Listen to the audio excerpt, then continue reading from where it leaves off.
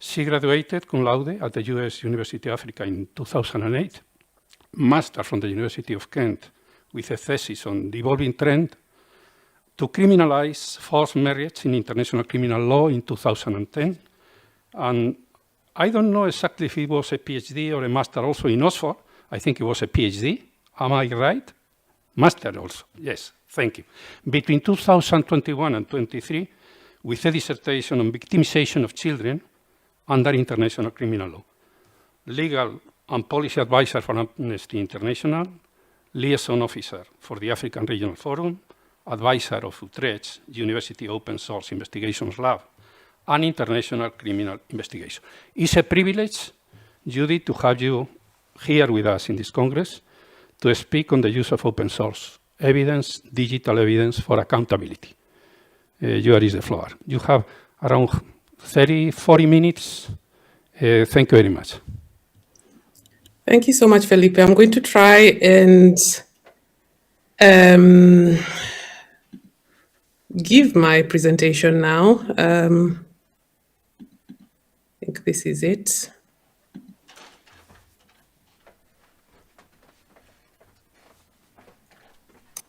One second. I'm also having technical issues. 1 second. Are you able to see my screen or not? No, we don't see it yet. Okay, one second. I'm going to be try. patient with your technical issues because we also have some of them at the beginning. So Thank you. 1 second. I think you have to press present now in the lower Yes, part of your screen, right? it says. 1 second. And then you have to select window. When I do that, it says system preferences. So this is where I am. Is your presentation open? Yes. Because you should see the presentation there when you choose window. I don't see it here, but you should. Okay, let me do that. I go to window. For example, I can see my document here. Do you see our screen?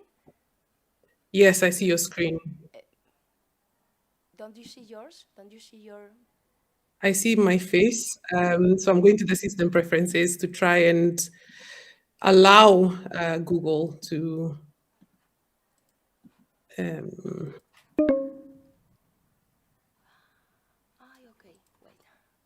wait. yeah, it's not allowing me. It says I have to go to the system preferences to change the Google. Permission, should you have permission? Judy? It says Google Chrome might not have screen recording permission.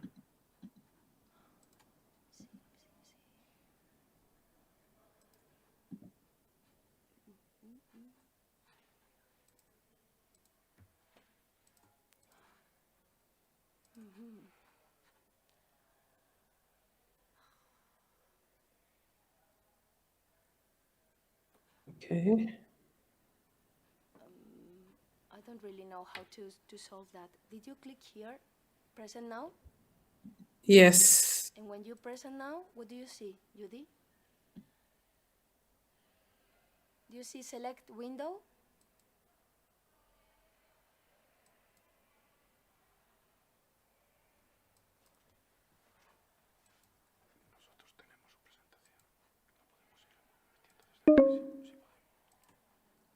Judy, we also have your presentation, so maybe we can show it here. That's the option that comes to our mind. She's there.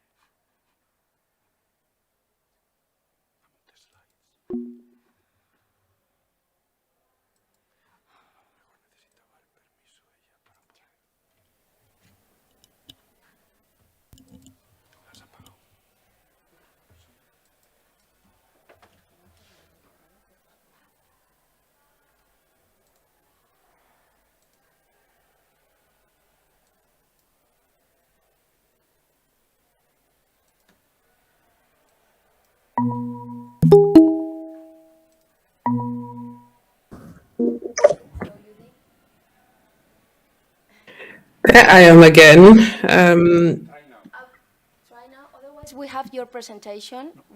Try now. But try now once. Try now. Try One now more once time. again, please. Okay.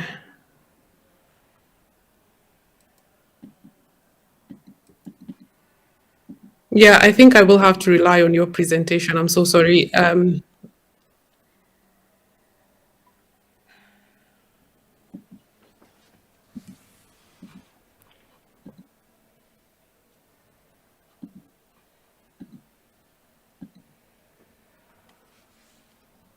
looking for it.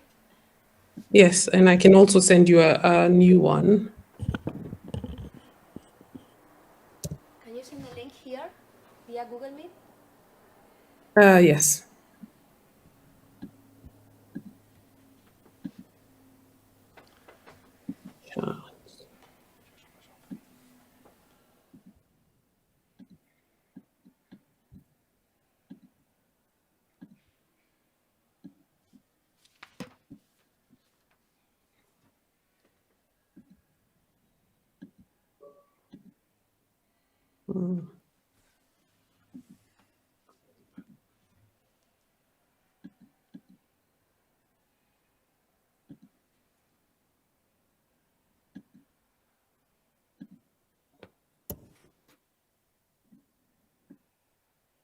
Right, I've had to send it to your email. I'm really sorry about this. Please, can you send it to another account?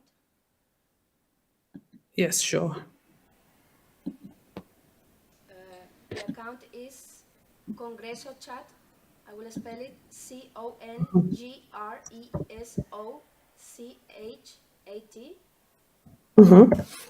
gmail.com. I'll repeat CONGRESOCHAT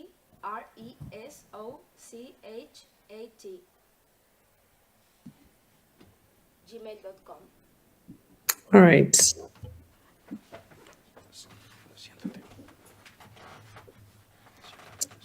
It is waiting. Is it okay if I just try to figure out because when I click on the window, for instance, so I open it and then it says click on window, then the Microsoft presentation is open. Then I click share. It says Google Chrome might not have screen recording function on your computer. I really don't know how to. Just start talking if you want, Judy, and we will show your presentation. Is that okay for you? Just can you please give me just 2 minutes? I just need to. Okay. Yeah, and I can do that.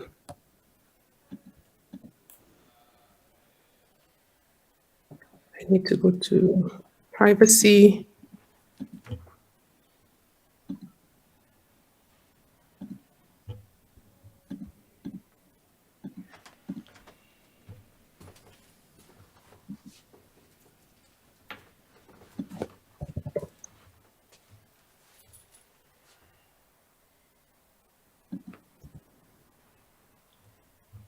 Screen recording.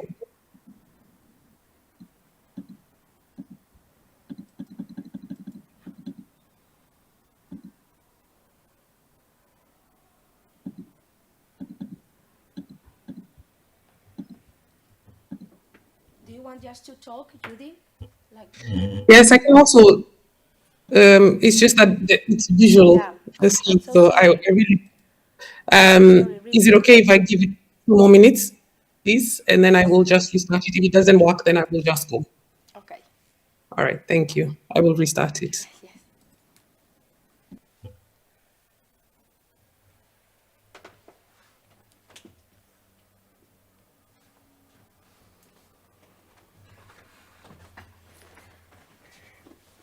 Si realmente a las 1:30 hay que dar paso, está claro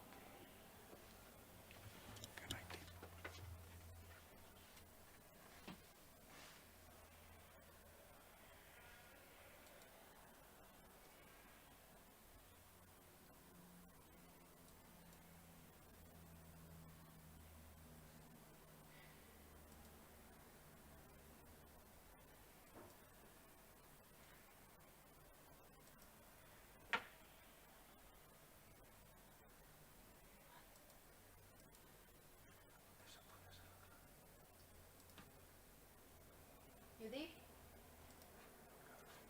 try again?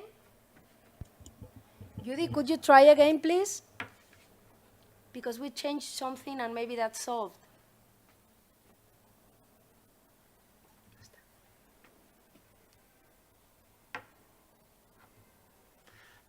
Lo he estado pensando al principio porque me ha pasado muchas veces a mí. Si tú no les das permiso, ellos no pueden utilizarlo. No me olvido siempre. Hi, Judith. Can you hear me?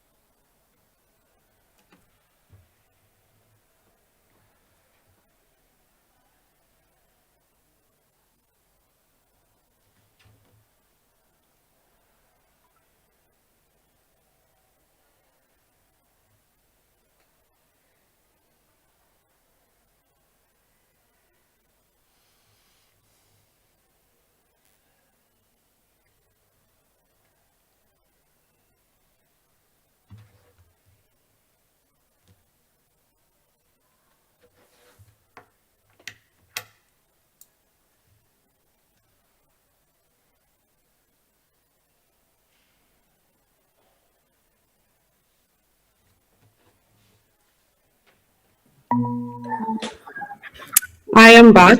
I think I'm able to do it now. Hello, Um, Judy. Can I'm you, so sorry. can you just try again? Because I changed something and maybe we solved it. Right now. Perfect. Finally. Woo, You great. can see it. We love that. All right. We love to see it. Um, Thank you for your patience. Now we don't see you, but we see the presentation. okay, fantastic. But you can hear me. Yes, perfectly. Thank you, Judy, Okay. and sorry so much. I'm so grateful that you also gave me the time to fix it. So thank you so much, Felipe, for that introduction. I want to also thank Miriam Redondo. I've been such a huge fan of her work for such a long time. I've followed it and been inspired by it, so I'm incredibly honored to have been asked to take part in the Congress. I want to structure my conversation so that it's easy to follow because my understanding is that we do not necessarily have lawyers in the room, but more journalists. So I want it to be as clear as I can make it. So I'm going to start by briefly explaining what grave crimes are and some of the international courts and tribunals that have been established to investigate and prosecute those criminally responsible. So later on in the conversation, hopefully not too long, I will then focus much more on the International Criminal Court. So, of course, we're also here to speak about open source investigations and digital evidence. So I'm hoping to focus much more on photos and videos and to a lesser extent, satellite imagery, because these are my favorite parts of open source evidence. So we start by explaining what the four grave crimes are. They are war crimes, which are the violations of the laws and the customs of war. So essentially, when a prosecutor of any of these international courts and tribunals is trying to prove that an underlying act is a war crime, and the underlying act could be ordinary crimes such as murder and rape. So to prove that this is a war crime, he needs to show a nexus to conflict. So essentially, it could be an international armed conflict, or it could be a non-international armed conflict. And then we have crimes against humanity, and these are different from war crimes in that they do not require that nexus to conflict. So they can essentially take place during peacetime. And so what a prosecutor needs to show is that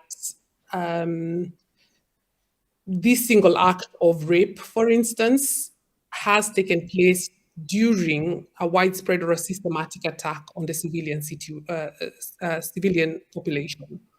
So usually what we see here is that, for instance, somebody rapes their neighbor, and this is still proven as a crime against humanity because it has taken place during a systematic or widespread attack on the civilian population. This is what we saw during Nazi era crimes, This was also proven in Latin America, in, for instance, Velasquez Rodriguez versus Honduras, where a single act of a disappearance is shown to be a crime against humanity because it was taking place during a systematic attack on the civilian population.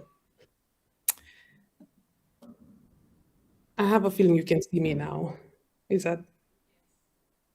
Okay.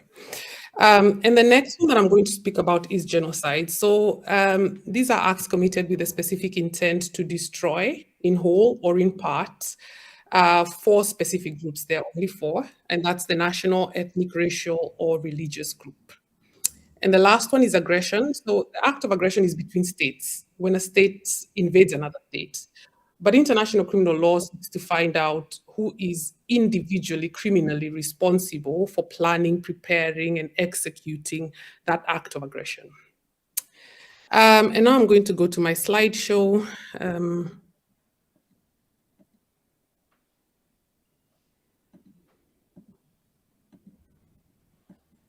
One second, sorry. Yes, you can see that. So this is the first ever International Criminal Tribunal that was established. I'm going to play the background, but not with sound because that's not the point of my presentation, but just to show you that this is the Nuremberg courtroom. I'm hoping you can see that, yes. So the first ever International Criminal Tribunal to be established was the Nuremberg Tribunal. It was actually called the International Military Tribunal. It was established after World War II in 1945 by the Allied powers, the US, the UK, the Soviet Union, and France. And they established it to prosecute crimes committed by the Nazis. And what you will see, and this is a video you can find on YouTube, is that they relied a lot on photos and videos to essentially show what a concentration camp looks like. So the prosecutor at this time, he introduces this concentration camp film, and he says, which is important, that this is not his sole evidence, that this is only a visual representation of what the concentration camp looked like.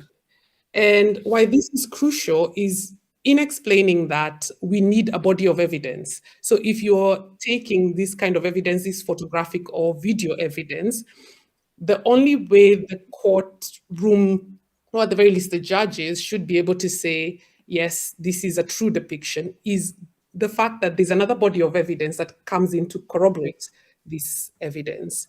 And so he's essentially saying, we're showing you what the concentration camp system looks like, but we will show you and we will prove through other evidence that the defendants not only knew about this horrific system, but that they originated it, they controlled it, they maintained it as part of their war of aggression.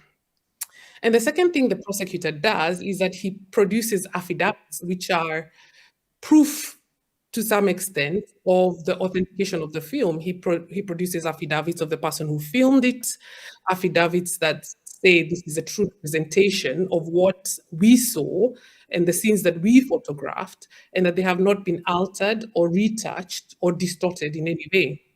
So I'm going to show the film, stop the film there because it gets quite horrific as we go on. But those 2 points they're the 2 points that I want to carry forward, that we need another body of evidence to corroborate, but also that we need a proof of authentication to show that these films are the actual depictions. I will then go to 50 years later, which is when the next International Criminal Court or Tribunal or /Tribunal that was established was the International Criminal Tribunal for the former Yugoslavia in 1993. And it was established to prosecute crimes committed in the Balkans in the 90s. So here we see the use of films and photographs to show, for instance, the separation of the boys and the men from the women and the girls in the Srebrenica massacre, which we know constituted the act of genocide. So this film, again, played without sound, apologies, it's sort of skipped to, depicts one of the cases prosecuted at the International Criminal Tribunal for the former Yugoslavia. That's the prosecutor versus Ratko Mladic. So This is a very interesting film in that initially Mladic had said that he was nowhere near Srebrenica at this time. But then here comes a film where he essentially is not only present in Potocari, but he's actually separating the men and the women, the men and the boys from the women and the girls. And what is interesting here is that later there is satellite imagery, and this is not open source satellite imagery. This is satellite imagery from the US government, which essentially shows places where there was recently unearthed ground. So you could see that these are mass graves. And in checking these mass graves, a lot of the men that you see separated, a lot of the men and the boys that you see separated in these queues end up in those mass graves. So it goes to show not only was he there, but he was perpetuating this system that was genocide. A year later, and I hope I'm not going too fast, but a year later, we see the establishment of the International Criminal Tribunal for Rwanda. And this, as we know, this is 1994, which is following the Rwanda genocide. And the tribunal was established to investigate and prosecute those people inciting and, of course, perpetuating the system of genocide. What you will see here is a particularly interesting case for those who work with propaganda, information, etc., because it's called the media case, or it's popularly known as the media case, but it is a prosecutor versus Nahimana et al. So what you will see here is the Kangura newspaper that was massively used to incite the genocide.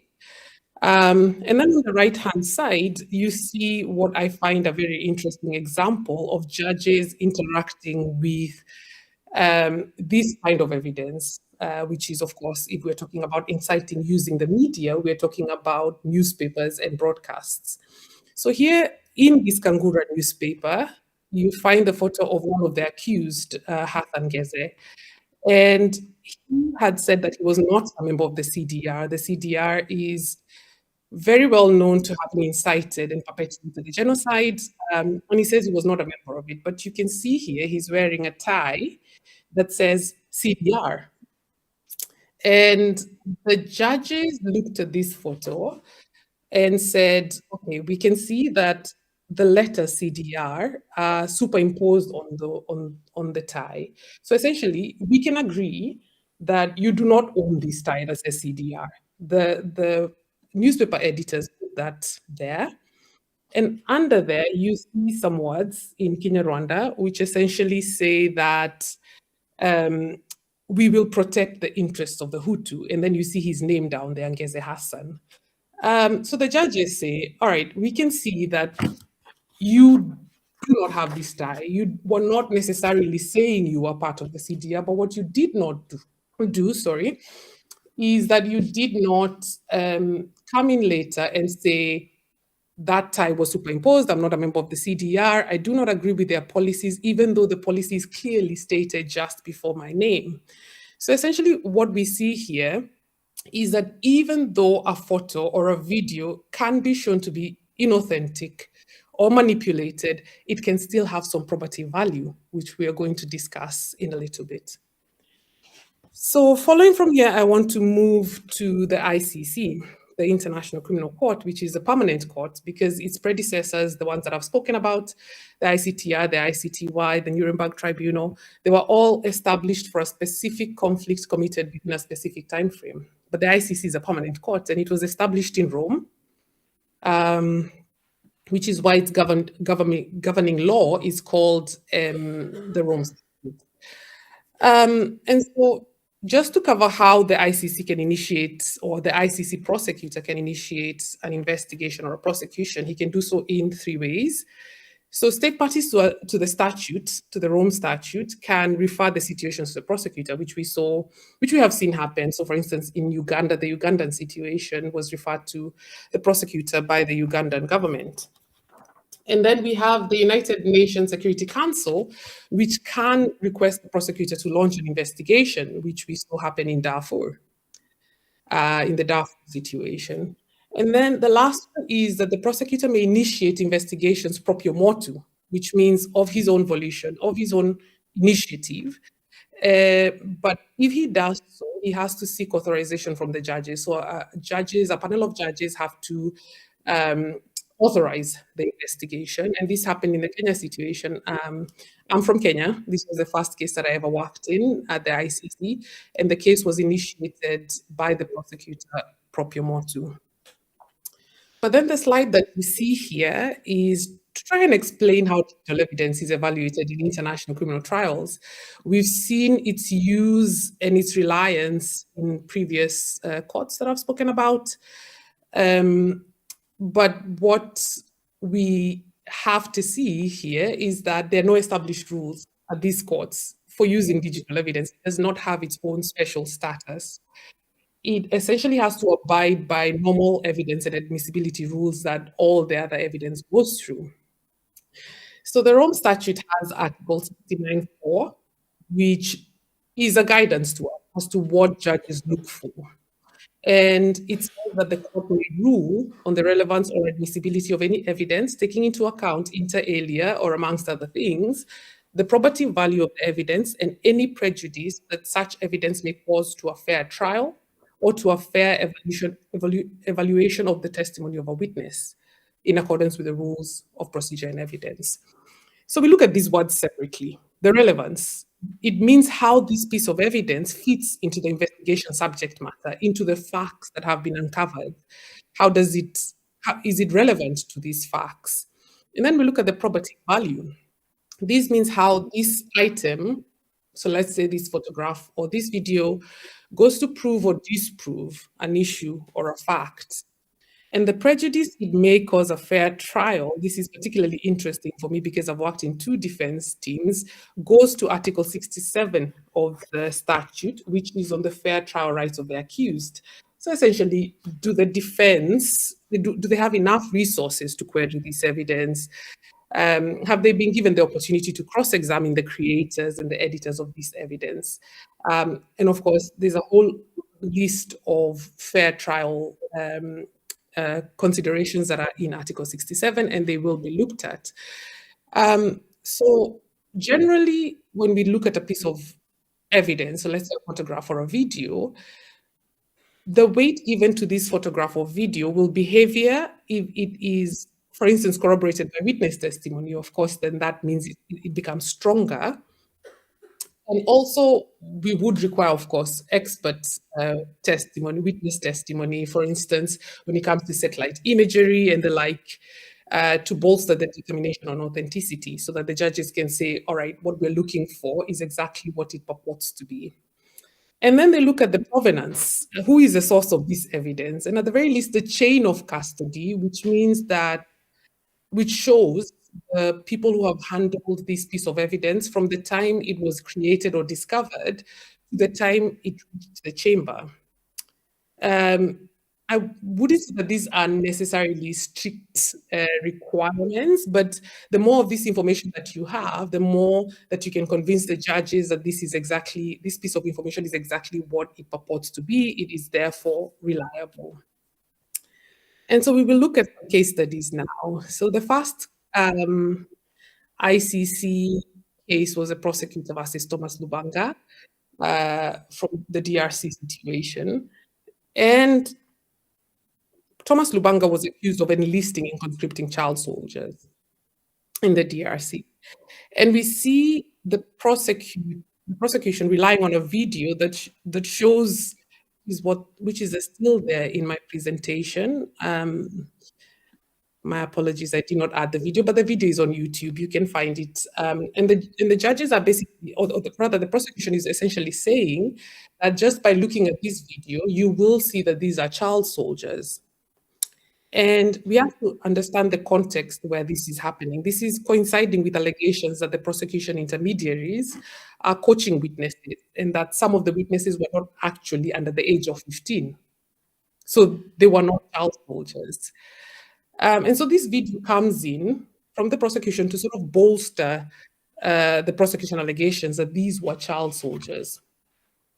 And this evidence passed by the majority. not unanimously, which means at least one judge dissented, but it passed by the majority. And it says that even though we saw this huge body of evidence that sort of meant that these witnesses undermined the reliability of their own testimony, this video speaks for itself, which I find particularly problematic. And of course, I agree with the dissenting judge who says we need to exercise caution. We need to have more proof of age other than just visual proof. We need to be able to say that we have this body of evidence that corroborates that video, that we can see these were actual children who were in Lubanga's army.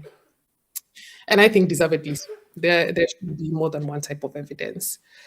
And then we move on to the next case that you see there, which is the first case that I ever worked in, the prosecutor versus William Ruto and Joshua Sang. So this was a case dealing with William Ruto, Honorable William Ruto. He's the current president of Kenya. He was then politician, then deputy president during the lifespan of the case. So he was part of the opposition. And as a politician, you expect that there are a lot of rallies, political rallies. So there will be at least some videos as part of the evidence. And then his co-accused, Joshua Sang, was a radio presenter. So again, just like the media case at the ICTR, you expect broadcasts to be brought in to prove his guilt.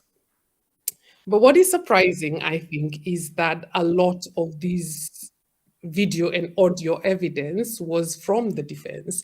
And the defense does not have the burden of proof. The burden of proof is on the prosecutor to prove his allegations. But the defense provided a lot of these videos and audios to disprove the prosecutorial narrative or their hypothesis. We will move into one of that, which is actually during the prosecution opening statement. And I'm going to play it. I hope I still have some time. I want to play just a very short clip of the prosecution opening statement and then show the defense opening statement that is sort of countering this narrative. Witnesses who were present at certain of these meetings and these rallies will describe what they saw occurred, including members of the network planning and organizing to permanently rid the Rift Valley of the Kikuyu and other new supporters. In the lead up to the election, Mr. Ruto, as the leader of the Kalenjin, was the main speaker at a number of large rallies. This short clip depicts Mr. Ruto addressing one of many rallies preceding the election.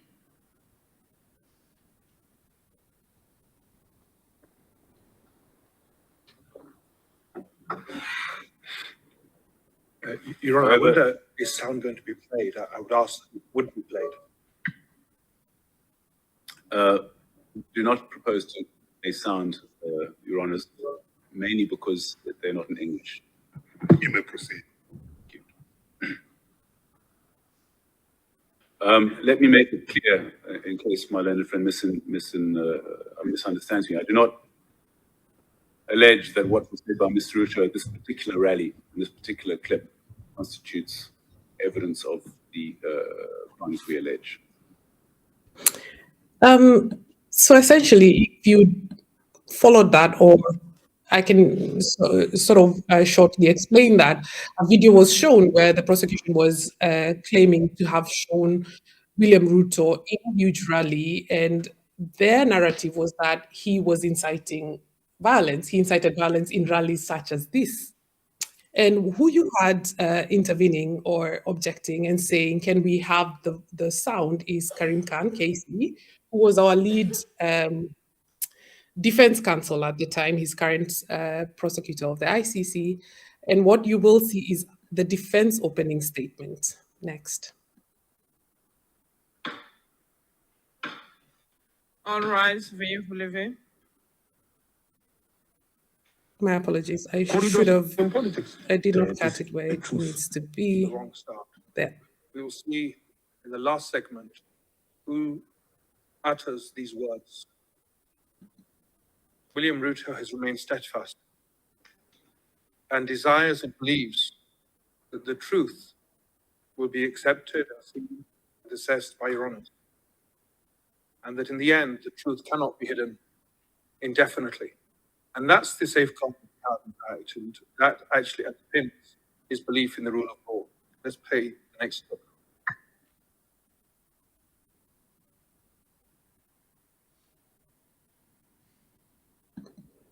I'm going to pause it here because I seem to not have captured the exact point that I needed to sort of edit it at. But what happens in this clip is that Karim Khan shows the same video that was shown by the prosecution in their opening statement.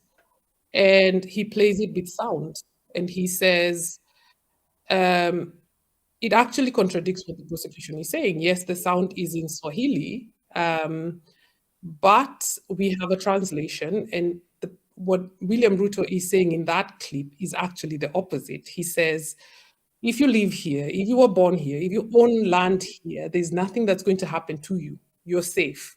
So it goes to contradict what the prosecution is saying.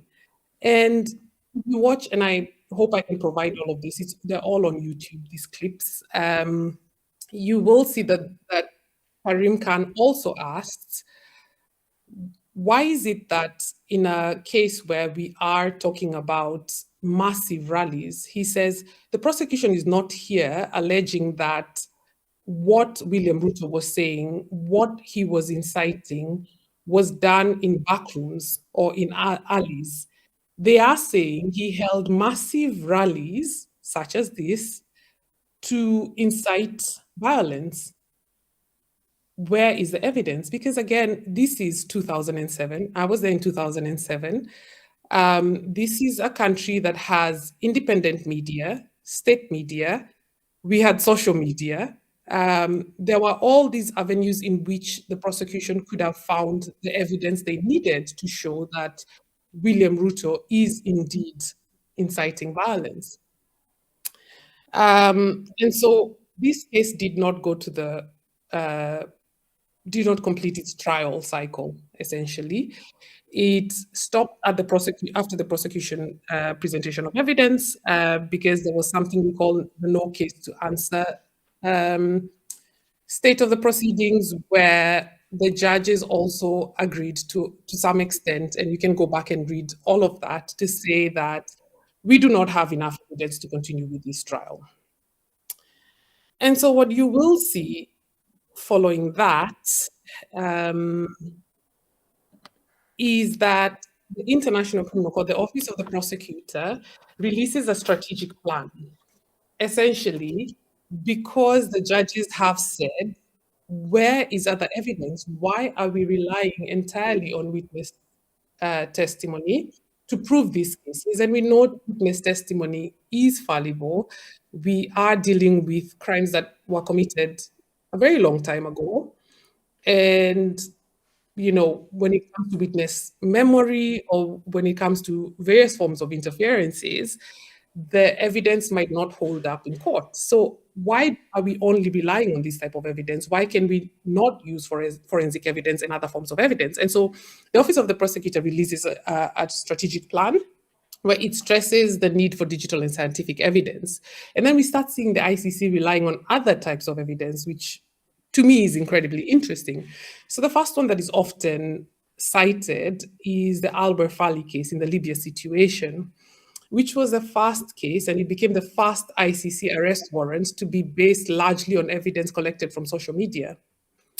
The arrest warrant is essentially 7 separate incidences captured in 7 separate videos. One of the videos is actually cited as from Facebook. And it, of course, shows, for instance, Mr. Al-Burfali shooting individuals himself. And so this is exciting for open source investigators at this time, because the idea is that all this information that we have been collecting, not just from witnesses with their phones, but also on social media by journalists as well, can be used at the ICC. But then it is closely followed by the Al-Hassan situation, the Mali situation. This was initially the Al-Mahdi situation, which was relying on the same of digital reconstruction that was created by Situ Research. which essentially CT research relied on Google satellite imagery to create this impressive reconstruction that was showing the destruction of cultural heritage sites in Timbuktu in Mali. But then Albert Farley dies and Al-Mahdi pled guilty. So these particular test cases remained largely untested. At the very least for open source investigators, this did not provide the answers that we were hoping they would provide. But then we see there the Al-Hassan situation, which is still the Mali situation, again, the destruction of cultural property sites in Timbuktu, which again relied on situ research. And at this point, actually, the digital reconstruction created by situ research was larger. They called it this immersive virtual environment, where there's a 3D reconstruction that incorporates satellite imagery, drone footage, and videos from witnesses to recreate what exactly took place. I'm not going to show it here because it is such a heavy document. You can find it actually. It is so heavy that it's incredibly hard to render, but you can see some of it in that photo provided there. That the idea is that you can walk through what happened on a particular day. So my question here is, to what extent does this cause prejudice to a fair trial? So for one, just watching the digital reconstruction, you can see that it's incredibly persuasive. Even if you are well-versed in open source investigations, when you look at it, you're almost convinced that this is exactly how it happened. And my friend Sarah Zamsky has written about this seeing is believing effect and how persuasive visual representations are. And this is not to say anything about it. I've worked very marginally with situ research, and I know just their work ethic and how well they do these things. It is just to say that as a judge who is not well aware about that seeing is believing effect, and to what extent that can create a bias in your mind, and also the biases that these people might have in creating this and what they see and how they recreate it, it's actually quite interesting from a fair trial perspective. I know, for instance, the Al-Hassan defense team has objected to, for instance, showing this reconstruction to a witness before they give their own evidence, because that might manipulate exactly how they remember the scenario. So to answer this question, we ask, we're not saying this evidence cannot be relied on. In fact, we are incredibly excited that there are multiple ways to prove a crime now. Ranges of sources. And when you think about how dangerous it is to go to the field in some of these situations, then we're thankful, for instance, in Tigray, where you cannot have field investigators, that there is open source evidence that can be used to prove the crimes. But I think what we are saying, particularly as Defense Counsel, is that we need multiple sources, bodies of evidence to corroborate this evidence as well. Well, I'm going to move to the last part of my screen. I'm almost done.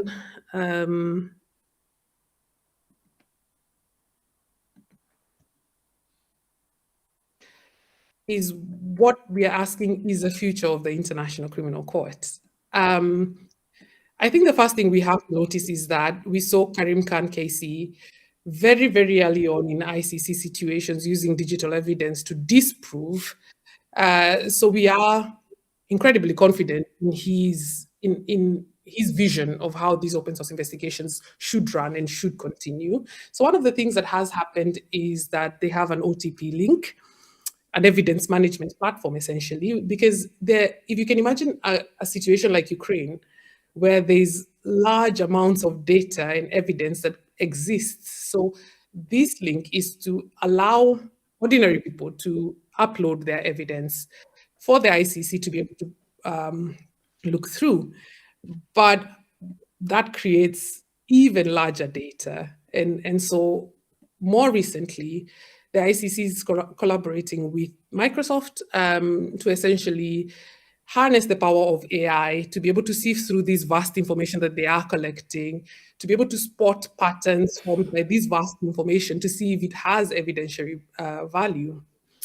But I always like to end this by saying, let's look at the MH17 example. This is, again, in relation to Ukraine and in relation to Russia. And what happened here was there was, again, vast amounts of evidence or potential evidence and videos and photos and satellite imagery, witness testimony. There was a lot. And why I like to point to the MH17 example is that the courts in the Netherlands initially required expert testimony to corroborate witness, to corroborate this open source evidence as well. They called dozens of experts by the prosecution, by the investigating judge to determine their expertise and their independence. There was verification, authentication done by various Dutch agencies. There was various experts from various countries completely uninvolved in the conflict that were there to give testimony, more corroborating evidence. And basically, the end point is this amalgamation of information that says this is authentic, what happened here is true, and it can be proven in all these ways. And that's extremely crucial. That's the end of my presentation. Happy to hear some questions. Thank you very much, Judy. I would love to have more time for questions. I had myself many, starting with your reaction to the story we knew yesterday that Russia had included the president of the International Criminal Court, the Polish lawyer Piotr Hofmaski, in its official list of the most wanted criminals. Given what has happened to Putin's main adversaries, very worrying. Given to the technical problems we have before the presentation, Miriam tells me that you could give us your opinion about we could answer to this last Russian provocation. What do you think? Well, as we know, that list also includes the prosecutor, and that has not impeded the prosecutor's work in any way. I say in any way because, of course, there are not necessarily any field investigations. There is nobody within Russia, as far as I know, conducting the field investigations. But what we do know is that it has not impeded the ICC's work. And what we can imagine is that it actually bolsters a lot of ICC allies to be able to provide a lot more evidence and a lot more of what they see to the prosecutor and to the ICC. We know there was also that cybercrime, or at least interference with the ICC. That's incredibly worrying, but I think what we should pay attention to is just how much Russia is worried about the work of the ICC. And as opposed to seeing it as a negative, I think we should be incredibly active in supporting the ICC and its prosecutor, in allowing him spaces to investigate, allowing him access to evidence wherever he can access evidence. I think the fact that, for instance, the BRICS summit in South Africa, the Russian president could not attend, it again shows that there is a narrowing down of the spaces he can access. And I think that's an incredibly positive sign if you look at it like that. It shows that international criminal justice is working. It's probably not working how we all hope the endpoint is, but for this point, at this point where we are, he has been put in a place where he cannot access more spaces than he wants, and that there is some sort of desperation in my view, and I think that is yet another tick for the International Criminal Justice Project. Thank you again for sharing this time. I know you are very busy, and I know you know a lot, and you could be of much help answering many questions about problems related to the connection between journalism and your work as a lawyer, as a criminal lawyer in the International Criminal Court, and so forth. Thanks again. We have to go immediately to New York because we have lost nearly half an hour before the presentation. I wish you the best, Judy. Thank you very much. Thank you so much. Can I just add that I am on Twitter, I'm on LinkedIn. If anybody has any questions that were not answered, I'm very, very happy for you to follow up and just send me a message, and I'm very happy to respond. Thank you so much.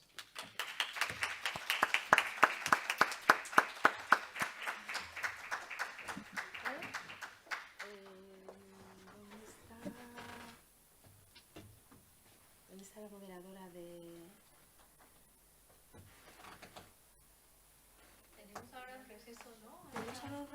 Sí, hasta las 12. Eso es lo que pone en el programa. Me ha pasado lo mismo de ayer. Gracias. Thank you very much, everyone. We have a small break now and we return very soon. Thank you. La siguiente presentación es en español, entiendo, ¿no, Miriam? No, está bien en inglés desde Nueva York.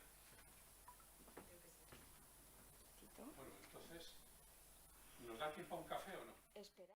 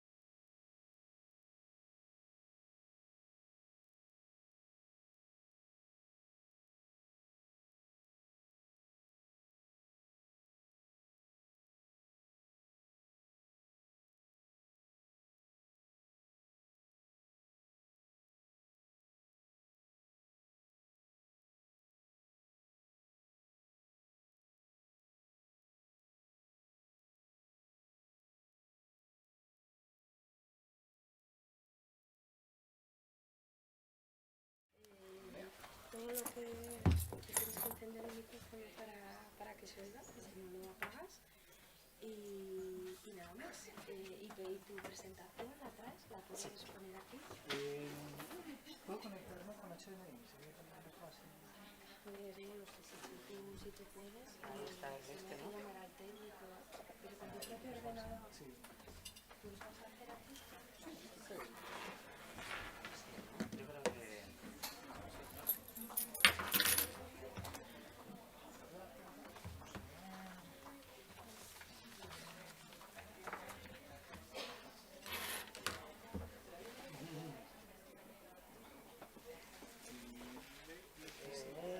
Hay uno aquí detrás de mí, tienes... esos están ocupados. Sí, hasta aquí llega, ¿no? Sí. Bien, pues nada, pasa, te lo enchufo. Nada, ya ves. Pasa, estamos. Listo. A ver, sobre todo que no le pegue yo un viaje. Sí, y la leemos. Otro poquito. Vale, nada. Mira, Sí, ya está. Tampoco me muevo un poco y ya está. Se mueve mucho. Nada. Pero es más fácil. Ahí está, Mira usuario. qué fácil. Sí. Hay que limpiar el escritorio, ¿eh? Y tengo las pantallas. Y yo Claro. no te digo. Y estos últimos meses está... Hasta arriba, ¿no?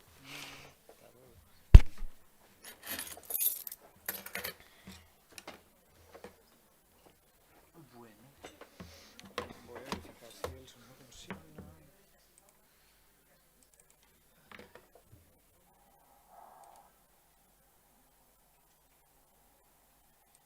Entonces me mandaron los de esos Funciona. Bueno. Está fácil.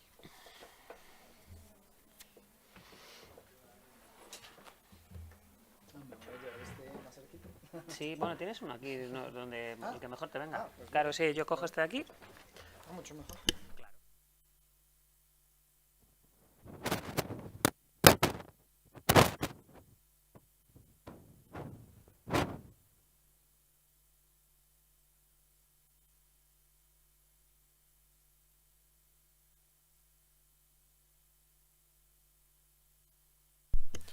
Bueno, pues continuamos con la última sesión de la mañana, dedicada al tema de la arquitectura forense y buenas prácticas de visualización para la memoria y la justicia.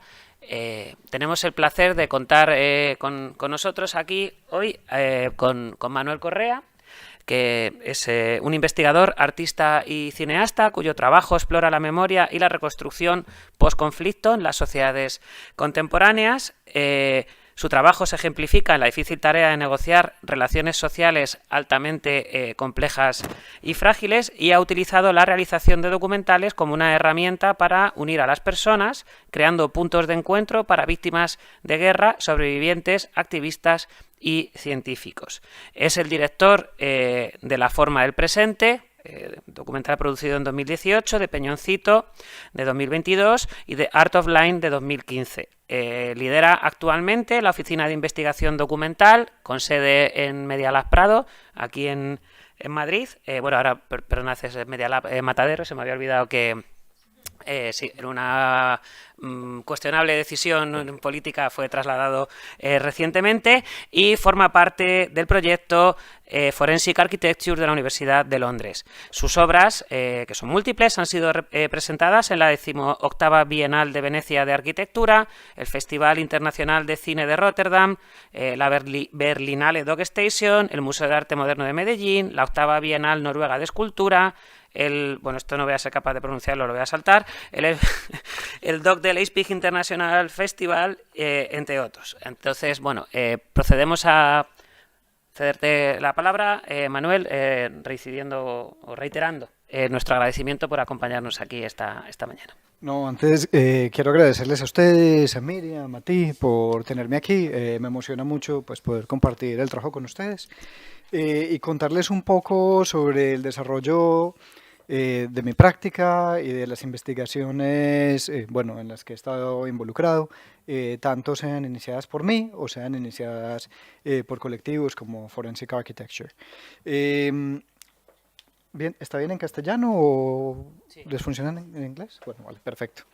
Listo, bueno, yo, como pueden escuchar por mi acento, soy colombiano de Medellín. Y en Colombia tenemos una guerra hace unos 70 años, que es una guerra de baja intensidad, pero larga duración. Es un gota a gota continuo que se extiende en el tiempo y que de alguna manera los actores involucrados en esta guerra intentan borrar huellas de los crímenes que han realizado, tanto para que no se pueda saber qué fue lo que sucedió en el conflicto armado, como para crear la idea de que no hay una guerra como tal y que es, digamos, una especie como de conflicto armado más desde lo civil. La consternación con esto me llevó a querer involucrarme con colectivos y organizaciones sociales que estaban trabajando en Colombia. Yo como estudié cine documental, quería buscar formas, digamos, de poder colaborar con ellos. De esta manera llegué a las Madres de la Candelaria, que son un colectivo de mujeres, mujeres mayores que están en el proceso de encontrar a sus seres queridos desaparecidos, principalmente sus hijos. Em, la desaparición forzada es un... Y voy a hacer aquí una pequeña explicación del crimen de la desaparición forzada porque me parece que es paradigmático para todo lo demás que les voy a hablar y que define bastante bien o encapsula bastante bien, em, digamos, las problemáticas a las que vamos a eludir. La desaparición forzada es un crimen que sucede en 3 momentos diferentes. En un primer momento, a una persona se le priva de la libertad. En el segundo momento, hay una violencia contra el cuerpo, la persona es o torturada o asesinada, más frecuentemente, incluso, bueno, ambas. Y en tercer momento, y esto es lo que realmente define este crimen, hay una violencia contra la evidencia. No se sabe qué fue lo que sucedió. Tanto periodistas como historiadores, y en el caso mío documentalistas e investigadores, nos dedicamos siempre a intentar buscar cualquier tipo de pista que nos lleve a construir una versión posible de eventos pasados. Es, digamos, a muy grandes trazos el trabajo que llevo a cabo en documental y que los documentalistas llevan a cabo, ¿no? Entonces, a raíz de esto, pues empecé a trabajar con el tema de la desaparición forzada de una manera situada. Empecé a ir con las Madres de la Candelaria y con Fabiola Lalinde, que pronto verán un clip, les voy a mostrar un clip de Fabiola, intentando trabajar con ellas para buscar formas de acercarnos a ese evento pasado, el evento pasado en concreto, la desaparición de un ser querido, en el caso de Fabiola de su hijo, en el caso de las madres, hijos, hijas, y poder llegar, digamos, a una forma, digamos, de duelo. ¿Qué es lo que pasa con la desaparición forzada? Y vuelvo de nuevo al tema de la desaparición forzada. Es que tú no sabes dónde está la persona, no sabes si está viva o muerta. Entonces yo le preguntaba en conversaciones informales a las Madres de la Candelaria cuál era su mayor miedo. Y me salían con cosas como, no, que suene el teléfono de la casa y que yo no lo alcance a contestar y qué tal que hubiera sido mi hijo, ¿no? Entonces yo me quedo sin la certeza, porque yo no tengo evidencia de que mi hijo está muerto, por ende él está vivo. Psicológicamente, han habido muchos estudios sobre esto, pero hay un estudio chileno bastante importante, olvido en este momento el nombre de los neurocientíficos que lo llevaron a cabo, pero a grandes trazos la conclusión de este estudio es que cuando tú tienes un ser querido desaparecido y empiezas a decir que esta persona está muerta, equivale psicológicamente a matarlos. Entonces es muy delicado, ¿no? Perder la esperanza de alguna manera es una forma de matar a una persona desaparecida, ¿no? Entonces, en este caso la evidencia juega un rol absolutamente crucial. Cuando los familiares de los desaparecidos encuentran a sus seres queridos o los recuperan, normalmente lo que sucede son unas celebraciones gigantes. O sea, estas recuperaciones, estas exhumaciones son momentos de gran felicidad y de gran alegría para estas personas, ¿no? Porque por fin saben qué les sucedió, se puede llevar a cabo un análisis forense que les pueda decir cómo murieron, en qué circunstancias, etc. Entonces, bueno, aquí comienza un poco la presentación. Les voy a mostrar un vídeo. Este es un fragmento de la película La forma del presente. Si están interesados, me escriben y les puedo enviar la película entera. Van a ver un par de fragmentos de esta película. Esta es Fabiola Lalinde. Fabiola Lalinde murió hace muy poco, pero yo quiero recordarles que las ciencias forenses son de los años 70, es una disciplina bastante reciente, como la conocemos, ¿no? Y que en los primeros casos que se llevaron a investigaciones contra forenses, o forenses que no trabajaban para el gobierno, fueron en Argentina, Chile y Colombia. El primer caso en Colombia que se llevó a cabo fue el del hijo de Fabiola Lalinde. Entonces aquí van a poder ver un poco del testimonio de Fabiola Lalinde. Un segundo.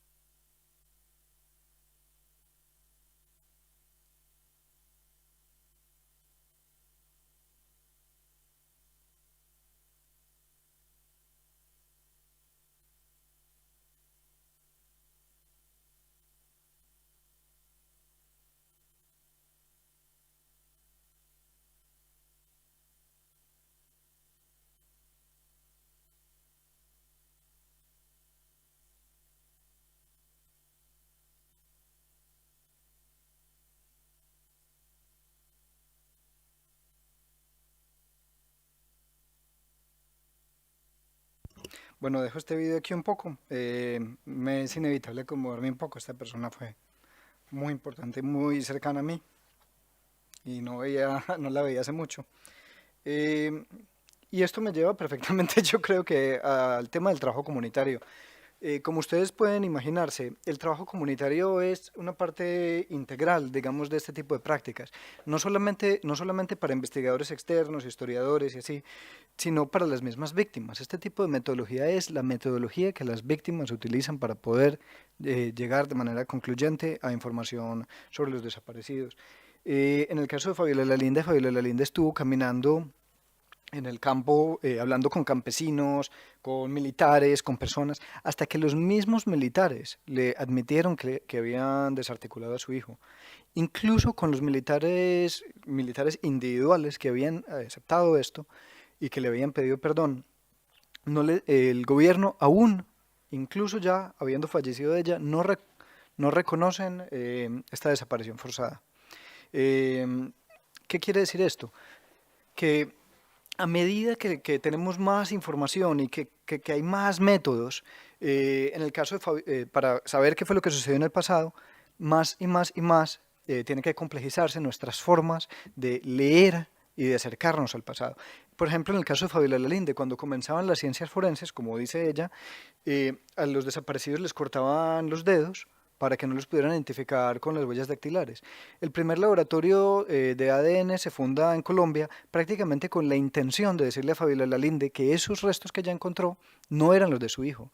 El gobierno le da de manera irrevocable un informe que dice que no es su hijo. Pues Fabiola Lalinde, con su insistencia y su persistencia, logró ir a Estados Unidos a que Marie Claire King le hiciera las pruebas de ADN. Marie Claire King fue una de las pioneras del análisis de ADN en el contexto de derechos humanos, y el análisis de Marie Claire King llegó a la conclusión de que efectivamente era su hijo. ¿Qué quiere decir esto? Que entre más nuevas tecnologías van saliendo para identificar, para esclarecer, más se debe complejizar la forma que nos acercamos a la verificación. Entonces, es importante saber que las investigaciones, cuando se hacen de manera situada, no son imparciales. Yo de alguna manera quiero decir que no hay ninguna investigación imparcial. Reportar sobre algo, investigar algo, estar en un lugar es de una manera ya una investigación que tiene sus sesgos y tiene sus giros. Y yo creo que en vez de pretender, digamos, una narrativa positivista, es muy importante aceptar ese sesgo, abrazar el sesgo y no dejar de un lado el rigor. O sea, no dejar a un lado la posibilidad de la verificación, el proceso de verificación, la complejidad de los procesos de verificaciones, con minería de datos, por ejemplo, que ya más adelante les voy a hablar un poco de esto. Quiero contarles, bueno, otra parte del trabajo que yo he estado llevando a cabo ha sido una investigación con el filósofo de las matemáticas Fernando Salamea. Esto es un poco contextual, pero yo creo que es bastante interesante. Con Fernando Salamea, que es filósofo de las matemáticas, estuvimos pensando cómo encontrar formas de aplicar la forma que las matemáticas contemporáneas entienden la verdad y aplicar esto a la cultura contemporánea. Desde los últimos 70 años, las matemáticas se han alejado de la noción de verdadero o falso, de la visión binarista en el concepto de verdad, y se han acercado mucho más a una forma de verdades plásticas o de valores intermedios. Es dentro de estos valores intermedios que se obtienen, digamos, posibilidades de verdad mucho más ricas. Desde que las matemáticas adoptan esta lógica intermedia, se ha generado casi el 70% de las matemáticas. O sea que estamos hablando que en las últimas décadas se ha producido más matemática que en toda la historia de la humanidad. Y es por este cambio que llega con el matemático Alexander Grothendieck. Entonces yo quiero esto, como pensar, por ejemplo, cómo la noción, digamos, más cerrada de verdad funciona o más bien se suspende en un caso legal.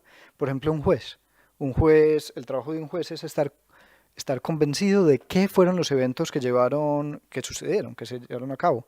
Entonces un juez va a crear una convicción. Un juez está convencido de que algo sucedió dentro de toda posibilidad, ¿no? O sea, siempre sabiendo que no se posee, digamos, la verdad final, ¿no? Entonces esto es bastante interesante.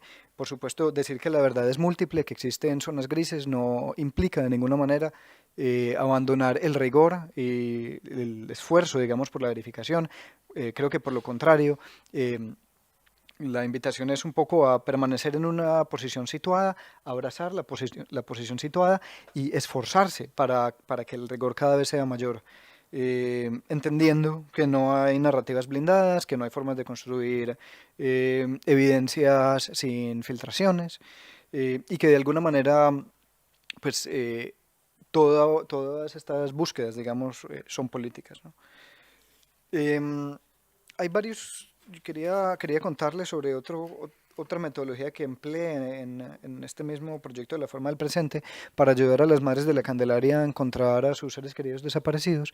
Estuve trabajando con ellas mucho tiempo y ellas me contaron que décadas antes de que yo llegara, ellas podían entrar a las cárceles y hablar con los presos y que los presos mismos les daban información de dónde estaban sus seres queridos desaparecidos. Había habido un caso de corrupción con un proceso de paz y las asociaciones bueno, y los grupos sociales no podían tener acceso más a las cárceles. Esto fue parte del ordenamiento que se hizo en el Instituto Penen- Penitencial y Carcelario, perdona, y que me enredo, y se les hacía muy difícil entrar. Entonces, bueno, pues yo estuve viendo si de pronto a través de políticos o de personas entrábamos, imposible, hasta que un día estaba comiendo con mi madre y una amiga suya me dice que está yendo mucho a las cárceles porque tiene una obra de teatro que está haciendo como para los presos y entonces lo hace como una obra de caridad y bueno, pues yo voy la semana entrante donde las madres de la Candelaria les digo, bueno, mujeres, vamos a hacer una obra de teatro. Vamos a actuarla, la van a escribir ustedes, yo les enseño a actuar y vamos a entrar otra vez a las cárceles con esta obra de teatro. O sea, que se crea una obra de teatro como un dispositivo para que ellas puedan entrar y puedan hablar de nuevo con los presos. Entonces, bueno, pues aquí les quiero mostrar un pequeño fragmento de este ejercicio. Este ejercicio se llevó a cabo, pudimos entrar a cárceles, ellas han continuado el ejercicio de entrar a cárceles. Eh, voy a avanzar un poco.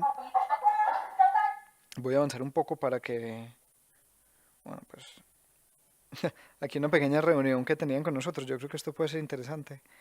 Eh, Ellas hicieron sus propios vestidos, ellas mismas escribieron la obra de teatro, era bonita la obra de teatro también porque era como una forma de ellas ponerse en los pies del perpetrador y poder hablar con ellos, intentar generar, bueno. Quiero que entendamos que esta obra de teatro, pues nosotros no somos profesionales del teatro, no somos actores ni actrices, ¿sí? Nosotros estamos utilizando el teatro como un mecanismo para entrar a la cárcel y que ellos se den cuenta, se sensibilicen y que exista la oportunidad de que en un cruce de pasillos pueda haber contacto directo con él. Y puede que no digan algo, puede que no digan nada. Entonces, ustedes en este momento nos estamos jugando la posibilidad de una verdad y estamos utilizando el arte del teatro para conseguir esa verdad. Entonces,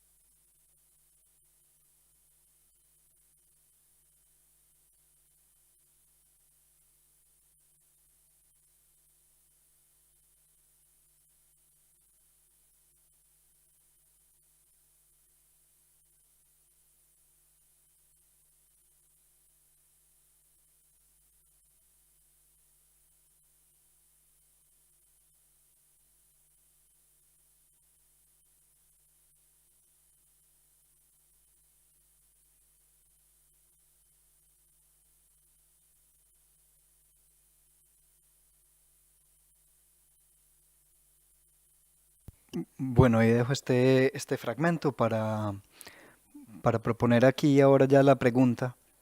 Eh, Sé que este es un congreso de Open Source Intelligence y yo me pregunto si de alguna manera hablar con estos presos en la cárcel no es una forma de hacer inteligencia open source. Es crear una especie de obra de teatro con la finalidad de que nos den ubicaciones de fosas. A la larga se encontraron más de 190 ubicaciones, de las cuales supongo que muchas quedan aún por investigar. Eh, ese fue un trabajo bastante efectivo. ¿Qué es lo que sucede en este caso? Que este es un caso particular cuando hablamos de desaparición forzada en el que no hay información. La información se ha borrado. Nos toca a nosotros buscar formas de crear la información. Eh, ¿Qué pasa entonces si vamos a ver otro caso completamente diferente en el que hay muchísima información, hay una abundancia de información tal que esta información se hace innavegable, se hace súper difícil poder saber qué fue efectivamente lo que sucedió en el caso de que queramos saber, bueno, encontrar una verdad, encontrar a los desaparecidos. Este caso que les voy a presentar es el caso del Palacio de Justicia, es uno de los proyectos que hicimos con Forensic Architecture, es una comisión de la Comisión de la Verdad, una colaboración con la Comisión de la Verdad de Colombia, que es un organismo que se crea a raíz del acuerdo de paz firmado en Colombia en el año 2016, es un organismo con autonomía del gobierno de Colombia para esclarecer lo que sucedió durante el conflicto armado. Este caso del Palacio de Justicia también es bastante difícil, es uno de los casos más investigados en la historia pues, del conflicto armado. De hecho, nosotros cuando recibimos los expedientes del caso, hicimos el cálculo, tal vez esto es un poco anecdótico, ¿no? El cálculo, y eran más folios que los que había de cálculos matemáticos y físicos para llevar al ser humano a la luna. Es una cosa completamente inabarcable. No hay, digamos, una forma de... Entonces aquí les voy a poner un fragmento del vídeo que pueden encontrar en su totalidad en internet, está en la página de Forensic Architecture. Y bueno, pues aquí les presento un poco el caso para que lo vean y ya lo discutimos.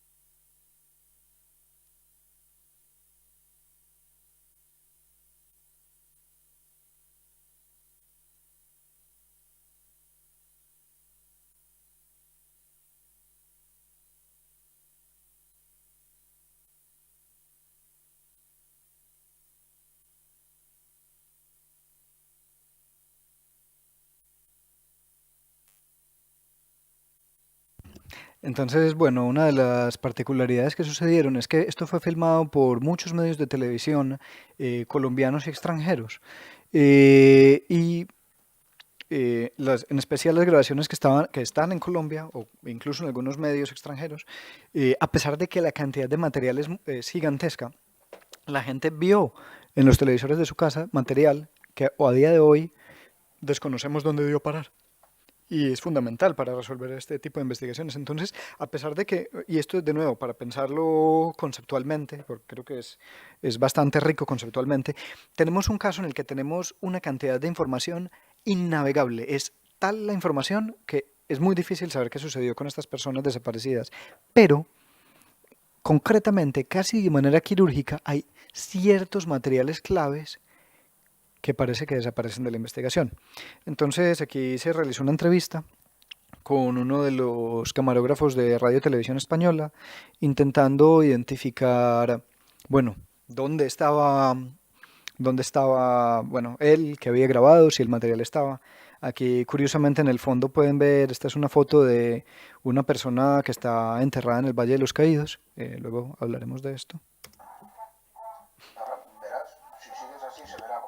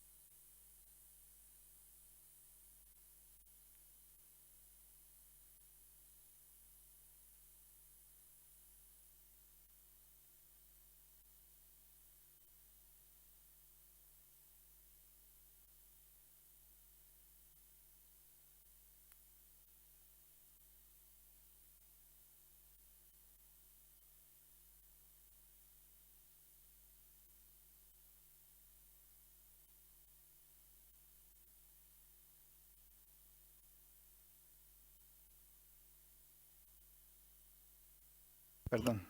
Bueno, entonces ahí un poco esto. Quería hablarles de otro proyecto que es el que estoy haciendo aquí en Madrid, que fue lo que me trajo a Madrid. Ahora pues ahora vivo aquí, pero es extraño saber que estoy aquí por este proyecto. Es un proyecto que se llama Atlas de la Desaparición. Es una investigación que estamos llevando a cabo con los familiares de los desaparecidos y de las personas enterradas en el Valle de los Caídos, en su proceso, para exhumar e identificar a sus familiares. Tengo un pequeño vídeo que he preparado para otra cosa, pero que yo creo que explica bastante bien el proyecto y tiene muchas de las imágenes. Como es un proyecto que está aún en curso, les pido un poquito esto de discreción con él, pero creo que puede ser muy interesante. Esta parte me la ahorro, ya me conocen.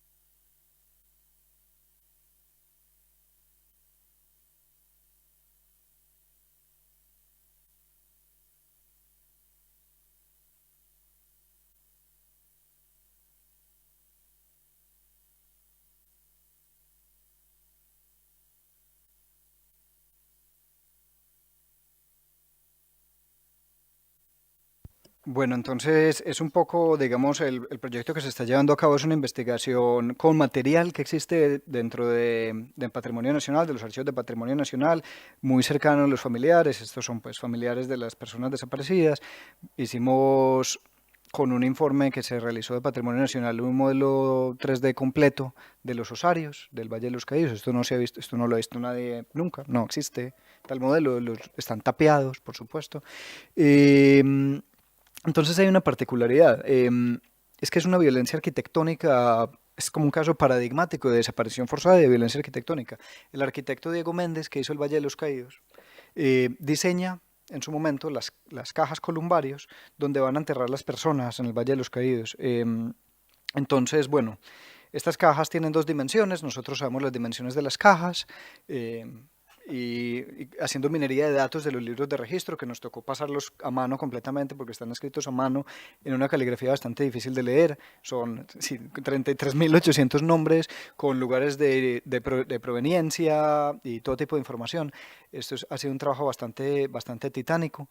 Hemos sabido cuántas personas hay enterradas en cada una de las cajas, en qué nivel están enterradas en el Valle de los Caídos, qué fechas llegan, cuáles son sus nombres. Que esto es todo bastante importante, a pesar de que hay algo de información que es pública, que está en la sede del Ministerio, en la página de internet del Ministerio de Justicia.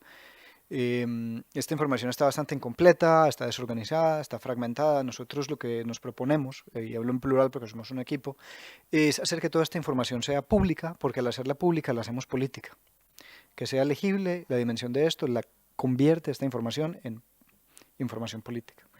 Entonces calculamos las cajas, vimos los tamaños de las cajas, vimos que según nuestra investigación que habían casi todas las cajas tenían 11 personas, estaban supuestamente diseñadas para los restos de 15, vimos que 11 personas no caben en estas cajas, pero bueno, más allá de esto sabemos los tamaños de las cajas y las fechas de llegada. Empezamos a trabajar con un matemático y con programadores arquitectónicos para hacer hipótesis de dónde está cada una de las cajas. Entonces, entonces aquí pueden ver un poco como las imágenes, ¿no? Entonces vas viendo los números de entierro y vas viendo las tres hipótesis matemáticas de cada una de las cajas para poder, digamos, acercarnos a una especie de verdad. Por supuesto, es muy importante para nosotros que se sepa que si no hay una confirmación empírica, que si no se abre y no se mira las cajas, los estados en los que están, no hay una forma real de saber si esto es verdadero o falso, son solo hipótesis. Aquí pueden ver, por ejemplo, lo que les decía de las cajas, que hicimos el cálculo de cuánto cabe en una caja. Estas son 11 personas, las 11 personas que se supone que están en prácticamente todas las cajas, y lo que queda flotando, que cae luego, es lo que no cabe en una caja. Es bastante, ¿no? Entonces, este tipo como de violencia en lo del Valle de los Caídos ha requerido una cantidad de métodos que desarrollamos siempre, que son extrañísimos. Tenemos, por ejemplo, la particularidad de que cuando empezamos a ir a Patrimonio Nacional, a los archivos en Palacio Real, preguntábamos, bueno, yo iba y preguntaba, bueno, ¿dónde está la información del Valle de los Caídos? No, pues mira, están estas 100 cajas o algo así, y no las tenemos indexadas, entonces yo quería saber la información sobre los entierros en Aragón, y era como, pues, tú pedir la cita ahí es un poco engorroso, no es tan fácil, te dan solamente la cita con algo de anticipación, te dejan sacar solo 9 cajas, es engorroso. Entonces, si tú estás buscando dentro de... Se me olvida el número, creo que eran como 260 cajas sobre el Valle de los Caídos. Si estás buscando entre 260 cajas, una caja, y no está indexado, tú lo único que tienes que tener es suerte. Pero nosotros pensábamos que teníamos mucha suerte, porque al ser un colectivo, pues éramos 10 personas, entonces pedimos citas todos a Patrimonio Nacional para ir todos y hacer un barrido de las cajas, pidiendo todas las cajas que podíamos. Hicimos un Excel de qué contiene todo Patrimonio Nacional sobre el Valle de los Caídos, y esta es una forma de investigación open source que, bueno, pienso yo. Lo único que uno necesita es un equipo, ¿no? Yo sin un equipo no puedo trabajar, ¿no? Porque además los miembros principales de mis equipos son los familiares y otros activistas que están, digamos, metidos en los casos. Entonces, estos equipos nos van pidiendo cosas y nosotros lo vamos enlazando. Entonces, bueno, tenemos ya ahora una base de datos de todo lo que hay en Patrimonio Nacional. Hemos podido a través de esto sacar la información del libro de registros, hacer la minería de datos, reconstruir los osarios. Pero ahora uno de los problemas más grandes que tenemos es el problema de la verdad. Si empezamos a pensar realmente la verdad, y la verdad que es fundamental, digamos, en este tipo de proyectos, el libro de registro de inhumaciones del Valle de los Caídos, pues algo de verdad tiene, pero mucho de mentira también, ¿no? O sea, si tú, por ejemplo, tienes un familiar que estaba enterrado en el cementerio militar de Griñón. En el año 62 el cementerio militar de Griñón se exhuma todo, casi con nocturnidad, y se trasladan las personas hacia el Valle de los Caídos. El ayuntamiento de Griñón mandó a confeccionar 1.700 cajas. Al Valle de los Caídos en el libro de registro solo se registran 700. ¿Qué pasó con las otras 1.000 cajas? No sabemos si se hicieron, si no se hicieron, si fue un caso de corrupción, si no fue. Lo que sí tenemos por ciencia cierta es que ni en 1.700 cajas no caben las 3.200 personas que estaban en el cementerio militar de Griñón, no caben en las cajas que se supone que debían haber fabricado. En las 700 es que ni de chiste. ¿Qué quiere decir esto? Que el cementerio militar de Griñón seguramente contiene aún los restos humanos, o una parte por lo menos significativa de los restos humanos de las personas que estaban inhumadas ahí. El cementerio militar de Griñón en papel aparece como trasladado al Valle de los Caídos. Esto se convierte en un lote del Ayuntamiento de Griñón, un lote público, vacío, baldío, hasta que, bueno, Esperanza Aguirre decide convertirlo en un punto limpio. Entonces, hoy en día, si tú quieres exhumar a tu ser querido que está en el Valle de los Caídos, que fue trasladado de Griñón, una parte estará debajo del punto limpio de Griñón y otra estará en el Valle de los Caídos. Entonces se empieza, digamos, a crear un entramado donde es muy difícil saber realmente qué es lo que sucedió. Los forenses que están encargados de la exhumación en el Valle de los Caídos dicen que esta es la labor más difícil a la que la historia de las ciencias forenses se ha enfrentado. También es una disciplina muy joven, pero es un caso que contiene todos los matices que hacen que estas investigaciones forenses sean muy difíciles. Hacerle pruebas de ADN a cada hueso dentro de una caja, incluso si la caja es pequeña, es imposible. Es una tarea casi titánica. Muchos huesos además no te van a dar juego. Entonces tú necesitarías de verdad suerte, ¿no? Entonces quiero hacerles una pequeña invitación, si les interesa. Esto es una cosa muy breve, ya no tengo tiempo, pero esta es una invitación a quien esté interesado en participar de alguna manera en este proyecto. Estamos llevando a cabo en la Cineteca varios días en la mañana, si quieren se ponen en contacto conmigo, lecturas del libro de registros del Valle de los Caídos, de las personas enterradas, porque lo que hacemos es que como se graba todo el audio, ese audio luego se transcribe y así lo vamos corrigiendo los nombres, las bases de datos que tenemos. Es una forma de poder tener esa información. Entonces, bueno, pues también le da una escala, digamos, espérate, también le da una escala, 361, desconocido.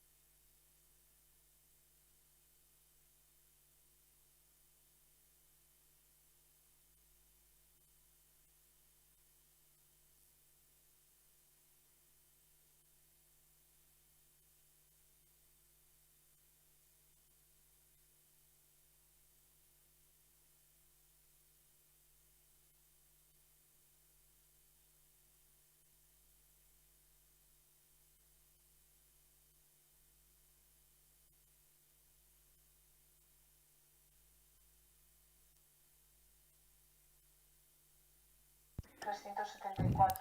Romero, Parra, Julio. Aquí también les queda, yo creo que bastante claro que sí es muy difícil, muy difícil. Hay personas que no son capaces casi de leer los nombres. Este es un caso en el que evidentemente no nos funciona tener una inteligencia artificial para leerlos. Muchísimas gracias.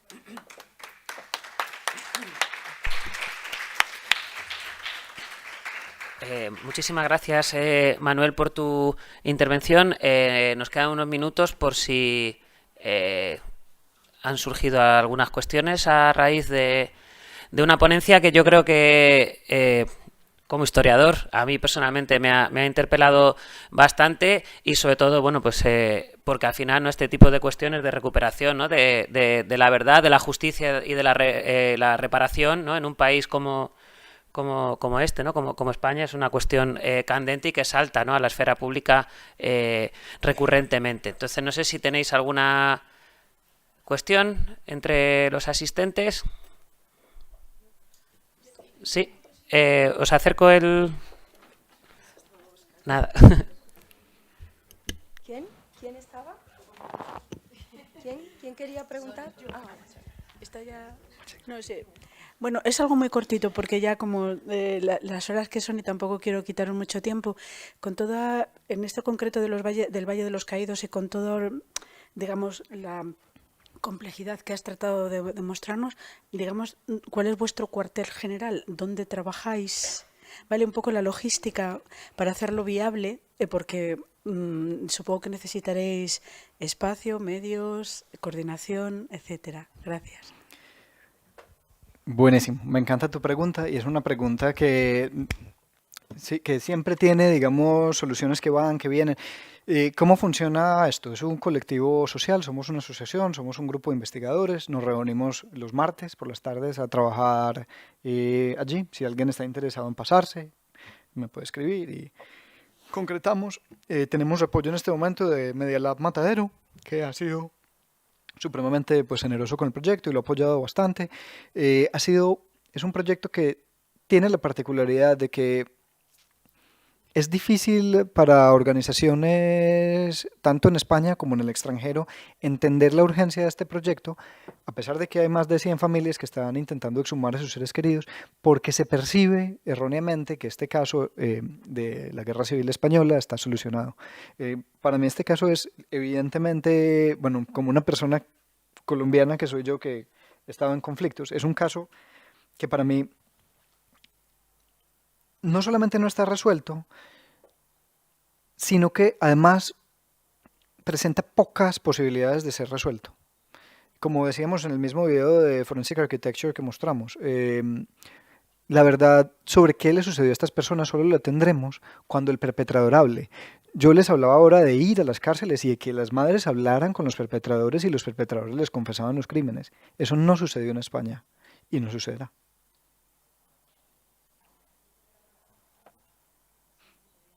Perdón, no sé si te respondí bien, supongo que... Perdón terminar con la tragedia ahí. Pero... Nada. No, bueno, es necesario. Pues incidiendo un poco en la pregunta, ¿no? Esto es una iniciativa que me imagino que se presenta en Media Lab Prado en su momento, a instancia vuestra, o me gustaría que nos contaras, porque yo he participado en algunos de estos proyectos, cómo se articula, ¿no? Para que lo conozcan los estudiantes, porque me parece muy interesante y sobre todo, bueno, incidas un poquito más. Muchísimas gracias por tu trabajo. Sí.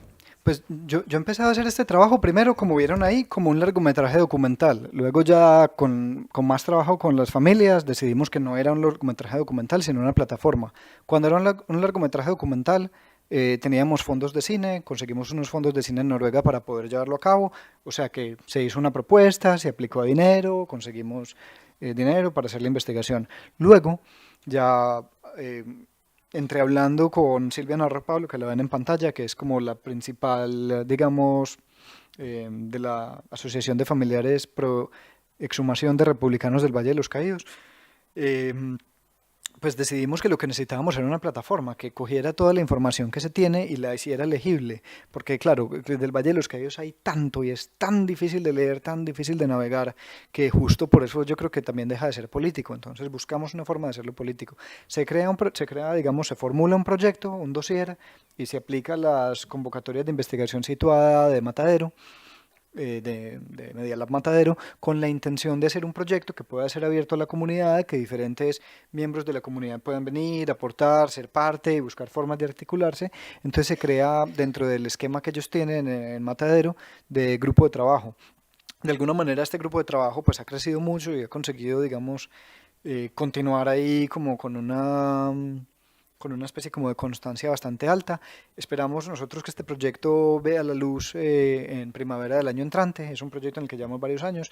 Yo llevo investigándolo casi 7 años y bueno, y la oficina tiene 1 año, entonces se pueden hacer de cuenta los tiempos que trabajamos. Yo creo que esto es algo también que es importante, y es que en un momento en el que mucho del periodismo va a el headline, frases rápidas que te atrapen y que te van. Yo creo que es importantísimo, y creo que por ahí iban las dos preguntas un poco, es importantísimo buscar formas de hacer periodismo lento, periodismo que tenga otros tiempos, otros ritmos. La realidad de esto es que para yo poder hacer este tipo de investigación tengo otros trabajos. O sea, investigo por otro lado, investigo otras cosas y lo coordino. No es fácil, pero realmente yo creo que estos son proyectos bastante necesarios que van a otros y requieren otro tipo de línea de tiempo.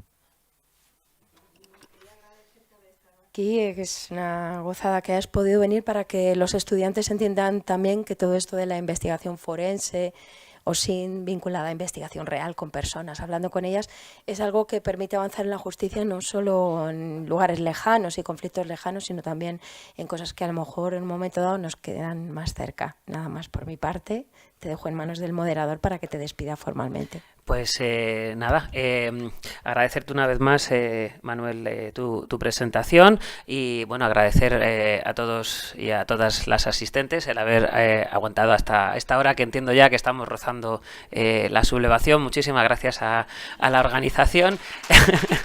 Muchas gracias a ustedes. Esperamos poder verte pronto por aquí. Listo. Muchísimas gracias a ustedes, de verdad, que ahí ya saben, si quieren estar en contacto o tal, tú tienes mi correo y ahí les queda. Yo transmito. Ahora sí paramos para la comida, ¿vale? Y retomamos después. Muchas gracias.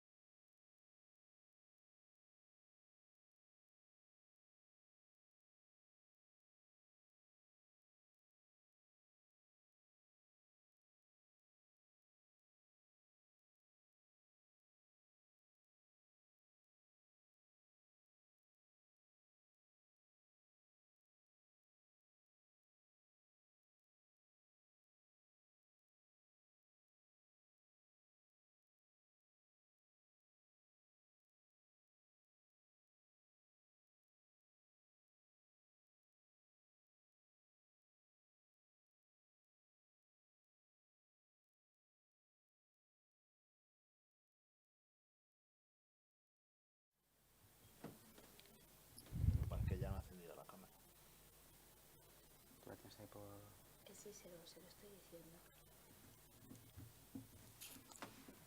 Claro, me han dicho que empezamos a emitir, le llamo a Jesús para que... Hello, Claire. This is Oscar. Ahora. ¿Hello? Jesús. Claire. Dime. De todas formas, es que no estaba emitiendo, ¿eh? Vale, vale. La emisión y no, lo que no he hecho es emitir ahora lo que estoy metiendo ya en plano suyo. Vale, vale, vale. Vale. No sepan que está la Sí, tengo un correo de ella. Sí, sí, no, ya se lo he dicho yo. Quita el micro, bueno, el micro de se está metiendo el micro cuando quieran hablar, creo que luego hace. Se acaba de escribir algo. Vale. Si podéis oírla, es el plano de general. Vale. Tiempo a verlo bien, pero... Hello, Claire. Vale. Ahora. Del chat de Ya se esto, está ¿no? emitiendo, ¿eh? Reiniciar Firefox, es que se ha cerrado. Se ha cerrado Firefox.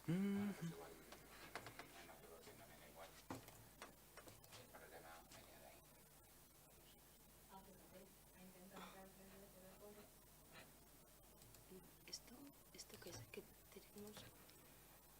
tenemos abierto ahora dos cuentas. Estas somos nosotros, ¿no? Yo no puedo ver. Estáis ya online, ¿eh? Sí. Te lo digo por si vais a hacer algo, decir algo. Vamos a quitar esta. Remove, ¿vale? Ya. Y ahora, ya. Hello. Claire, hello. Está muteada ya.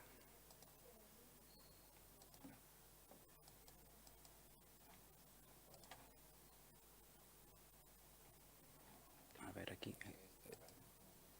Aparece muteada, pero por ella misma, posiblemente. Sí, por ella. A ver, déjame, a ver si tiene el chat. Yo no sé cómo...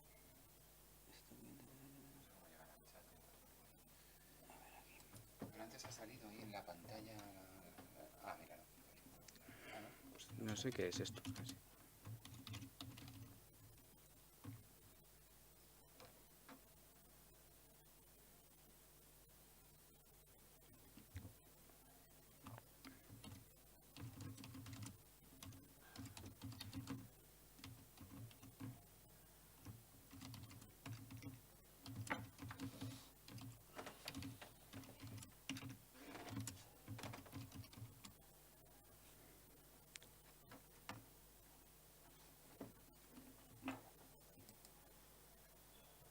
Pero no se te debería ver a ti Dale también. paso a los otros que están, a ver si se ha conectado desde otro ordenador.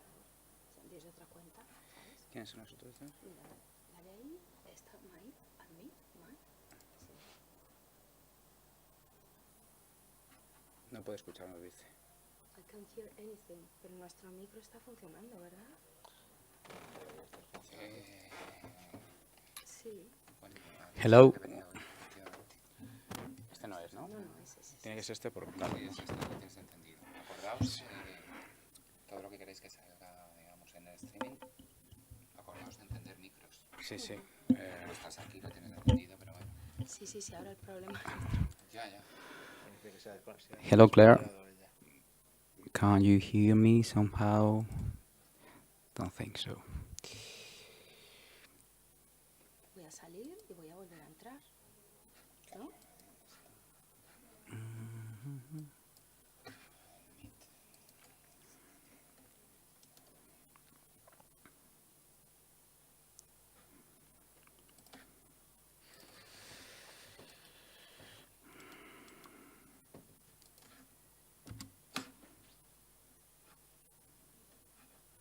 Es que solo está... La cosa que me preocupa es que ni siquiera no... La cámara no, yo no estoy apareciendo tampoco. Claro, por eso estaba diciendo yo que no. La cámara dice que está iniciándola, pero si me tienes que dejar un momentito aquí. Sí, yo te dejo, bueno, encantado. ¿Probamos con el puerto de atrás? Espera, vamos a ver. Igual los puertos de adelante son... Espera, vamos a probar la cámara. Por eso te digo. Cámara, es que la cámara no está reconociendo, si es que no... Yo creo que siempre pone eso justo antes de entrar, ¿eh? Vamos a ver. Creo que para ver si funciona o no hay que darle a John. Vamos a probar la cámara de todas formas. Vamos a apagar el micro, si te parece.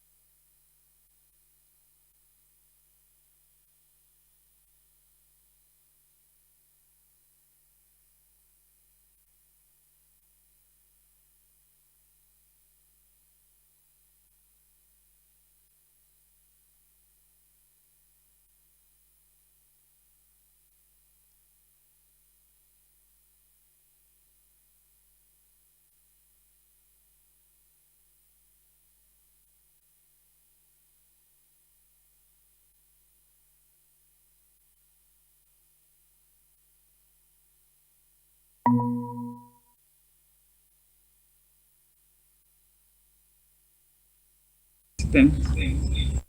Hi. Yeah, now we can see you guys. Hello, Claire. How are you? Nice to meet you finally. Can you hear me? Yes? I can't hear them. No. Can you hear us? I can hear you, but I think Claire is struggling with her laptop. Can you hear me? Yes. Okay. You guys. But you can't hear us, I guess. No, ella no nos escucha. Can you hear us? No. Hello, Claire. Hello. Can you hear me?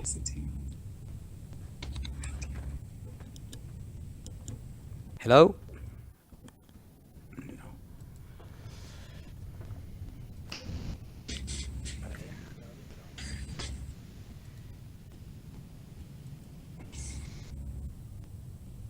Hello? Hello, Claire. Hello? Can you hear us? No? No. Hello. Let Hello, me hello, try, hello. Just message. Yeah, let me. Hello? Yeah, Just say okay if let you me try. can't hear me. Someone wants to join this call. No, I want to join this call. Sí, pero ella no nos escucha. Que tiene uno que dejemos paso. Que ellos se escuchan. Ah, ok. Deja pasar a las otras personas que ellos se escuchan, pero que no nos oyen nosotras. ¿Ves? Es que está esto silenciado porque you can unmute. Ok. ¿Admito a Tomás? Sí. ¿Ves el iconito? Sí, se ve. Nosotros estamos entrando, que era la duda que yo tenía. Admítele. Pero ellos... Ellos están muteados, sin embargo los oíamos. Can you hear us, Claire? No. Yeah.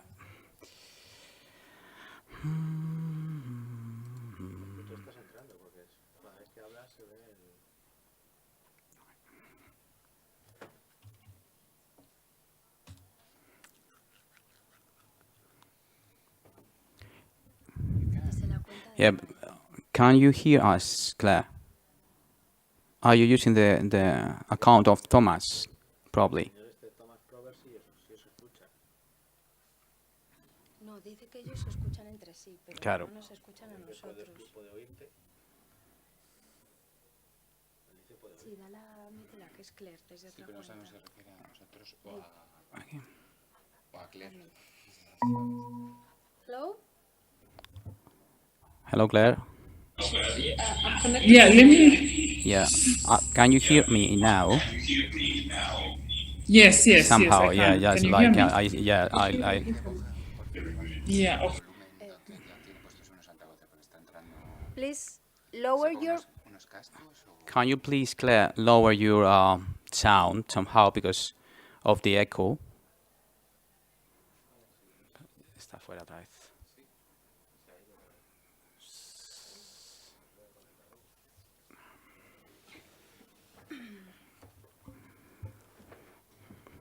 Hello. Hi, can you hear me? Yes, we can. Okay. Yes. So I let's think I'll try. just use. Hello. Hello, how are you? Sorry. Yes, okay, just show the slides. Okay, I think we can start, Oscar. Yes. Let me introduce you. Mejor si ponemos esto en grande, ¿no? Que se le vea a ella. ¿Cómo es?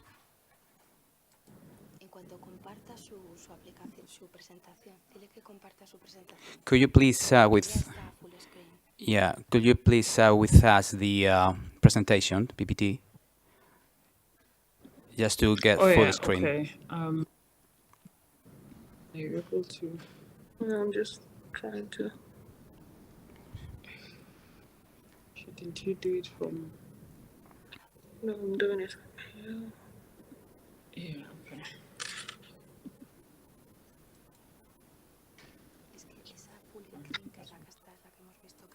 Lo que voy a quitar es esto.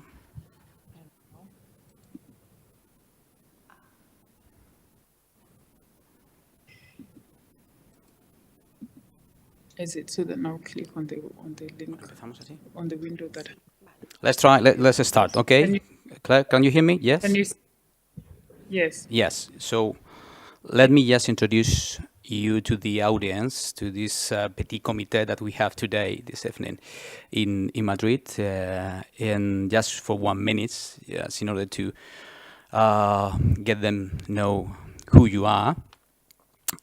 So Claire Adioni is an advocate for the High Court of Kenya, but I mean, her curriculum is huge, but I would say that he's an expert on international human rights as a lawyer, specifically in the fight for the human rights through the use of the open source intelligence tools.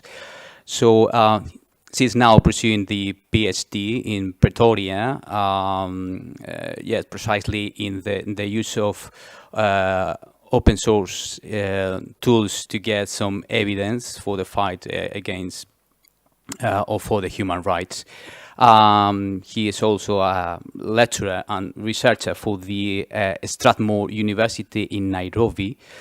And something that I consider very important, given the subject of this Congress, affiliated research of Trust in Use Generated Evidence Research project, which I consider very important because they are trying to use these tools of this huge universe of OSINT, open source intelligence, to analyze the what so-called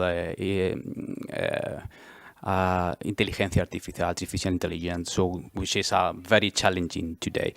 So Claire, thank you very much. Well, first of all, I'm Oscar. You know, I'm journalist for El País newspaper, quite focused on the use of the OSINT tools as well, apart from my focus on Africa. So that's why I'm talking to Claire today. So Claire, good afternoon. Thank you for being with us today, and it's your turn. Good afternoon, Oscar. Good afternoon to everyone who is in attendance. I'm so sorry for the technical challenges. I hope we'll still be able to discuss effectively. I think trying to share my screen is just going to delay us a little bit some more. What I can do is I'll just go through the presentation and I can share the slides with you guys after the presentation, and you can share it with the participants. So I would like to speak, sort of just take us briefly through how I want to structure my discussion, and then I would request perhaps we can ask the questions at the end, because we've categorically set aside time for that at the end of the session. And so my first point of discussion is I'm going to try and speak to you guys about relevant OSINT investigations in Africa, or cases that we can say constitute best practices. And then we will also talk about the role of journalists, or how journalists can do better investigation for judicial cases. And then the third topic would look at challenges on the future challenges to the collaboration between journalists, lawyers, and judges. And I'll finally conclude with a discussion on the blind spots regarding Africa. So with your permission, Oscar, I can proceed? Yes, sure. All right, perfect. All right, so the first topic is relevant OSINT investigations in Africa and cases that we can say constitute best practices. And I think you cannot talk about open source investigations in Africa without first talking about the Anatomy of Killing investigation that was conducted by BBC Africa Eye in collaboration with Amnesty International. And these investigations were done in 2018 after a video that showed the killing of 2 women and 2 children by Cameroonian armed forces in Cameroon. Took over of course, the social media platforms and became international news. So what happened is, at the first instance, when these videos were found on social media platforms, the Cameroonian government tried to dismiss the videos as being fake and stating that they were designed to tarnish the image of Cameroonians' defense forces. But by using OSINT techniques, BBC Africa and Amnesty International were actually able to prove that the videos were not fake, and they were able to identify exactly where these atrocities took place, when it happened, and who was responsible for the killing of the 2 women and the 2 children. And why am I using it? Of course, I'm not going to go into the nitty-gritties of the investigation itself, because my slides contain a link in which Amnesty and BBC have done a very good job taking us step by step through the investigation that they conducted. But the reason as to why I'm including it as my first example of what I would say is a best practice is the fact that by harnessing the power of OSINT, journalists actually were able to debunk the claims of a government that there were no violations taking place within a country that they did not even have access to in the first place. And it's important to note that they used satellite imagery. They corroborated this information with open source information from Facebook. But there's another important actor in this particular investigation that I'd like to discuss categorically, and that is the importance of local actors. Because when you look through the investigation as demonstrated by the BBC Africa Eye team, they categorically stated that without the input of local actors who actually pointed them to the general direction or to the general location in Cameroon where these violations potentially took place, then the other open source techniques might not necessarily have been very effective. So even if we have the power of satellite imagery, we have the power of social media evidence, the presence of local actors is also very important. So I just need the audience to keep that aspect in mind, because I'll come back to that point when we're discussing the blind sports regarding Africa. The other reason why I have included this example as a best practice, it's because it also gives us a very good demonstration of what a proper collaboration between journalists, lawyers, and lawyers can actually look like, and how OSINT can be used to actually as a tool to force accountability within Africa. And of course, we have to be cognizant of the fact that as journalists or as OSINT investigators, there's only so much that you can do, as this case once again shows us. Of course, in the after the BBC Africa Eye documentary came out, the government had to change the narrative, because they accepted that, of course, the violations and the atrocities took place in Cameroon, and some armed forces officers were arrested. But it's very important to keep in mind the fact that just because we have, and by we, I say the journalists or OSINT investigators have done their part, it does not necessarily mean that we are always able to ensure that justice is done. Because yes, the Cameroonian government has arrested these officers. We're not necessarily sure whether these are sham prosecutions being conducted just to shield the government from international pressure, or just to shield the particular officers. So it's important, in as much as this is a best practice, it's important to keep in mind the challenge that at the end of the day, we don't necessarily have enforcement, the benefit or the privilege of an enforcement mechanism. So beyond conducting the proper investigations, it's still up to the state actors to be able to take up that particular the results of a particular investigation and ensure that justice has been served. The second example that I'd like to discuss about is a best practice that actually takes place within the context of a courtroom. And here I'm looking at the Democratic Republic of Congo, and specifically a case that came to court by an NGO consortium. So there's an NGO, Eyewitness to Atrocities. I'm sure most of the people in this room, or at least attending the session, are aware of that NGO. And they worked together with Trial International and Witness and a local NGO called EJ to sort of try and find justice for some historical crimes that took place in Democratic Republic of Congo, specifically in South Kivu in 2012. So 2 villages were actually brutally attacked, looted, and burnt to the ground by a unit of the FDLR.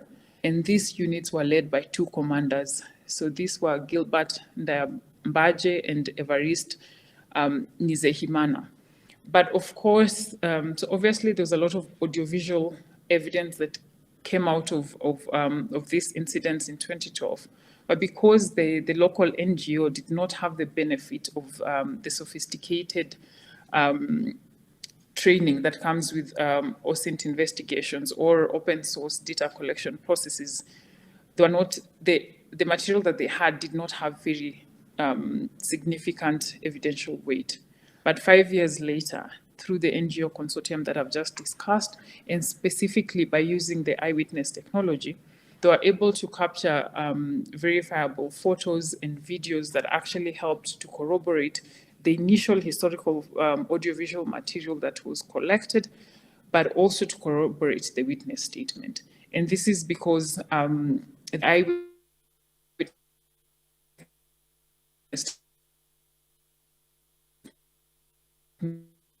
technology has embedded metadata that confirmed things. These 2 commanders were actually guilty of murder and torture as constituting crimes against humanity. And the other impressive thing about this case is that the victims were actually awarded reparations by the court. So it's a very, whereas the BBC Africa example, the anatomy of a killing, is an example of using OSINT to force accountability of a government. The example of DRC, and particularly these atrocities that were committed in the south of Kivu, is an example of how we can harness the power of OSINT and ensure that there's judicial accountability within the infrastructure of a domestic court.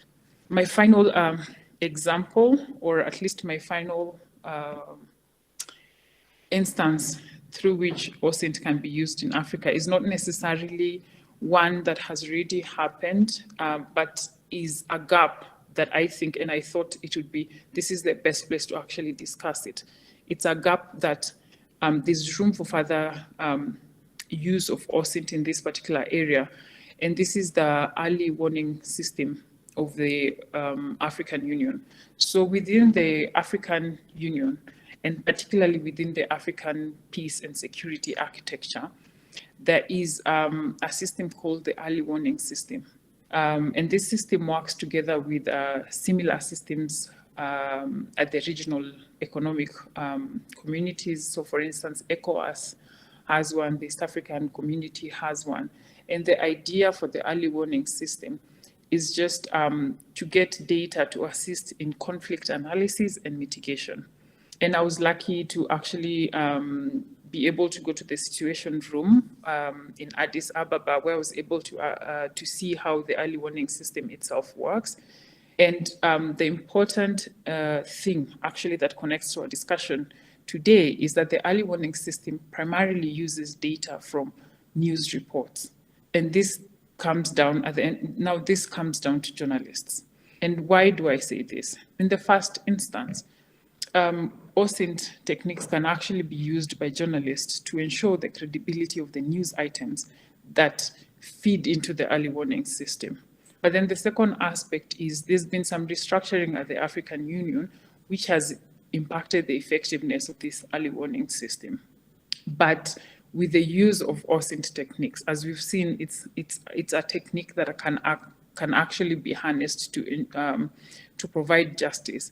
This is, I would say, a gap, and if that can be actually exploited to make sure that, particularly within Africa and within the mechanism of the early warning system, we can use OSINT techniques to make sure that at the first instance, drive investigations of conflict areas that investigators are not necessarily able to access. We can use OSINT to verify the information that comes out of conflict areas.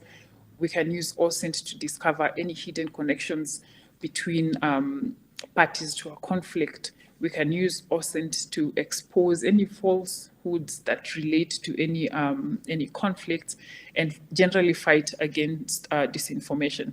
And this is important because when you look at the nature of conflict right now in Africa, especially in the Sahel region, there's quite a number of coups taking place, and more, the more information comes out about this conflict, you realize that there are a lot more stakeholders taking part in the conflicts in Africa than we realized from the word go.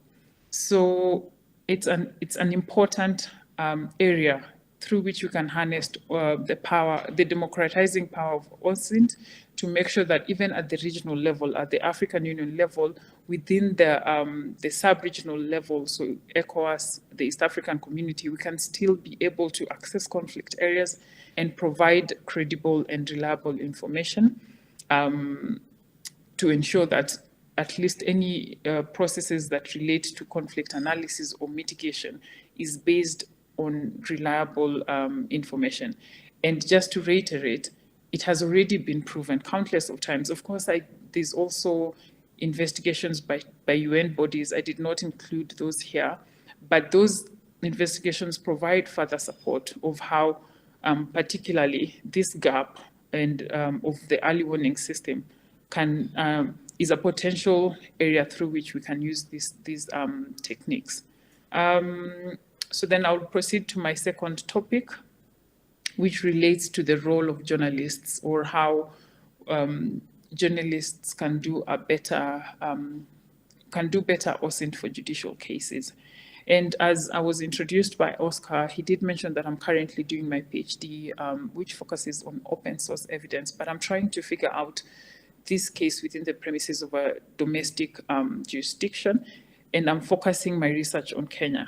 And through that, I was able to conduct data collection where I spoke to various members of the criminal justice sector in Kenya with respect to open source evidence. And I was able to speak to one of the judges who adjudicated a case that I want to use to demonstrate very clearly how OSINT and journalists can actually feed into the judicial system more effectively. So the case is called Republic versus Edward Kirui. It's a 2010 case that came out of the 2007 post-election violence in Kenya. And it's a police shooting case. So Edward Kirui, the accused person, was a police officer that was captured on video shooting a protester, and the protester consequently died. So the prosecution, of course, relied on the video evidence as one of its primary sources, but of course adduced evidence, expert evidence, ballistics report, and also brought witnesses to court to corroborate the video. But I had the benefit of speaking to this particular judge. At the time, the judge, he was a high court judge, now he sits on the Court of Appeal. And I wanted to try to understand his thought process, because he consequently acquitted the accused person. And despite the fact that there appeared to be extensive evidence to corroborate that video. And he was of the position that the journalist, the BBC journalist who shot that video should have come to court to provide independent corroboration of that video. And I asked why that was necessary. And he said, in the event that that particular police officer was perhaps being framed because he is the only person who was caught on video, the only party to that entire process would be able to actually prove to the court that outside of the ballistics report, outside of the witness testimonies, me as a journalist, I was on scene and I'm the one who shot the video and I saw the accused person shooting the deceased. But the journalist refused to come to court, and for that reason, this judge found that the prosecution had not proved their case beyond reasonable doubt. Of course, I will share my slides and you can see the name of the case and you can read further on it. The case went to the Court of Appeal, and of course the Court of Appeal held differently. But I was very interested in this particular case because one would expect that by virtue of the fact that there's video evidence and there's expert evidence corroborating that video, and there's witness accounts, one would think that that the prosecution has discharged their burden. But in this particular case, the court was of the opinion that the court had that the burden of beyond reasonable doubt had not been discharged. And why do I include this case here? I include it because in the first instance, it is very clear, at least from the findings of my research, and I was able to speak to a significant number of criminal justice actors in Kenya.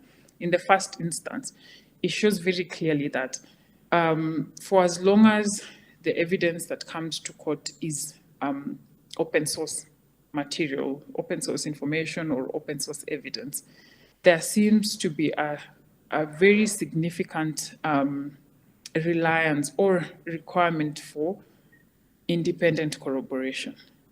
And this is, and in the instances that the material that we're talking, the open source material that we're talking about is in court by virtue of a news report or a video that was shot by a journalist, it appears that the courts favor the presence of that particular journalist or someone from that news room to come to court and testify accordingly, or at least just to provide further independent corroboration. So my question, I guess now this question is to the journalists in the room or anyone who's doing research that has a nexus between journalism and OSINT. What would be the best way to achieve a balance? Because I understand the need for journalists to be impartial, and I know that by coming to court to testify or to provide that corroboration, you might be interfering with your professional ethics requirements. But how can we achieve a balance in which the information that has come out of the very sophisticated open source investigations that are conducted by journalists can still be used within the courtroom to result in accountability? Because if we use this case as an example, we see that, yes, we had the evidence, but just because that linkage that was needed, which could have been provided by a journalist, was not there, then the court ended up not relying, not apportioning significant weight on the open source material. So, of course, I would be glad to hear some reflections or thoughts on that at the end of my discussion. So my next point sort of connects to that role and the challenges that exist between the collaboration between journalists, lawyers, and judges, predominantly because the case that I've just discussed is a very good example of the challenge. So I imagine the need, as a journalist, the need to ensure that you're impartial is the only way that you can actually make sure that you have access to future stories. But if OSINT or if open source information is to be harnessed within the courtroom, within judicial proceedings, at least in a common law system, which is adversarial in nature, it means we need to figure out a way of balancing the scale in a way that journalists are still able to come to court without violating any professional requirements that they have. And then the second point of discussion, especially if we are to ensure that this collaboration between journalists, lawyers, and judges is successful, of course, we have to continually look at the DRC example. So this was a consortium of several NGOs, most of which have OSINT investigators or researchers working together with journalists and local actors to ensure that they're able to provide whatever resources are needed that are not necessarily within the domestic setup. Sorry. So, and I've talked continually quite a bit about criminal investigations. And one of the challenges that I foresee from this collaboration is the fact that, of course, criminal investigations require an extremely high burden to discharge. This is and that's the standard of beyond reasonable doubt. And my advice or my conclusion would be that investigators, as journalists or OSINT investigators, you should not feel obligated to investigate to the criminal standard because it's an extremely high standard. But the collaboration would work in the sense that you can aim, for instance, for a balance of probability, but then lawyers are able to take up the burden by either using the information that open source investigators have provided, either as a source or by using it as corroborative material, and then it becomes the burden of the lawyers to discharge the criminal burden of proof, because it's the only way that we can avoid, we can lean into the strengths of all the three actors, specifically the journalists and the lawyers. And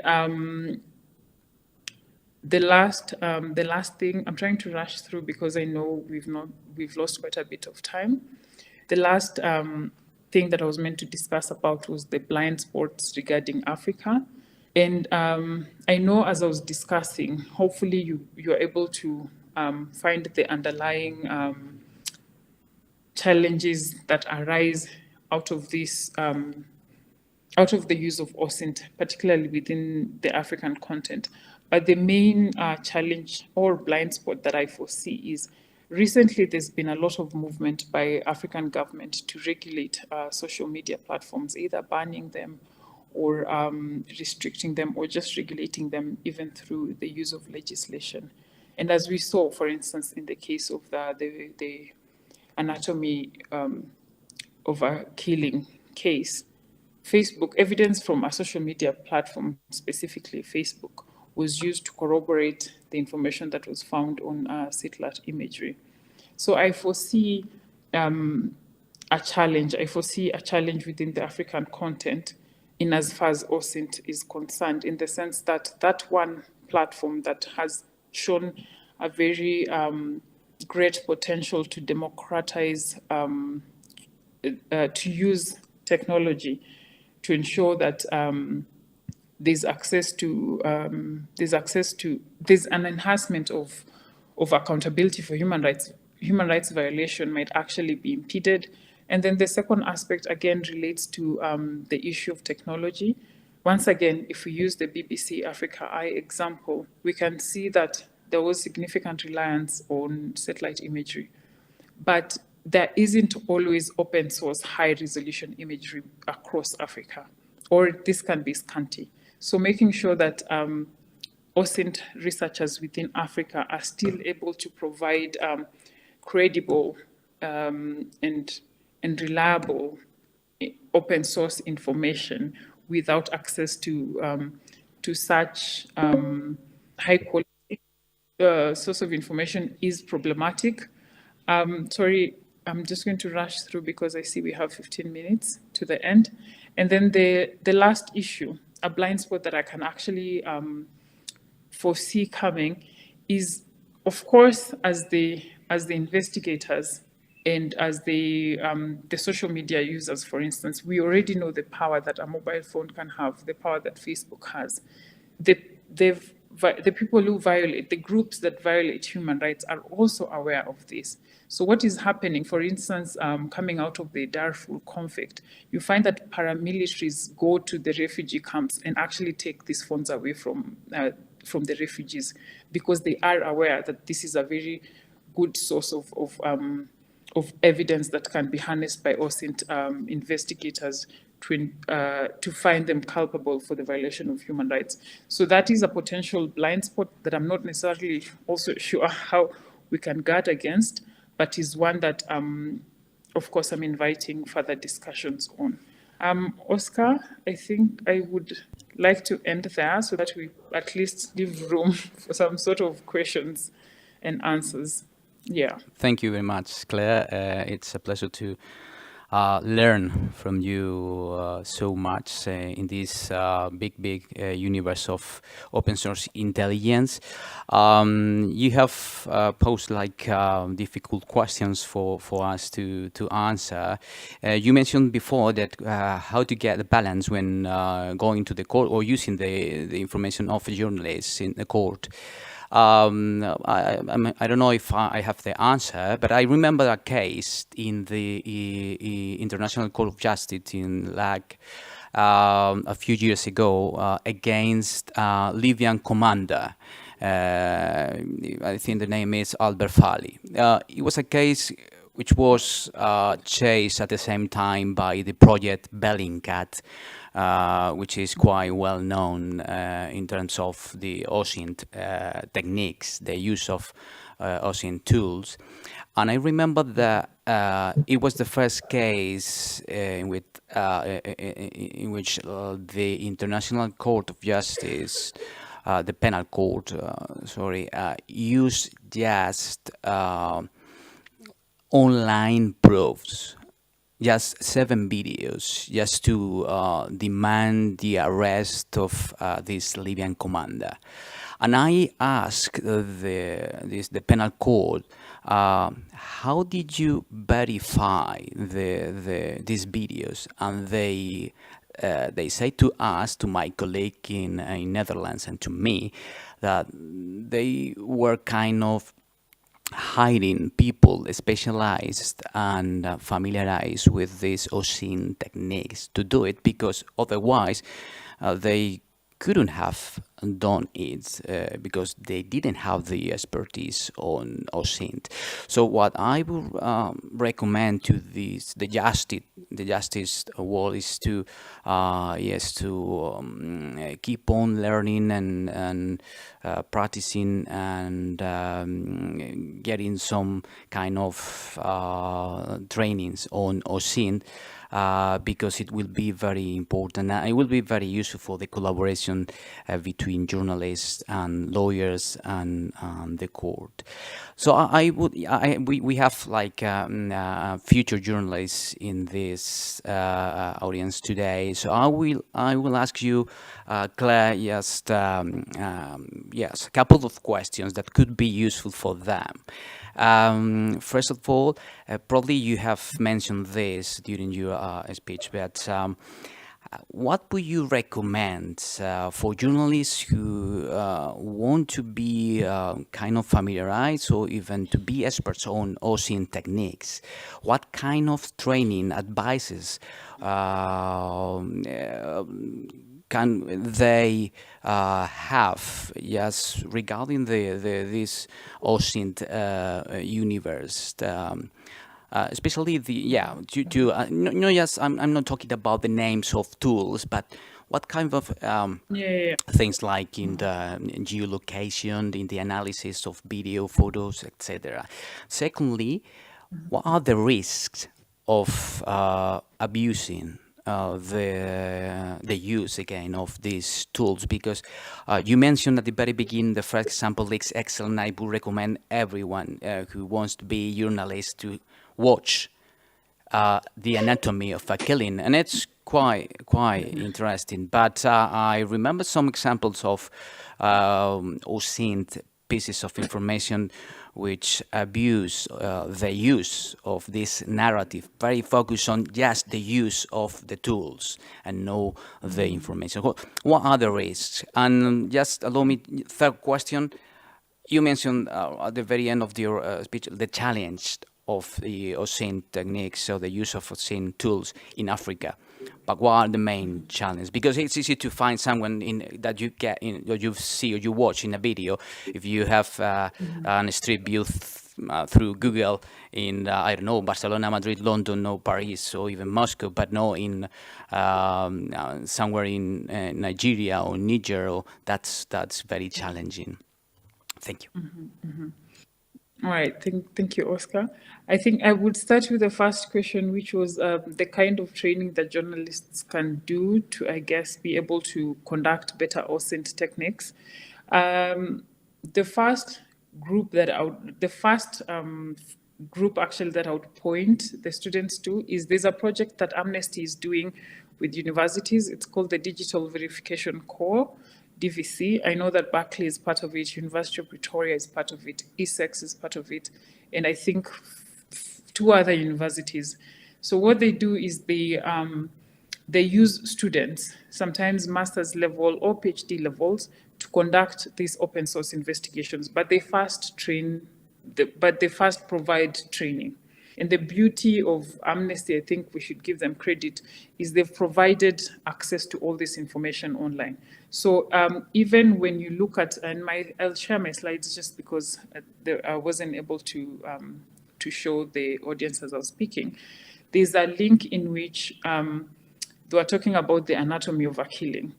But there's another video that has been attached there where, and I think it's an Amnesty OSINT investigator is leading us through a step-by-step process of how you can authenticate a piece of open source material just using normal Google functions or normal without necessarily having to rely on the super technical verification tools that groups such as Bellingcat would have. So I would first direct them to the Amnesty Digital Verification Core program. The second one, and I've seen actually, I think the director of the Berkeley Human Rights Center is going to talk after me, Dr. Alexa Koenig. The Berkeley Human Rights Center are also doing extensive work in as far as providing information on how these trainings can be done.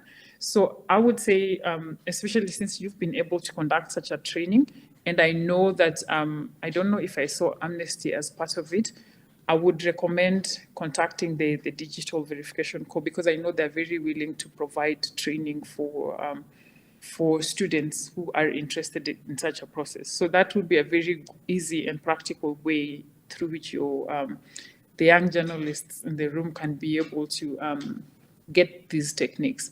On how specifically they can be able to make sure that this fits within the judicial space. Once again, I'll revert to Berkeley. They've developed the Berkeley protocol, which anyone who is researching within, who is conducting any open source investigation should probably have come across. And they've done a very, very good job where they've categorically shown what the standard of given an example of what a good open source investigation would look like. So by following, and I know also, once again, from the interviews that I conducted, even at the Kenyan level, investigators are referring to that protocol to sort of guide their OSINT investigations. So those are the things that I would say in as far as training is concerned. About the risk of abusing these tools, and also the main issue is we all know that there's a lot of, unfortunately, open source evidence is very prone to manipulation and staging, and also the issue of fake news. So what is happening, and unfortunately, this is hurting the use of the evidence within judicial processes because judges are becoming very afraid of open source evidence because there's a lot of fake news, there's a lot of videos that have been faked. And when we think about artificial intelligence specifically, I'm sure, I hope that we've all seen the video of Obama speaking a lot of nonsense. And that video was actually, I think there was a university in the States categorically created the video just to show us what artificial intelligence can do. So that's another example of the risk of how these tools are being abused. And unfortunately, as far as the legal processes are concerned, the abuse is what the judges are seeing, the judges and magistrates. That's what they're seeing. So when you bring open source evidence to court, it means then that you have to go through a very difficult process trying to verify and trying to convince the court that it is authentic. And actually, this would even connect to what you've just mentioned right now, the Al-Wafali case. Unfortunately, just from the findings of my research, it appears that at least within the domestic court level and also within the common law system, which is adversarial, courts are not, it appears it's not enough for you to just bring evidence that has been authenticated even by experts such as Bellingcat, because of exactly what you said, the risk of abuse. Because the judiciary is convinced that, yes, you're giving me a video, but how do I know that, yes, Bellingcat has done a very good job showing that this is an authentic video, but how do I know that that is exactly what happened in Sudan? How do I know that this is not a video that was shot somewhere in Europe? And then that also brings me to another challenge, because you asked me to also speak to some of the challenges. In order for the court, the ICC, to accept the evidence that resulted in the arrest warrant of Al-Wafali, groups such as Bellingcat had to use quite sophisticated open source techniques to be able to verify and authenticate that material. How are we going to, within Africa, how are we going to be able to afford such expertise? And what does that say about access to justice? So unfortunately, the type of, in as far as we're talking about very sophisticated OSINT techniques, then it remains a challenge because getting access to that expertise is very expensive. But if we are talking about open source information that comes out of, say, social media platforms, that is a little bit more manageable. And the authentication processes are not as sophisticated as, for instance, what we would need to authenticate satellite imagery. I hope I have answered the questions adequately. Yes, well, thank you. I don't know if we have time for more questions. Let me check it. One more question, the last one. No, yeah, we have yeah, let me just take the micro. Okay. Yes, Miriam is going to ask you something. I hope you hear her, if not.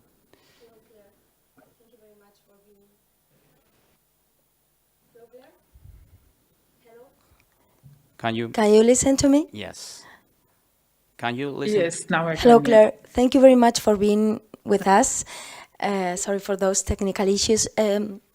Very short. I'm sorry if I missed it because I had to talk to someone, but I'm interested in knowing if you are pursuing any case against large platforms such as Facebook or so in Africa or in your country using OSINT, like things they did wrong, if you are also pursuing that kind of judicial cases or not. Thank you. Yeah. All right, thank you so much for that question. Yes, I'm aware, specifically within Kenya, there's quite a bit of cases against Meta, but I do not want to mislead you on exactly on whether OSINT is being used in the cases. Also because they are civil cases. And Sorry, Claire. you hear me? Sorry, yeah, because probably the call is about to end according to.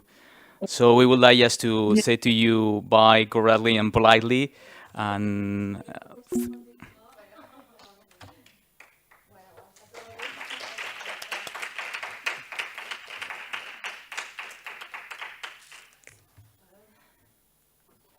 voy a escribirle por correo. ¿Cómo acaba ahí tan abruptamente? I'm really sorry for that again. We just have 1 hour for every chat with Google Okay, Meet. okay, no So problem. thank you very much, Claire Adionji, if you are listening to me. And we just have a short break now, and we go on afterwards with a talk on Asia, on Myanmar specifically. Thank you. Thank you. Bye-bye. And thanks, Oscar, for your dialogue Thank you to with you. Claire Thank and you your very much. patience with the technical No issues problem. as well. Thank Thanks. you, Miriam.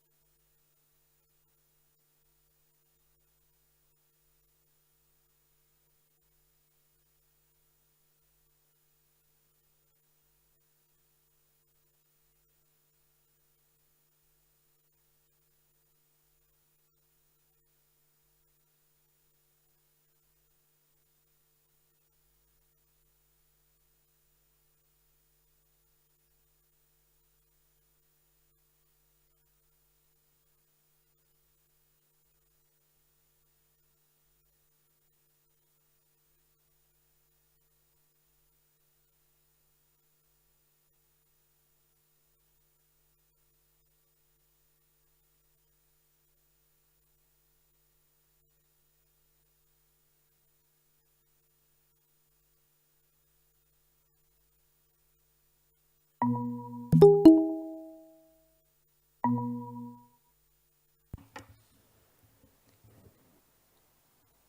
hi. Hello? Hello. Hello, Hi. hi. How are you? Good. Just want to make sure that the voice is okay. Okay, listening to you perfectly, which is a good thing for us today. Thank you very much for being here. Florentino is coming. We know he's arriving, but meanwhile, I thought that maybe I could do your introduction, reading your bio, so people can understand how important work you are doing and why it is important to listen to you. And when Florentino comes, he will take the moderating tasks. Okay, is that okay for you? Sounds good. Está Okay. bien. Okay, thank you. I think we've got. Hi, Florentino. Hola, ¿qué tal? Hi. Allí estamos puestos. Okay, so you're gonna do it remote. Okay, that's fine for Yeah. me. So then I leave you to talking and doing. I leave you doing the presentation. Is that okay? The introduction, Okay. Florentino, right? Okay, I thought this was the way we were going to do it, to work on Okay. it. Okay? The thing is to Okay. talk. So I leave you to. Yeah, Thank that's you. the most important. Thank you, Miriam. So, okay, thank you very much, San Sajai. Excuse me not to tell your family name. I know, tired, have difficult questions. Okay, muchas gracias, Sajai. Vamos a empezar. Okay, so what I want to say, just the introduction about Sajai. She has sent me some words, and I want to say out her that she studied at Harvard. She was an Ash Democracy Fellow at Harvard Kennedy School, the famous Kennedy School. She graduated in the Master of Public Administration for Harvard Kennedy School. You know, after that, she was part of the team to set up a Myanmar Witness, an open source investigation unit to document rights abuse. She's working right now on this, but before she did something very important in 2021. She worked with the Thai civil society to investigate the Thai military's use of Twitter and hate speech against the Burmese immigrants in Thailand, which led to the removal of over 4,000 pieces of toxic online content. So, well, Sajai's mission, just to end about that, is to make the internet a safer space for all of us. And Sajai works on hate speech, open source investigation, and mitigating online harm. Okay, thank you very much, Sajai. We start with you. Okay, thank you very much. Muchísimas gracias, Professor Florentino, and buenas tardes, everyone in the room and also from wherever you are. Thank you so much for having us. So I think today discussion, I've been joining various discussions for the past 2 days, and thank you for talking about Myanmar. So I would like to share a little bit about what's happening in Myanmar and the role of open source investigation in the countries. So in the room, has anybody been to Myanmar before? I'm just curious. Or have you been to Myanmar before, Professor Florentino? No. Okay, I know you've been to Thailand. So Yeah. I think before we talking about what's happening in Myanmar right now, it is important to go back to Myanmar history. You know, this is not the first time that the coup happened in Myanmar. There's many times that the coup happened. So Myanmar is the country that have more than 135 ethnic cities. So it's a country that's really diverse with so much resources. And Myanmar has been under dictatorship for more than 50 years. In 2015, it was the first time that Myanmar has a free and fair election. So people are really excited about the future of fair and free election, and Aung San Suu Kyi party, the NLD, was in power. However, the DiEM collapsed recently in 2021, when the second time the election happened, that we supposed to be hope to be a free and fair election. However, in 2021, the military junta took over the country, and the claim was that was the fourth election. So it's legitimate for the military to take over. So that was the starting of the work that we're doing. right now at Myanmar Witness, after the coup that happened. So it's really sad for Myanmar people that, the world already have COVID, but Myanmar people have both COVID and the coup. So I think I want to share a little bit about the work that my team and my colleagues are doing. So after the coup, I was in Myanmar at that time, and we saw that a lot of people were posting information online, especially human rights abuse. It's really important to note that since the coup happened, more than 6,000 civilians have been killed and more than 10,000 people have been arrested. And the targeted places are hospital, school, place of worship, churches. So the military has been killing a lot of innocent people. So what we saw in Myanmar was a lot of people starting posting information online about what's happened to their home, their school, their churches. So we received a lot of information online, and we saw that information was on Twitter and Facebook. So a group of us decided that we wanted to start collecting this information before it disappeared. So it started with a small group of people who come together as volunteers to collect this information, and we formed it as Myanmar Witness to do this work. And later on, we were connected to Center of Information Resilience. It's a nonprofit in the UK that have done this amazing work in various parts in the world. So we become part of that organization. So it's a very good example of how local organization was integrated with an international expert, and we work together on this issue. So that's how Myanmar Witness got started.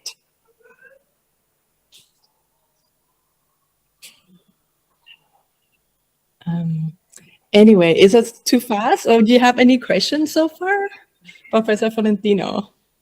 Okay, let me say also, if you can explain, it has been quite important for the whole of the world, probably because of Aung San Suu Kyi, Well, she was very famous when it was the first democracy, and she won the elections.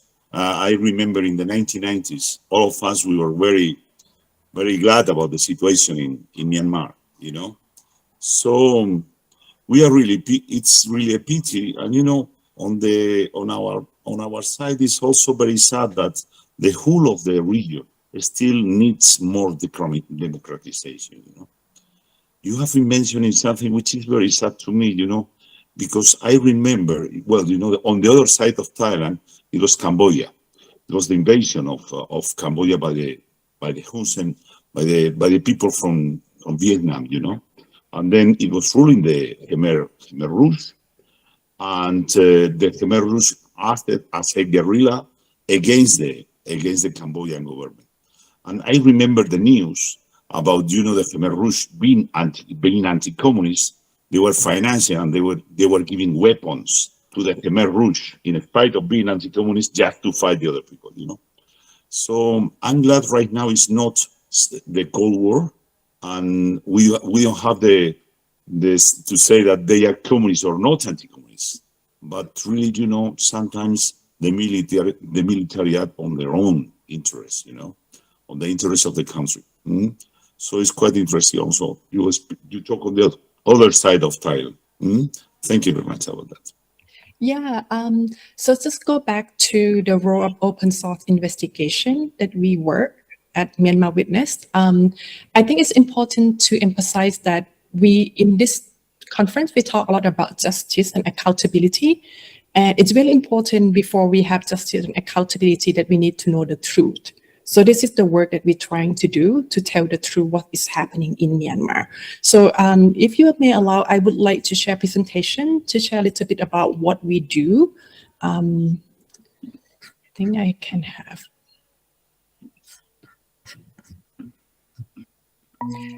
Can you see my screen? Yes, we can see that. Okay, perfect. So I just want to share a bit about, we talk about accountability and such. So I just want to emphasize the importance of the truth. So the work that Myanmar Witness try to do is to hold those who collect evidence of human rights abuse, and then to hold those responsible to account.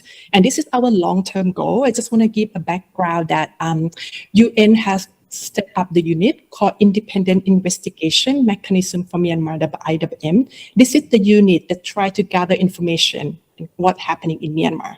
But it's really difficult for this unit to work because right now Myanmar do not allow any foreigners, any foreign journalists or any UN personnel to enter the country to gather information.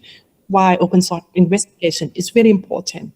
Even though our long-term goal is to collect evidence to hold those who accountable, but it's very difficult to achieve this long-term goal, right? As you know, the court case take really long time in order to prosecute.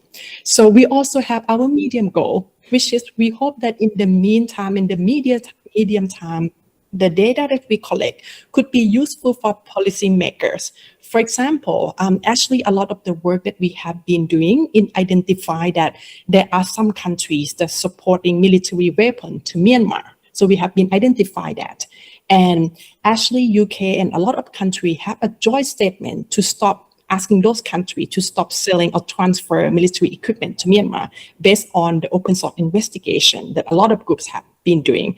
So that was an example of the medium goals that we wanted to achieve.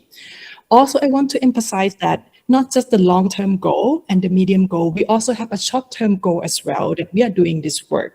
So for the short-term goal, we hope that this work could create awareness and what's happening in Myanmar to the people. We wanted to remind the world that people in Myanmar is still suffering, to not forgetting them. So yeah, so that is our goal in doing this work.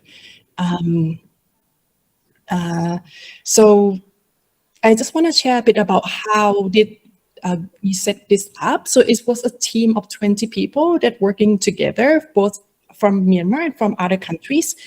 So far, we have collected more than 8,000 data points on incidents in Myanmar, and we have developed 9 interactive maps.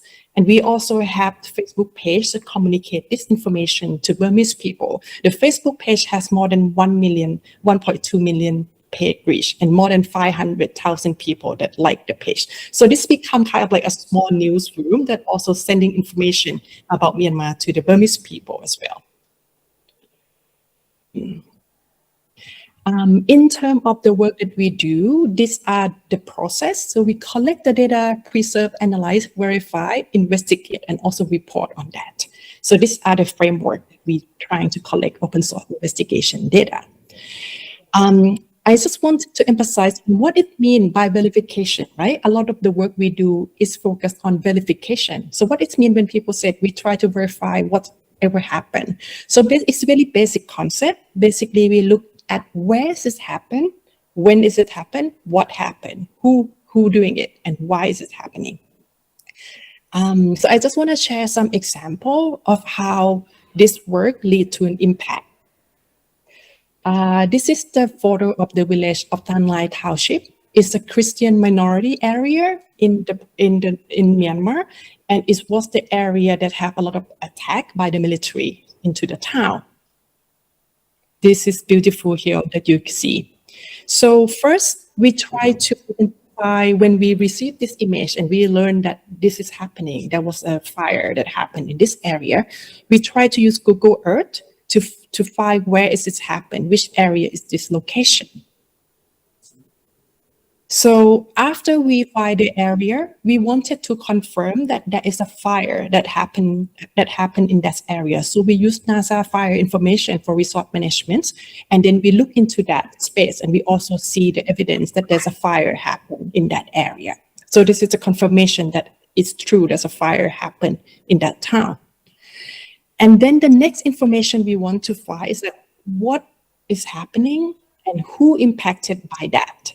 So we actually used satellite image, and we was able to verify that there was about 155 buildings that was damaged, and including place of worship that was damaged during that time.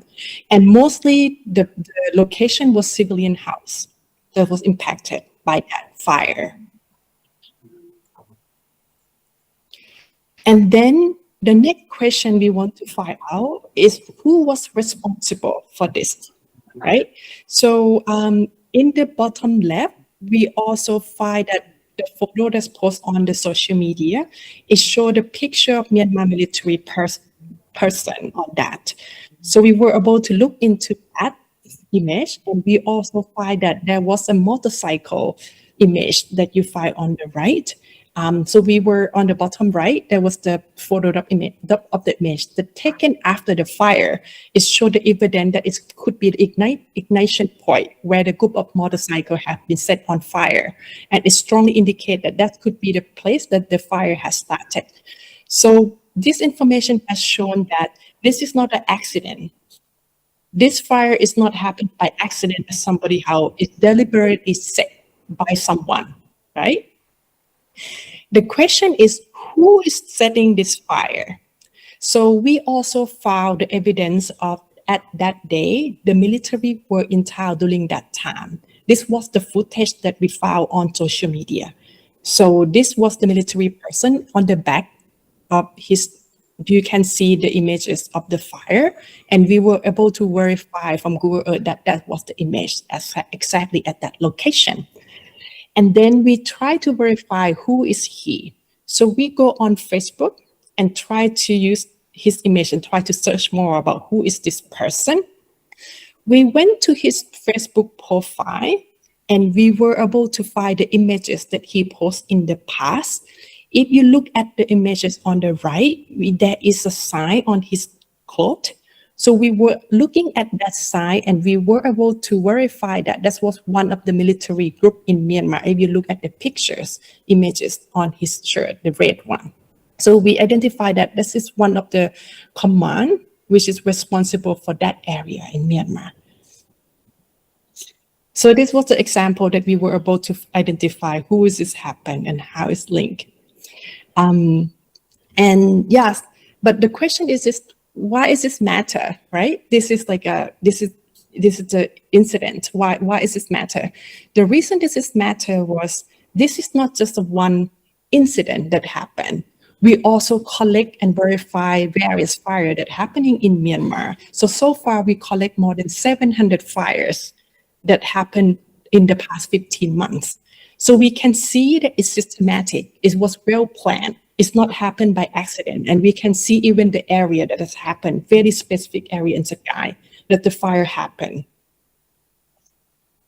So this is an example that's why is this important to look into the pattern and not just look into the incident at independent. So we were able to say that actually Myanmar fire, this is a weapon that the military used to kill civilians by setting up fire in this area. So this is the evidence that could be potential war crimes for the military. It's not just like one incident, but it's actually the current operation. It's the same methodology that the military has done with the Rohingya in the past. So these are the different various maps that we try to use. So these are the 6 maps that we developed. So we try to have a time map that track different incidents, conflict incidents in Myanmar. Fire map was part of it. Why this is important? It's important to document what is happening and for us to have a bigger picture what is happening in the countries.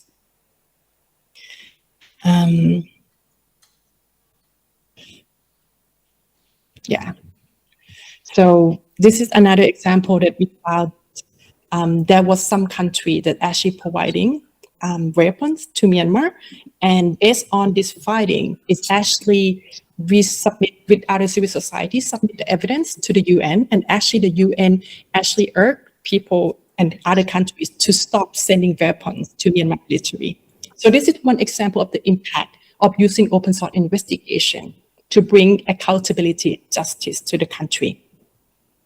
The other work which is important, and I want to emphasize what's happening in Myanmar right now, there's a lot of harassment toward women and LGBT who speak out. We were able to verify that Myanmar military were using Telegram as a way to harass people. So we've been tracking various Telegram channels. So based on this report, we were able to took down more than 1,000, we were able to report to Telegram more than 1,000 messages that we found and managed to get some Telegram channel to took down their account. So this is one of the impact that we have done in the short term. I'm just gonna stop part, move to, but anyway, so that was example of the work why open source investigation is important in Myanmar. I also would like to share some lesson learned as well. But before that, is there any questions so far, Professor Florentino? Yeah, no, really, I'm amazed, you know. When you mention about the coups, we are very used to coups everywhere, and you know very well about that, you know. But really, we can think that with your work, right now is a kind of a difference, you know, because you really now are giving data about this, you know. So I thank you very much about what you are doing. So you know, let me more about the impact of Myanmar witness, you know. I think this is quite important. You know, you are documenting, you are saying, and you are really making an important contribution, you know. So before we didn't know, we didn't have enough information. And thanks to people like you, it's really changing the life in Sangha. Tell us more things.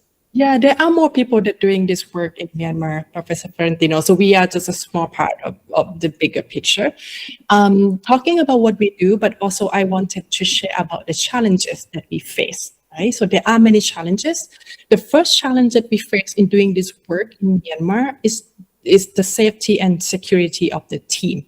Because, you know, a lot of people who join our team, they're risking their life because if the military, this could consider illegal to do this in Myanmar, to criticize the military, right? So safety and security of the team has been very challenging. Like, we want to make sure that people who send us evidence is also safe, right? So we need to make sure that a lot of people wanting to send us information, but they're sending it from Myanmar.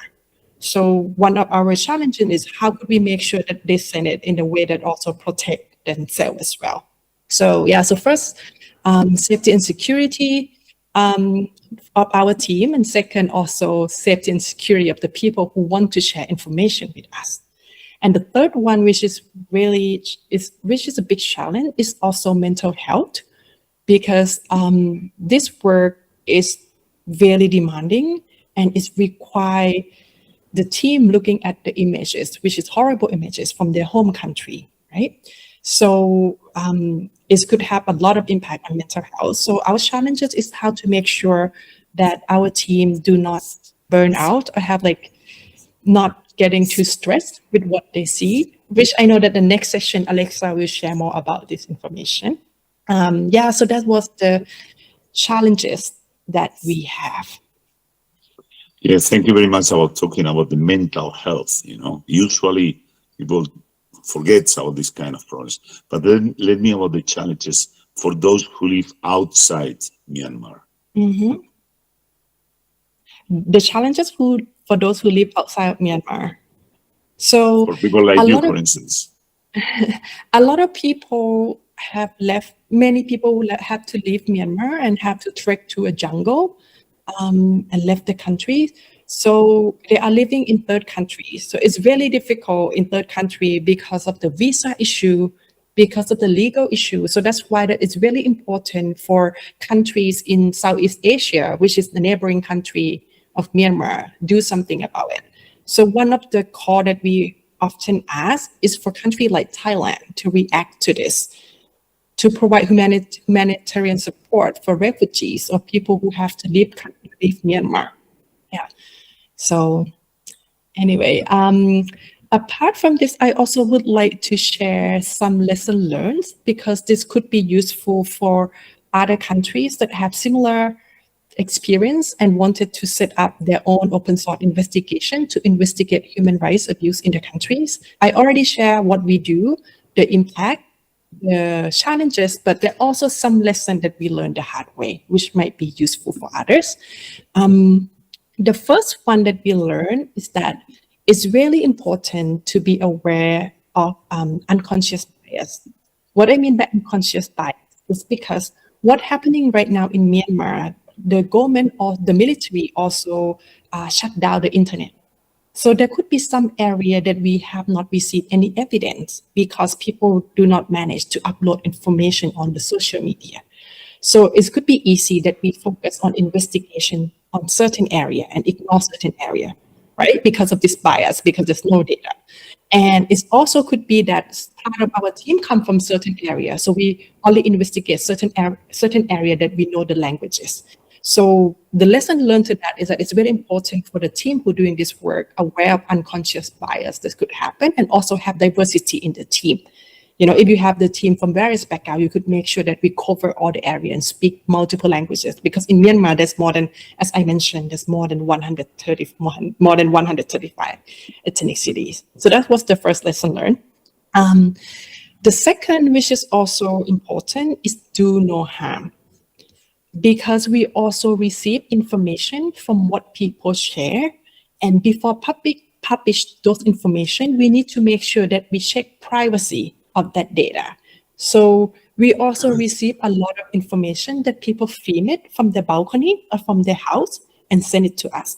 So before we publish the data, we need to make sure that the privacy or like the house number of the person were removed. So there is no way that the military could trade back on who's sending this data. So the second is very important to do the privacy check before releasing any report. The third one, which is really critical to us, is that just as we seek to hold other people to account, it's really important that we also must be accountable ourselves. What it means by that, we need to be transparent about what are the methodology that we use when we verify the data, right? Be open and transparent about that. And also open for feedback. We might not get it right. There are many times that we make mistake on our report. So we also have a channel on Facebook that we're trying to ask people feedback on our report. So people could also give feedback on what they think of our report. So the same way that we want others to working on accountability, we ourselves have to be accountable. The last one that I would like to mention about lesson learned, which is very critical for our value, is that we would not be successful if there is only one organization in Myanmar that working on open source investigation. In order for this to work, we need to build a community of many people who could do open source investigation, including normal citizens. So that's why that community building and sharing the knowledge on open source investigation is critical for us. So we have been doing a lot of workshops on how to use open source investigation, working with various organizations in Myanmar, working with journalists, working with students. So we wanted to share this knowledge and have more people who have this capacity to do this work.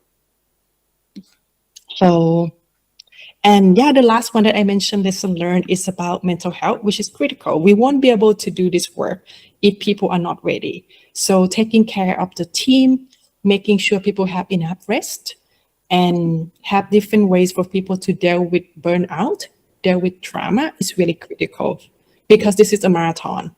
It's a long-term work. So yeah, so that are lessons that we have learned. That might be useful for other countries that are thinking about setting up open source investigation in their country. Really a big change in society, no?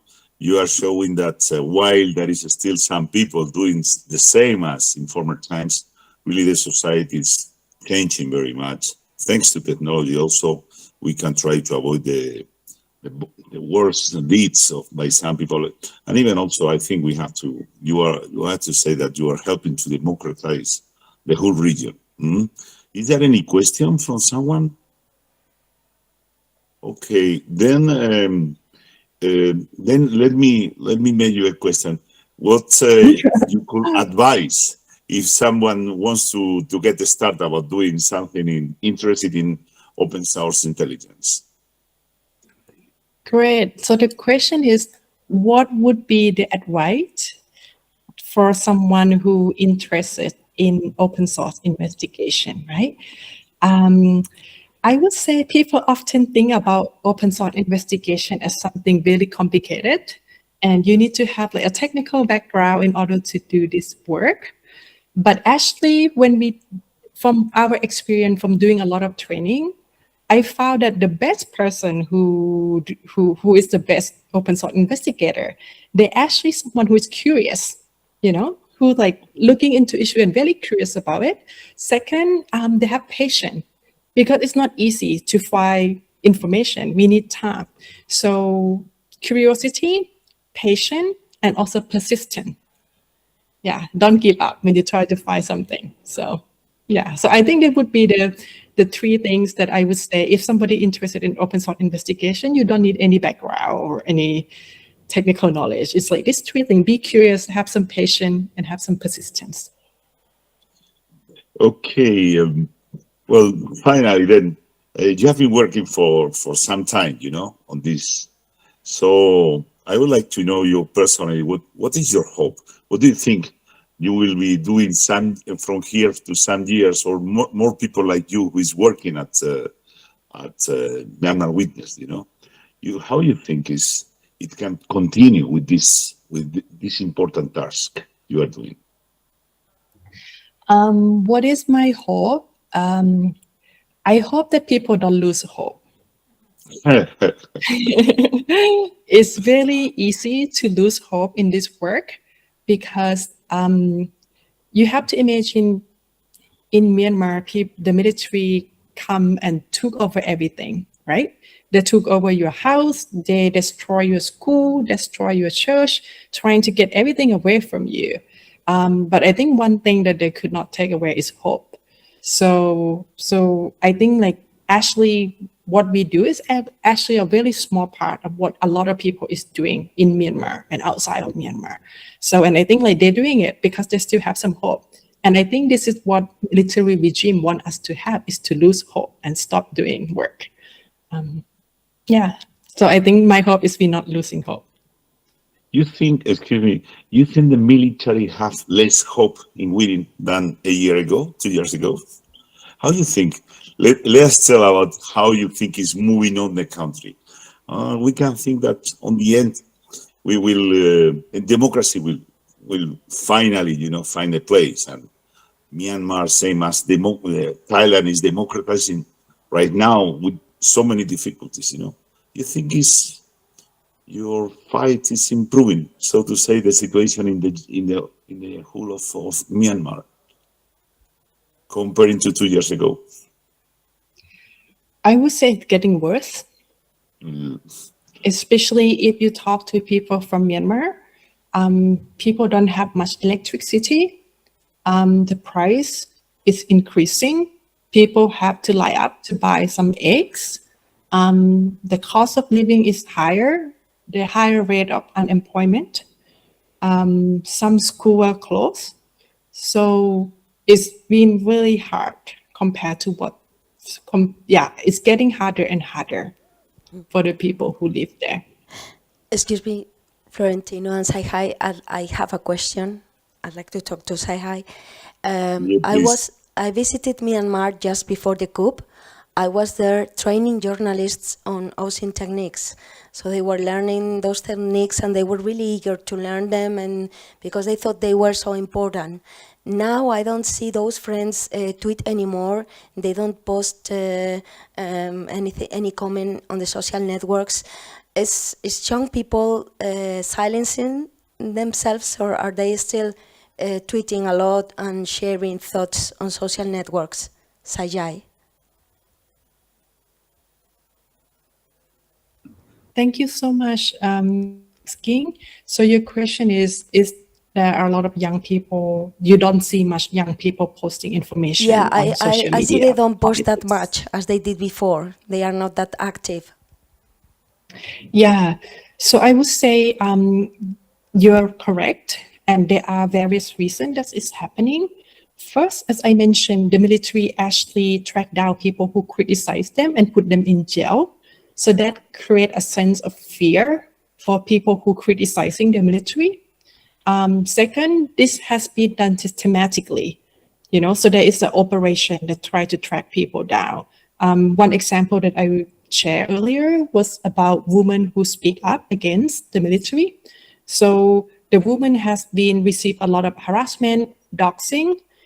There was a Telegram channel that shared photos and personal information about a lot of female leaders and women who speak out during the protests on that channel. So that was that was the reasons that make people afraid to speak up and do not want it to be out in public. Yeah.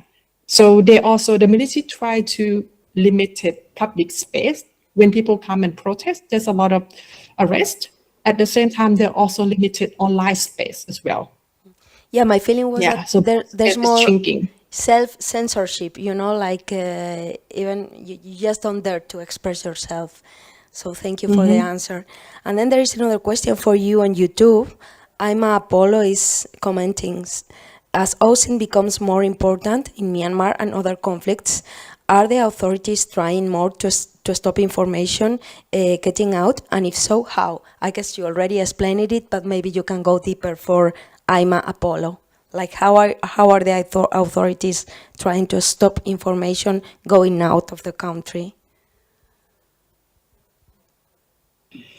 This has been the technique that the military used for a long time about stop information to get out of the countries. In the past, they do this by having a really high cost of SIM card. So around 2013, if you want to buy SIM card in Myanmar, it costs about $300. So nobody have access to internet. So that was one of the techniques in the past that the military has used to decrease access to the outside world to Myanmar.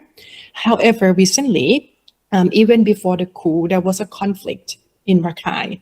So there was an internet shut. The military used the technique of shut down the internet.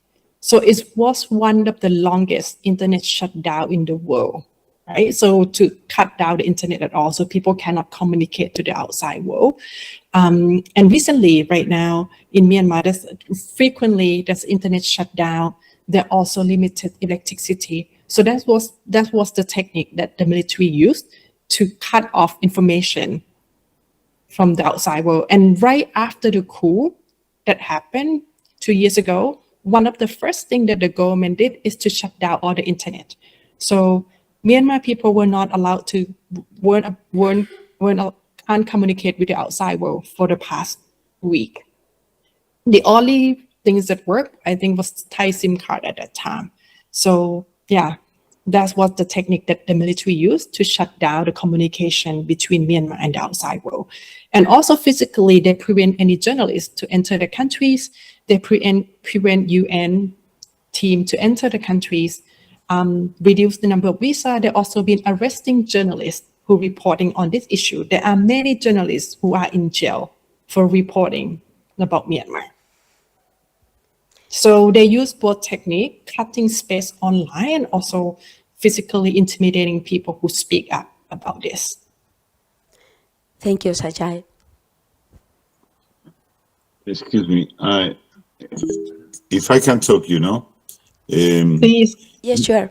Thank you very much. I'm really, well, it's really a pity, but excuse me, what you have been doing, this scorched earth policy, política de tierra quemada, we know very well how Hitler did that in Second World War, So in some kind, let me tell you that I feel that they should be in some kind frustrated about you, people like you, explaining how it's happening. They are really burning towns, something like to defeat the enemy. In some kind, let me tell you that you have demonstrated their policy. How you think they have changed their policy once they know that you are demonstrating what they are doing? So they have changed in some kind their policy. They are continuing with this policy of scorched earth, the same as before.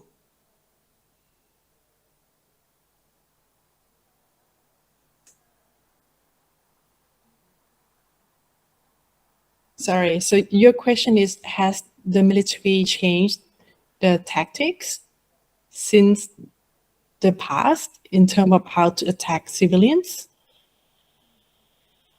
I would say from what we collect, the data that it shows, it hasn't changed much. They're still using a lot of tactic. They're using fire as a weapon. They are using airstrike. So I don't see the technique has been changed. And nothing had changed, which is a very sad thing. It has been 2 years since the coup happened, and there's still bombing, fire, burning houses, hospitals, schools, churches. So this hasn't changed. And I think one action that at least the neighboring country can do, right now there's a five consensus that the Asian country were pressuring Myanmar to change. So I still have some hope in that. Yeah, I do think that Asian countries play a critical role because they are Myanmar neighbor. There's no reason that Myanmar needs to listen to the US or the UN, but it's important because we have a lot of neighboring countries. Myanmar economy still need to depend on Thailand or China. So I think Asian has a critical role in this and should exercise its role. Do you think they have done, for instance, China, who has been the main backer of the Myanmar junta? You think China is helping in some kind to people against the military, against these excesses, so to say, of the military? We have the evidence that there are some sharing weapons between Russia and Myanmar. So definitely there's some support. This is not just in terms of military weapon, it's in terms of business and economy. So there's still a lot of countries that's still supporting military business, not just China, including Thailand. So I think one way of solving this conflict is to sanction Myanmar business, Myanmar military business. And I think a lot of UK actually have done a very good job on that already. But in Thailand, there's still a lot of Myanmar military business happening. Yeah. You think the European Union should do more about that? I think the world should do more. I think there's definitely more to do on this. It's in some kind sad, because I guess the United Kingdom is doing this. It's being something like the making sanctions because Aung San Suu Kyi is a British citizen, so far as I know, But so it's a pity that it's only that link with the British, So since Europeans we lack this kind of citizenship link, but really the European Union should do more about that. What about the United States is really doing something right now recently? There's Burma bill in the US. So there are some actions that's happening. But I think one thing that I want to emphasize that this is not new for what's happening in Myanmar. It's not just the conflict and all this human rights abuse did not just happen for the past 2 years.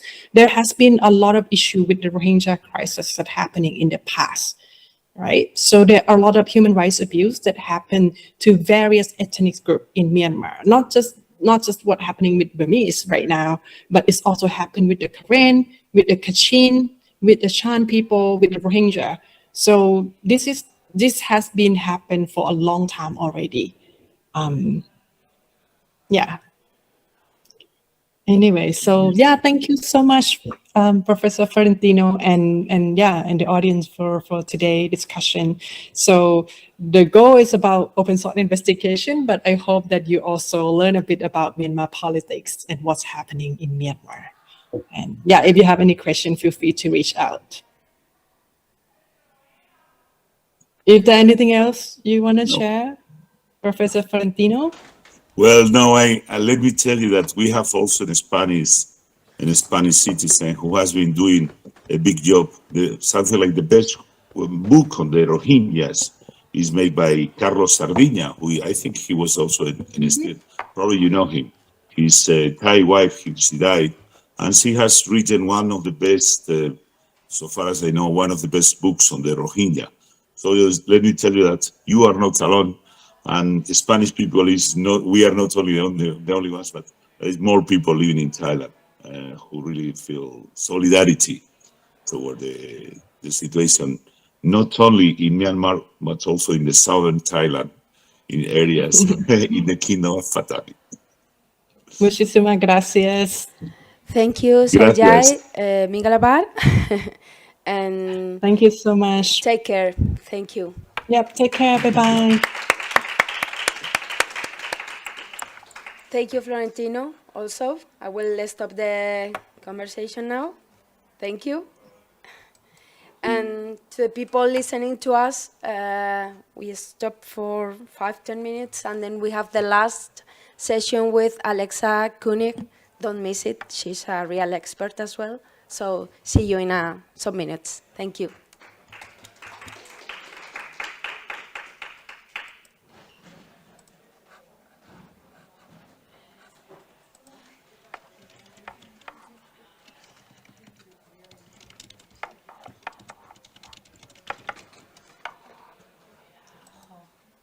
¿La conoces personalmente, esta mujer?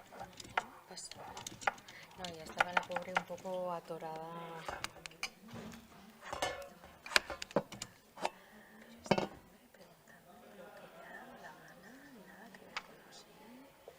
Ya, y ella ahí un poco apurada también porque está poniendo en un compromiso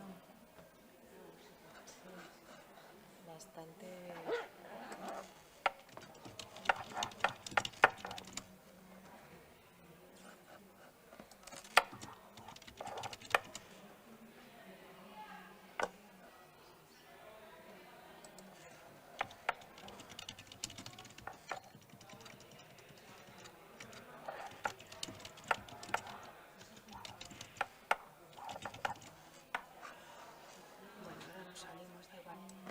Mira, que voy a poner ya, lo voy a dejar preparado para Alexa. Vale, genial.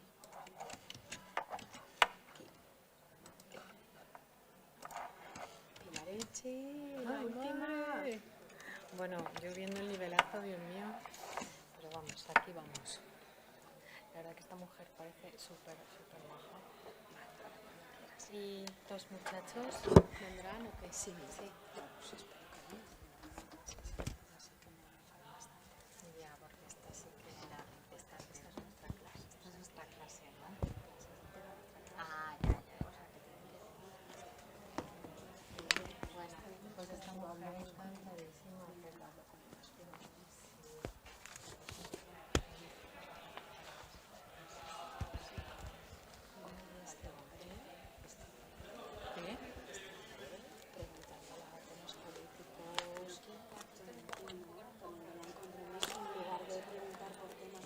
Claro. Sí, luego como ella también desde el principio empezó un poco... Sí. Sí, me dijo, tú tranquila, que no nos acordaba de hacer un diálogo, no sé qué. La chica se queda Sí, allá sí. ¿Qué me está preguntando? Entonces yo no sé si él es que ha improvisado o no entiendo nada. Es Florentino. Luego, sí, yo le dije a todos que era desde aquí. Se ha conectado desde... Florentino. Es así. No sabía que es era así él. Bueno, ya está. Bueno.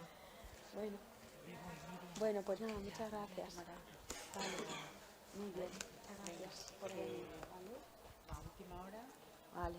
Que se te llene todo. Vale. Lo siento que no me puedo quedar. Que no te preocupes, bastante habéis estado. ¿Y tú, Lola, te encuentras bien? Sí, yo tengo una cita, no, vale. yo ya estaba... Sí. No es porque me sintiese mal. Vale.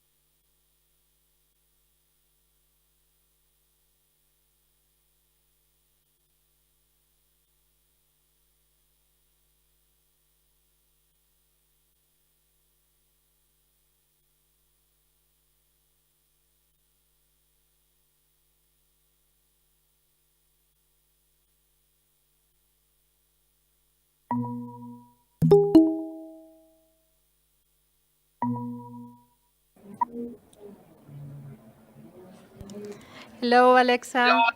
Hi, can you hear me okay? Yes, fine. Thank you very much. Excuse us for the issues right now, these technical issues. Okay. Thank you very much, Alexa, for being with us here in Madrid. With this session, we arrived to closure the Congress, Journalism and OSINT for the human rights and prosecution for crimes of atrocity. First of all, I would like to thank for this invitation, which I feel very honored for, and to congratulate, I would like to, for this excellent organization, to my colleague Miriam and Section Departamental of the Relaciones Internacionales e Historia Global de la Universidad Complutense de Madrid. As we have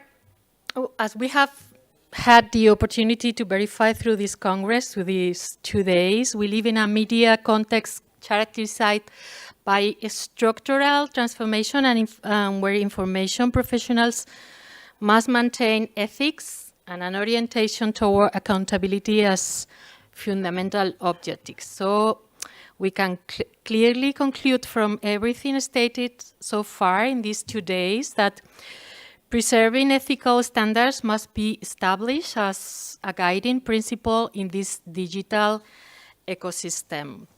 As soon as I summarize the professional career of our next speaker, Alexa Koenig, you will understand the smart decision of the part of this organization to invite her to close the Congress.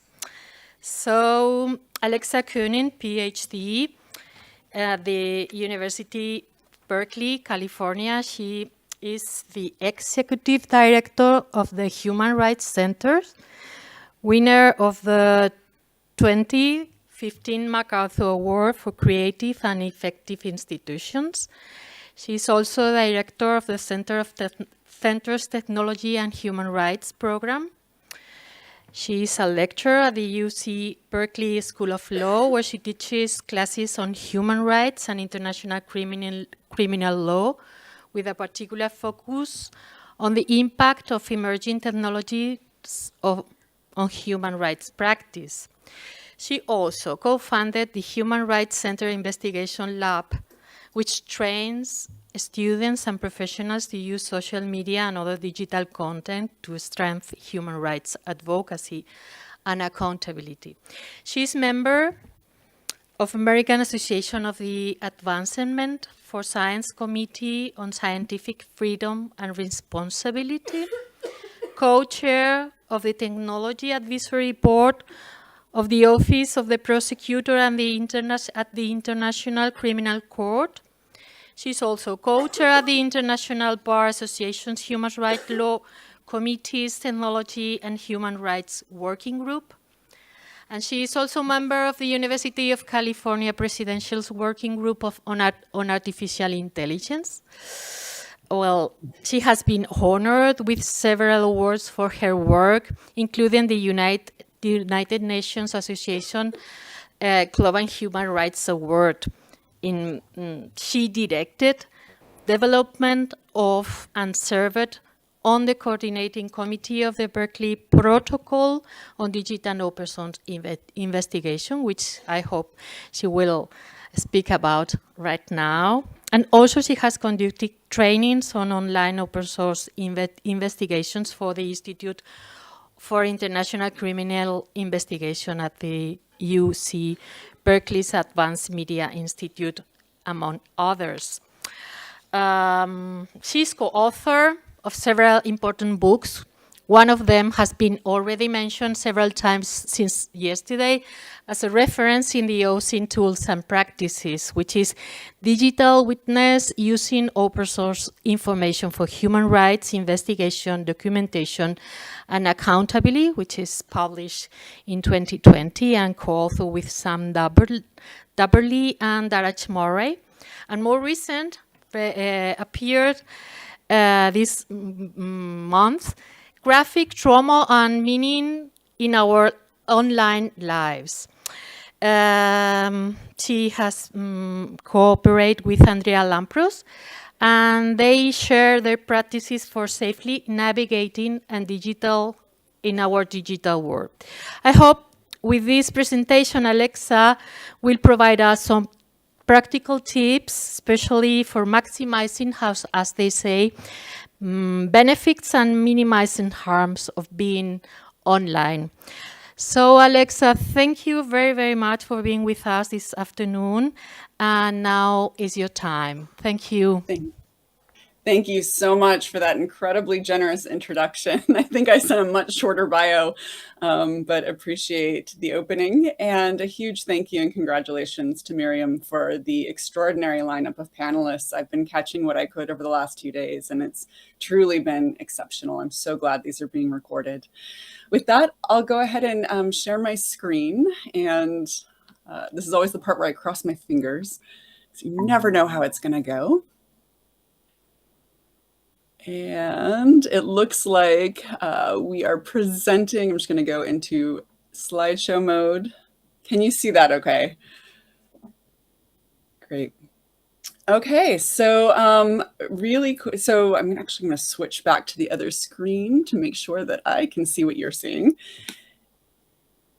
Oops, and see if I can get that to work. No, I cannot. So I'm going to switch back and proceed from there. Okay, I'm going to keep a close eye on time. I know this is the closing panel, and of course, don't want to keep everyone from dinner or breakfast or wherever you are in the world, what meal is coming up. As mentioned, I'm going to speak a little bit about the origins of how open source information has come to be part of international criminal justice processes, and a little bit about the psychosocial aspects of doing this work, as well as some of the challenges that I think we can anticipate more generally in the space as we come to next steps. Really quickly, a little bit about the Human Rights Center. I've been there since 2007, but its origins really begin in 1994. So we're going to be celebrating our 30th anniversary in a very short period of time. Our origins are very much in the investigation space, albeit more traditional forms of investigation. Our founder and my co-faculty director, Eric Stover, came from boots on the ground investigations in places like the former Yugoslavia and Rwanda, doing exhumations of mass grave sites and other forms of collection of physical and testimonial evidence, and thought very carefully about the impact of the investigations process on all who have been impacted by atrocity, and thinking about how that can be more effectively brought into court. I think another big piece that he brought to our center 30 years ago was thinking about how scientific and increasingly technological methodologies can be helpful for a lot of these processes. In 2016, through our technology program, we began a first experimental effort to try to see if we could train students to do digital open source investigations. There was an observation at the time among members of our team that these were becoming a big piece of what we were seeing in the international criminal justice space, also in the human rights space more generally. Journalism was doing there's a lot of pioneering work taking place in journalism. And I think we were really trying to figure out, how do you create a pipeline of professionals in this space who are doing this work as efficiently and effectively as possible, at the same time that they're really thinking about the potential risks that new technologies raise and have an eye towards the ethical considerations that come into play. One of the things about being a multidisciplinary center based in a university is that we have the tremendous privilege to be able to work with people from very different disciplines. And that's also been a signature of our work over the last 30 years. So we're technically administratively affiliated with the law school, but we also have longstanding ties to the journalism school, to public health, and increasingly to computer science, information science, et cetera. The questions we often ask put the people who are most impacted at the center and try to think about who on campus or off campus through our partnerships may be best situated to try to help address some of the most urgent issues that they or their communities are facing. Some of my remarks will come from what we've been doing in the investigations lab and through some of our professional efforts as well in the open source investigation space. We were set up from the outset to work in collaboration with other organizations doing this work. We have in a few instances conducted our own independent investigations. And of course, our work is as independent as possible, but it's usually in service of another entity who often has a much bigger audience or ability to amplify some of the findings of these investigations, or have additional skills or techniques or professional endeavors that we can contribute to, but where it may be most appropriate for them to lead. So some of our collaborations really have bridged those three different areas of practice, whether it's law, human rights research, or journalism. We've worked with the United Nations at this point. ProPublica was our very first journalism partner when we were first figuring out what we were doing. Bellingcat and Mnemonic was another one of our first partners. But since then, we've gone on to provide support to efforts at the Washington Post, the New York Times, Reuters. I should definitely give a shout out to Amnesty International, who helped us to set up our investigations lab in the fall of 2016. I saw some of Milena Marin's presentation yesterday, and she was one of the 4 people who originally came out from Amnesty, along with Sam Dubberly, Christoph Ködel, and others, to help us really get this going and begin to figure out how you train a next generation or an upcoming generation to really lead on this work. The other piece that my remarks will come from is in 2021, we partnered at the Human Rights Center with the Investigative Reporting Program at UC Berkeley to see if we could begin to merge some of the work that was happening in the open source investigation space with more traditional investigative reporting methodologies. And so David Barstow, the 4-time Pulitzer Prize winning reporter who is now heading the investigative reporting program, became a very natural partner for some of what we wanted to start playing with and experimenting with. Gisela Perez de Acha, who is a journalist, former lawyer, who had been part of the investigations lab and also gone through the investigative reporting program, became a really important faculty member of this effort to really think about how we could start playing with different methodologies, workflows, and processes to bring sort of the best of what was being incubated in the journalism and human rights spaces out into training future investigative reporters. And for that, of course, we've looked carefully at the work of Malachy Brown and others who have just been extraordinary pioneers in thinking that through. All of this really depends on sort of this idea of figuring out where new technologies are going and how they provide new opportunities for information sharing and information collection in ways that can really assist with fact-finding across all of these areas of practice. If we look at the history of technology, we can certainly see how each new evolution has allowed information to flow farther and faster than it had previously. I really think one thing that we're seeing is a difference in not only speed and scale, but the distances that information can travel in an increasingly short period of time.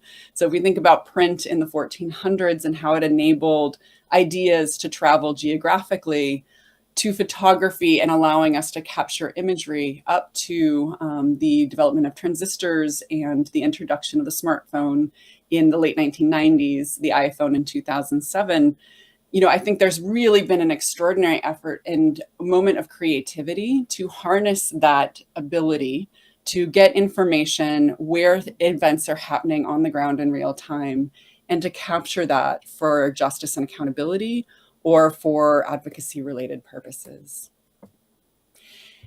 The size of digital technologies has also been a big contributing factor to our ability to increasingly transmit information around the globe.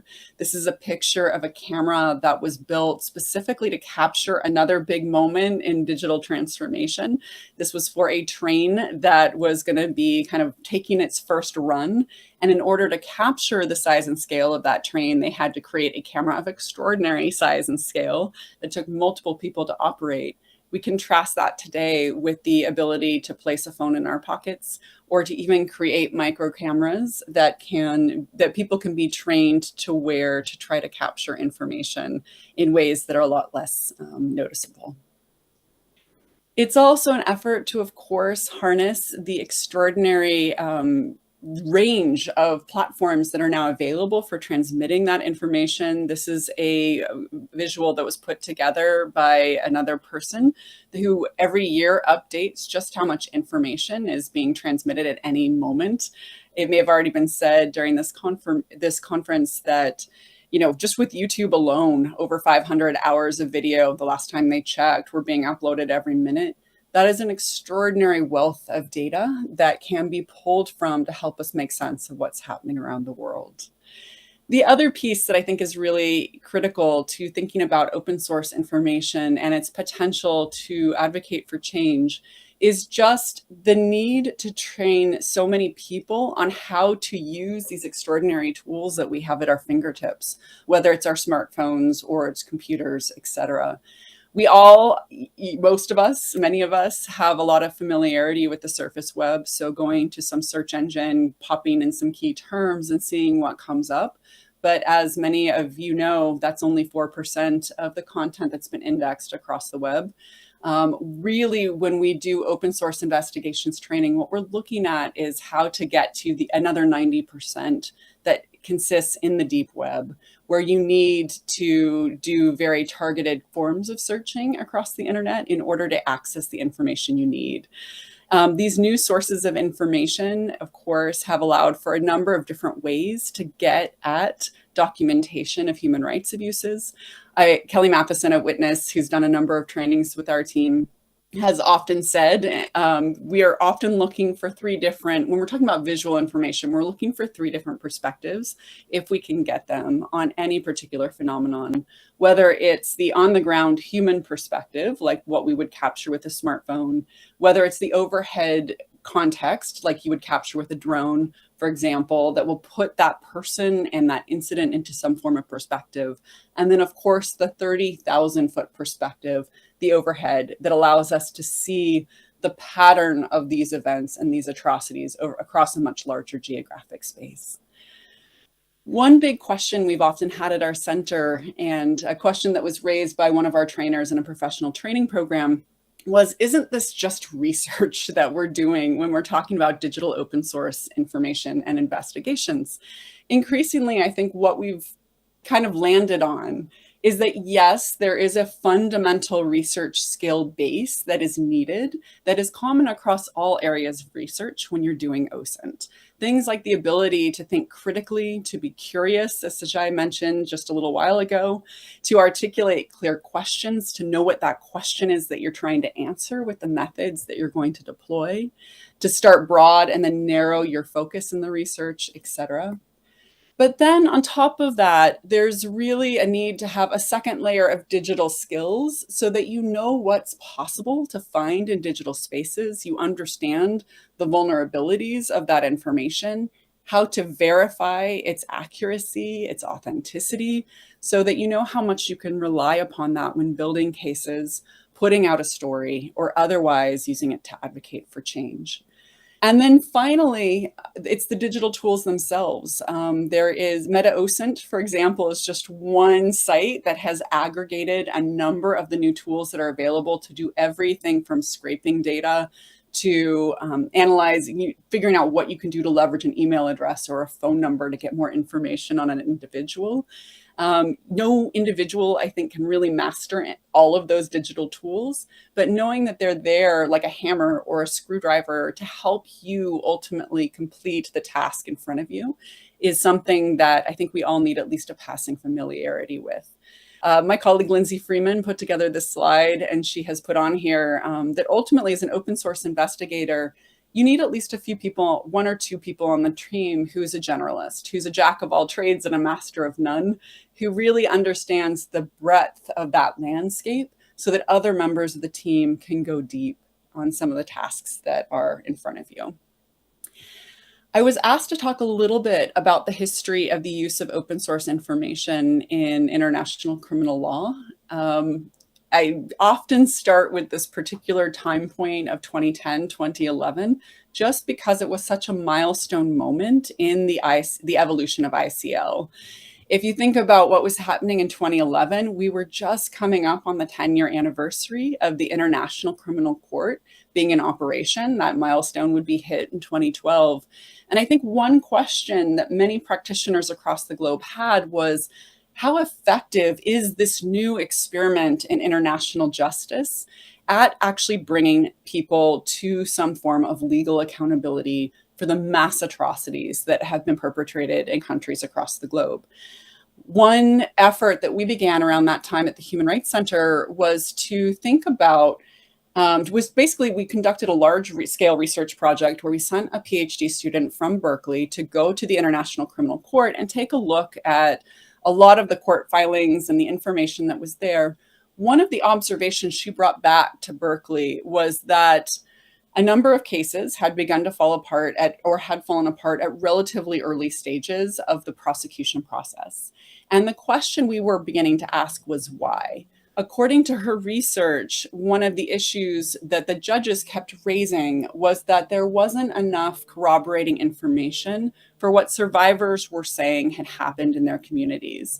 And so that really launched the last 10, 12 years of our work of asking, what new forms of information are out there that can be used to corroborate or triangulate witness testimonies, the physical evidence, and the other forms of information that are so critical to prosecution. So what you're seeing here is the cover of a report that we put together after a workshop we hosted at the Office of the Prosecutor, where we had identified people who we thought were doing really pioneering work with satellite imagery, big data analytics, looking at drone footage and the potentials of drones, whether they were land drones or aerial drones, to think about how the smartphone was transforming our ability to capture information that was visual in nature, and brought together groups like Human Rights Watch and Amnesty International with the Office of the Prosecutor and individuals who'd worked in the various ad hoc international criminal tribunals with extraordinary pioneers in the NGO space, with technologists who were really kind of pushing the boundaries of what might be possible with digital technologies. I think this was a very important workshop, in part because I think there was some resistance on the part of the OTP, the Office of the Prosecutor, in the beginning to embrace some of these new methodologies. But by the end of this multi-day workshop, we had investigators lining the walls, in part because just the demonstrations of how you could capture information was so jaw-dropping and eye-opening. It was very clear we were entering a very new era of prosecution. One of the challenges, though, of course, is if you think about what cases were at the court after its first decade, they were ones that had really come from the first part of the 21st century. So anything between 2001 and those first several years of the new millennium. And the challenge there was that people really weren't engaging with social media and online spaces in the ways that they are today. So we knew there would be a temporal lag in when cases started to come into the court that would really open up the possibilities of leveraging all this digital data that was beginning, that we knew was going to be hitting the court soon, almost like a tsunami, or hitting the field like a tsunami.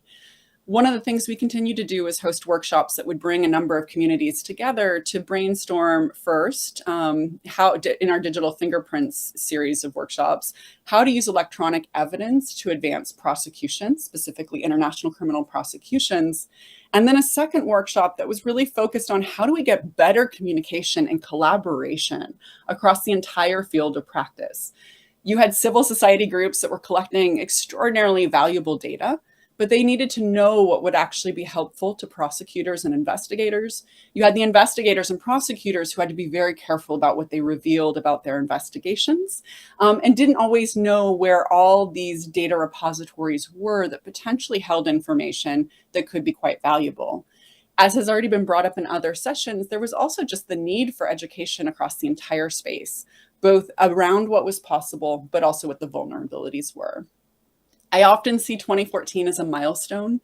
As many of you know, in around that time, the flight MH17 was downed over the Ukraine, coming from the Netherlands. The Dutch forensic team began conducting their investigation of what had likely happened. Bellingcat, of course, also began conducting their own open source investigation of what had taken place. What I think was really powerful about this moment in time was Bellingcat's revelation around Russian complicity in the downing of that flight really opened the eyes of many people around the world to the potential of some of these digital open source methodologies to be able to establish the who, what, where, when, why, how, and how do we know about different phenomena. And I think also the power of corroboration, where there's an official investigation, where of course everything has to be done to forensic standards, just even testing kind of against lay people's investigations, it's almost a form of informal peer review of those methodologies. 2016, we opened our investigations lab to begin trying to train this team of students to do this work. In the spring, right before we had launched the lab, Sam Dubberly had come out for a visit to Berkeley, and we told him that we were thinking about starting this effort to see if we could train a multidisciplinary cohort of students. And he wrote to us a couple months later and said, I have just been brought on at Amnesty to do something similar. Would you like to partner on this? And so both the digital verification core that Melina Marin talked about and also our investigations lab were born simultaneously.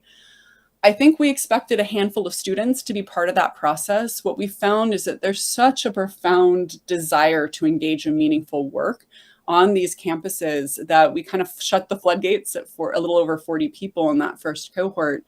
And it's become really challenging to bring as many people as possible into this process. One of the most valuable aspects of it, though, has really been that these are often digital natives.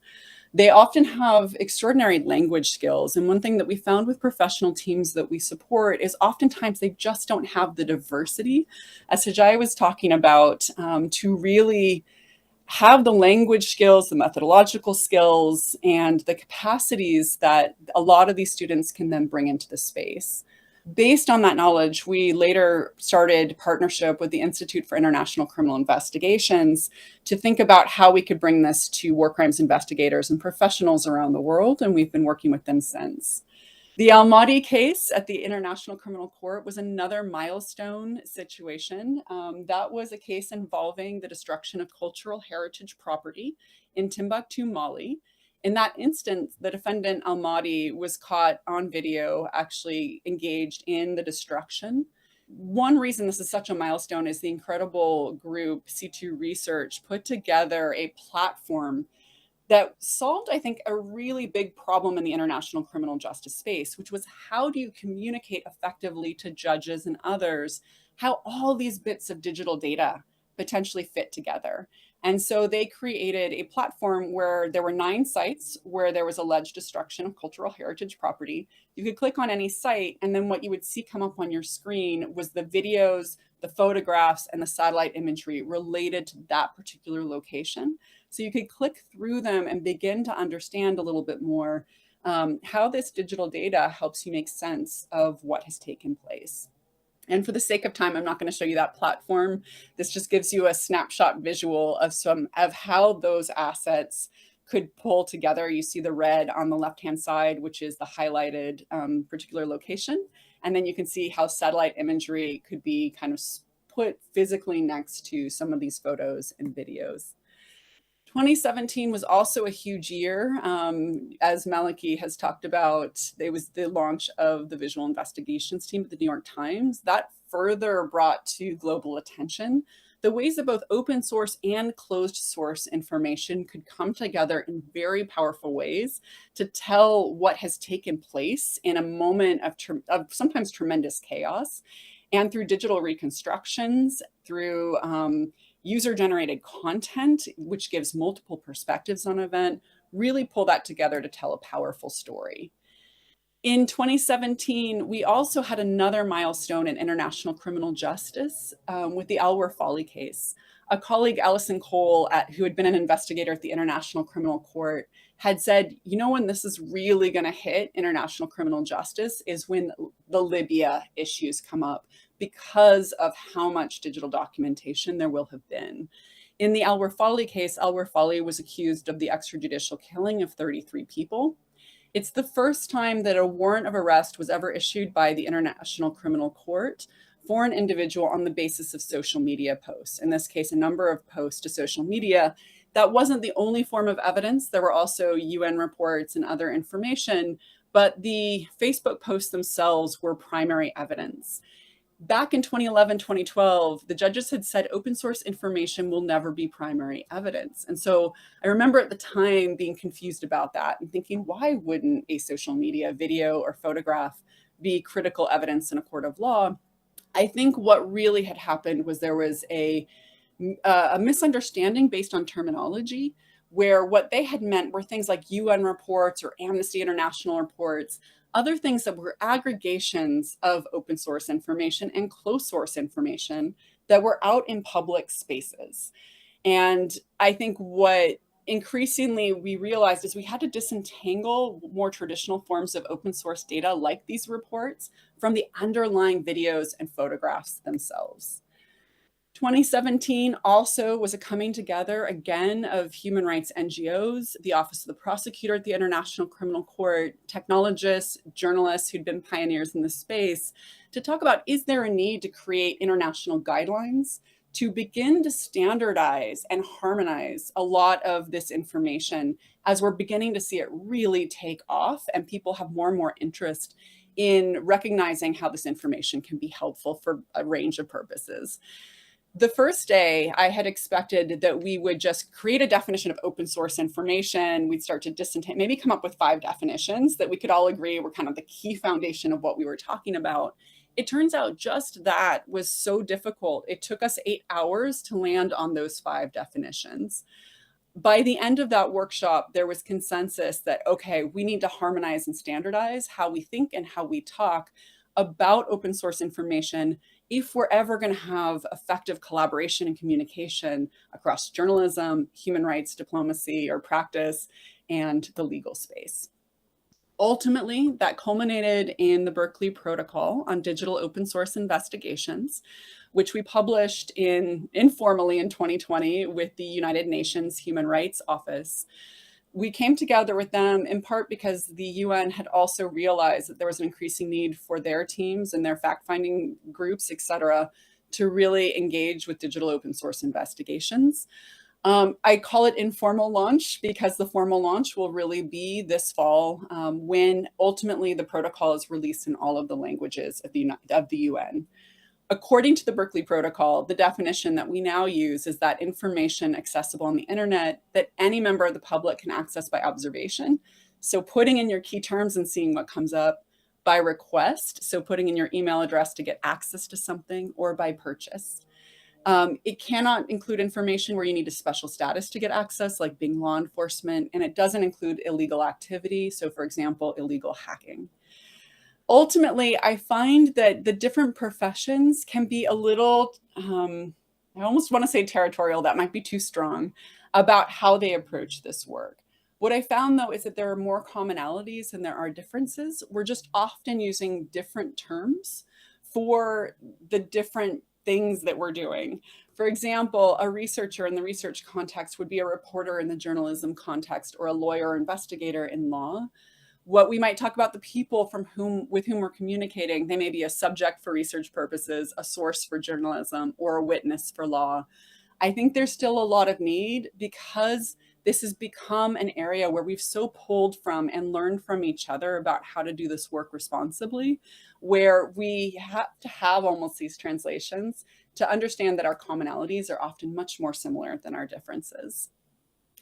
For the sake of time, I won't go in detail in this, but Al Hassan was a second case involving Timbuktu, Mali. The reason I think this case is particularly important is because with Al Mahdi, he ultimately pled guilty. We didn't get to see the judge's responses to this digital data. Al Warfali was unfortunately killed before he could be brought to trial. So we don't know how the social media context would be handled there either. Al Hassan, though, a lot of the same assets and new assets that are digital in form have been introduced into this trial. And I do think this is going to be a chance to really understand the power of this form of data and its use for international criminal justice. Also with this case, C2 Research has pulled together a new type of platform that is much more dynamic, based around visual reconstruction. It's a really interesting way to tell the story of what has taken place in Timbuktu, Mali. It's basically a reconstruction of the city where you can see different assets pop up that have been collected, like videos and photographs, situated geographically where they were originally captured.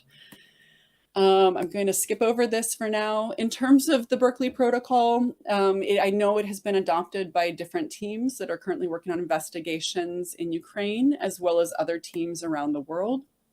In the next 5 minutes, I will try and wrap in that, but just a quick high-level overview of what the Berkeley Protocol does. First, it's a set of minimum standards to begin to standardize this area of practice. So we have common terminology, and we know the basics of how to do this work as safely as possible, and in a way that will ideally maximize the value of any information that's collected for court, whether you're collecting it as a journalist, if you want potential secondary uses of this data, or you're a legal investigator or NGO. We bucketed it around professional principles. So what should you as an individual be thinking about in terms of the competencies that you need to be able to bring to this work? Methodological principles, so the how the work is done, and the ethical principles that are so important to keep at the center so that you don't do additional harm with the investigation. Another piece that I think the Berkeley Protocol contributes to is breaking out the information that's collected into different terms. So open source intelligence being information used for decision-making purposes. Information, it could be lead information that leads you to other forms of evidence, like physical or testimonial evidence. And then the evidence itself. And I know Maliki brought up journalists and how often using that terminology in very different ways than legal practitioners. But I do think it can be helpful at times to kind of break that out. It also really introduces the idea of the importance of the whole investigatory life cycle. Because we have such a creative and collaborative nature in this space, and there's so many different actors who have very different kinds of training, we felt it would be helpful to introduce this idea of the investigatory life cycle so that people could think about where they were acting in that whole cycle. Also underscoring the importance of pre-investigative steps, like thinking through a digital risk assessment, creating a digital landscape assessment, so knowing where people specific to this incident we're investigating, where they're communicating in online spaces, who and how to create an online investigation plan that will really complement traditional investigation planning. Some challenges that I'd like to land on before I close. We know that there's so many challenges with digital data, concerns and nerves, and this was brought up in an earlier session around just how easy to manipulate digital data can be, the risk of synthetic video or audio materials, so stuff that has never actually happened in the world being created by algorithm. There's a lot of fear around that, as has been mentioned, which I think really underscores the importance of being really rigorous in our methodologies around verification. In the Berkeley protocol, we recommend always engaging in 3 steps to verification. So a technical review, is there any metadata attached? What else do we know from kind of looking at the technical sources? A content review, so with what we can see within the 4 squares of a video or photograph or other post, is what we're seeing consistent with what we know to be true? And then third, really deeply scrutinizing the source. Access bias is, of course, a huge concern. Who has access to the internet? Whose voices and experiences may be even further silenced or made invisible with our dependence on digital data today?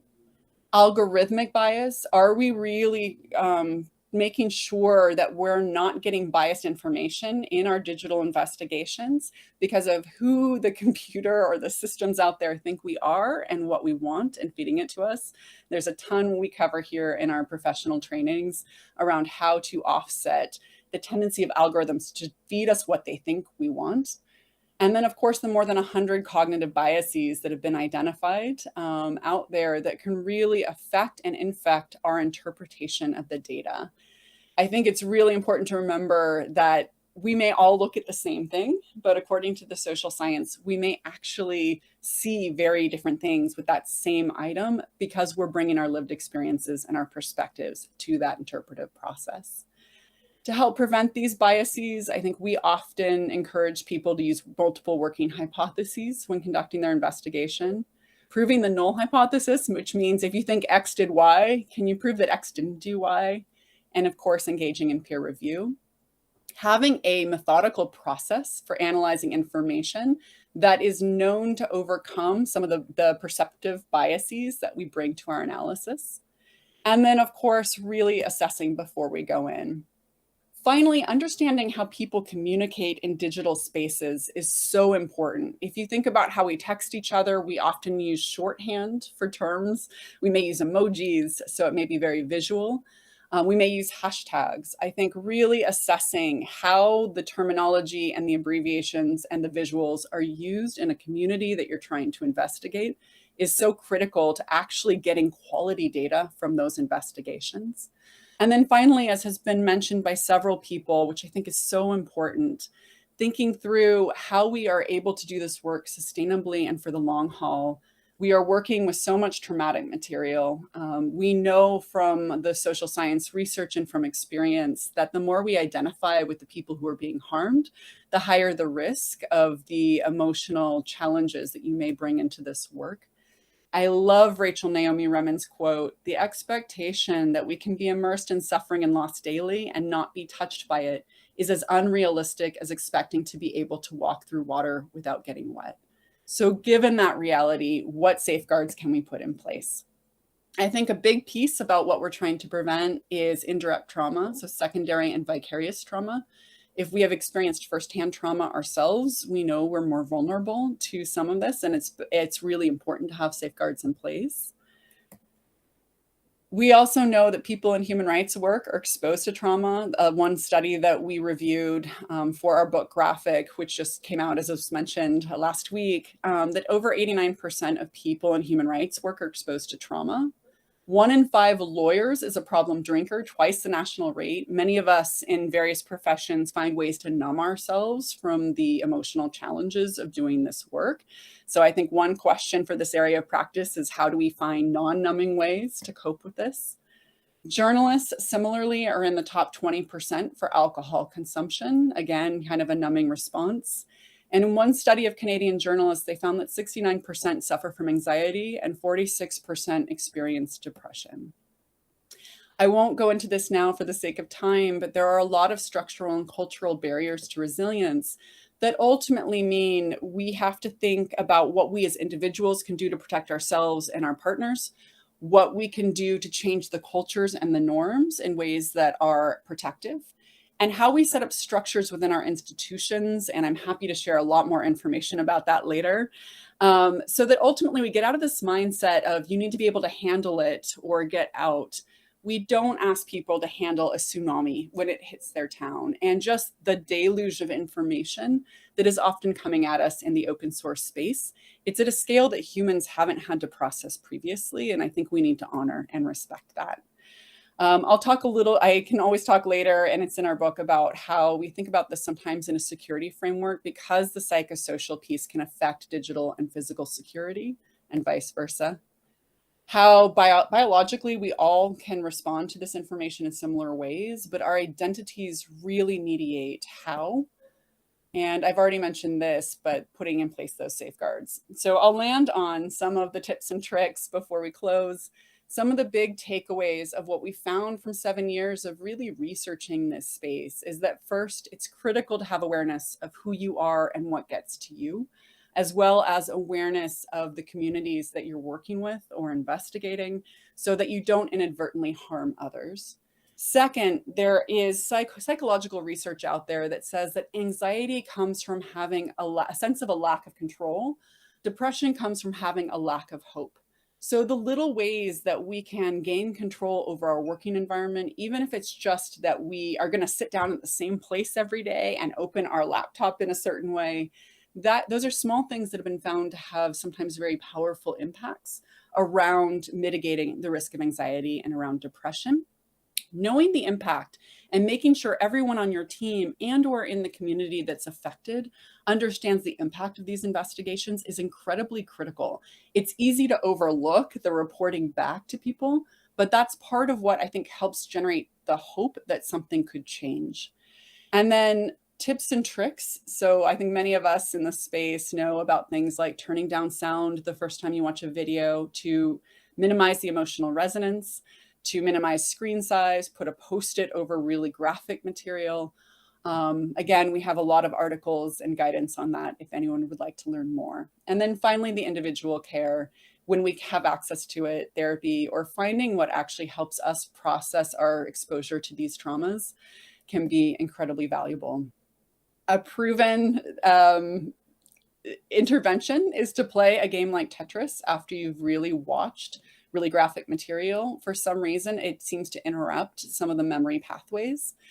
We talked to a number of people who have said that this has actually been very helpful to them in minimizing that thing that often happens where an idea gets stuck in your head.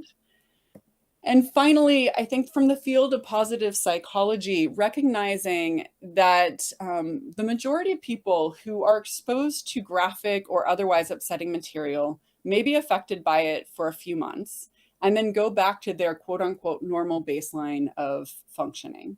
There's a small percentage on one tail side that is permanently impacted, but another that experiences something called post-traumatic growth, where you actually become stronger, more committed, and more aware of yourself and your environment as a result of having processed these kinds of difficult materials. There's a lot of research going on right now on how do we shift whole areas of practice toward hopefully maximizing the potential for post-traumatic growth in all of us.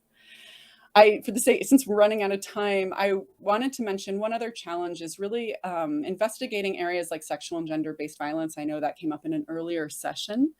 We found, Ulrich Egan and I have done a lot of research in this space, and we are working right now to try and give more guidance to investigators working with this material in the open source environment. So I'll leave you with a few things that are coming up next that we've been working on, just in case this is helpful for any of you to know. One is we are right now in the pilot testing phase of a psychosocial security or resiliency planning template that we're happy to share with any investigators or investigative teams.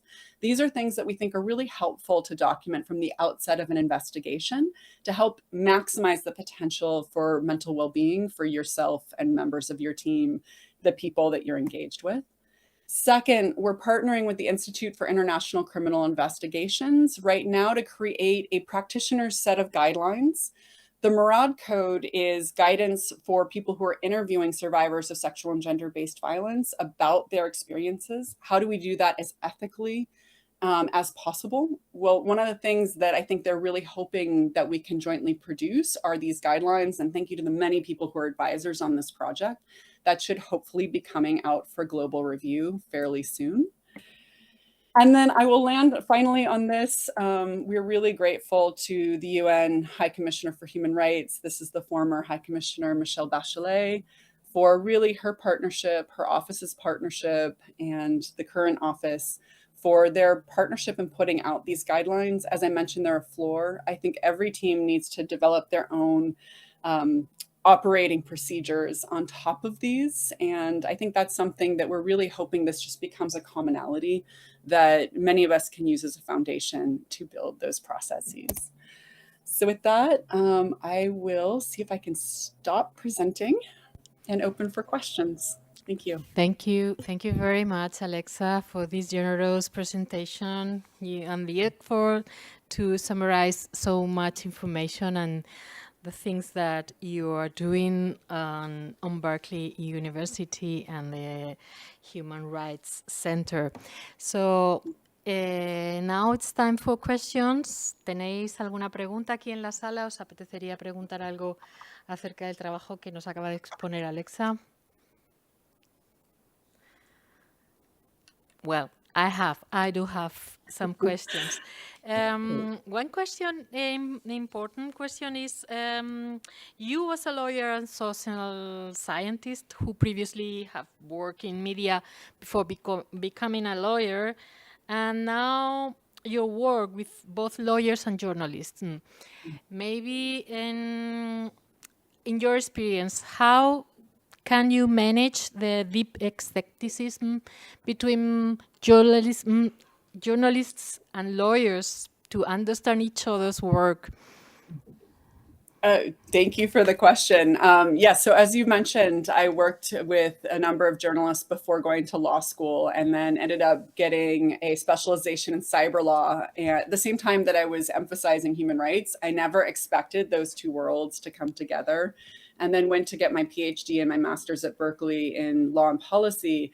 So I've had exposure to different areas of practice, and then was trained as a war crimes investigator through the Institute for International Criminal Investigations. So it's sort of been a hodgepodge. One of the things that I've really seen kind of a change in over time is there was a lot more siloing back in 2014, 2015, where I think people were just heads down doing their work. So you had the journalists who were really coming up with some creative ways to, like, mention, their Storyful has already been mentioned, but just even back in 2010 to 2014, having an organization like Storyful that was out there figuring out how to leverage the speed and scale of social media, like a Twitter platform, to basically be tipped off that something was happening in the world that deserved attention, verify the quality of that information or the accuracy of that information, and give it out to the major media. I think that was a pipeline that had to be developed. Meanwhile, you've got Elliot Higgins and Bellingcat, then Brown Moses, who is like kind of playing with a lot of these online methods and almost gamifying the space of, can we put these puzzle pieces together to figure out who's doing what? At the same time that kind of we're over at the ICC trying to think through how these new technologies can come in, I think all of those paths had to start developing in parallel, but they really began to come together in like 2014, 2015, at least from my perspective. And in the beginning, there was sort of an, oh, you figured out how to do X, and oh, I never thought about Y or the challenges of Y.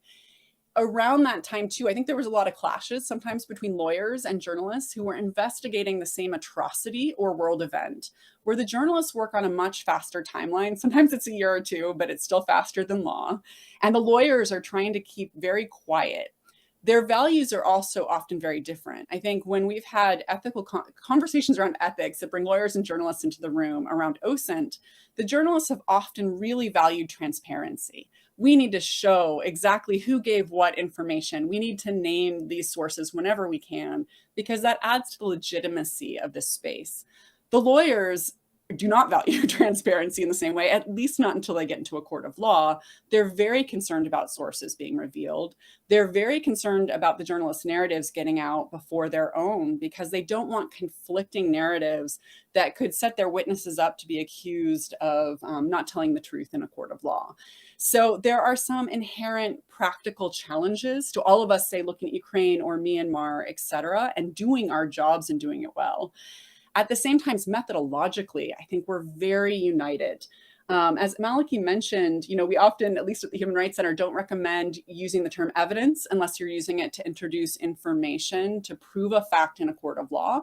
At the same time, though, where I do think that's fine is we're all trying to improve the quality of the work so it gains legitimacy where it should, and increasingly pull the hood up on the car so we can investigate, should this have legitimacy? What are the weaknesses that we need to shore up?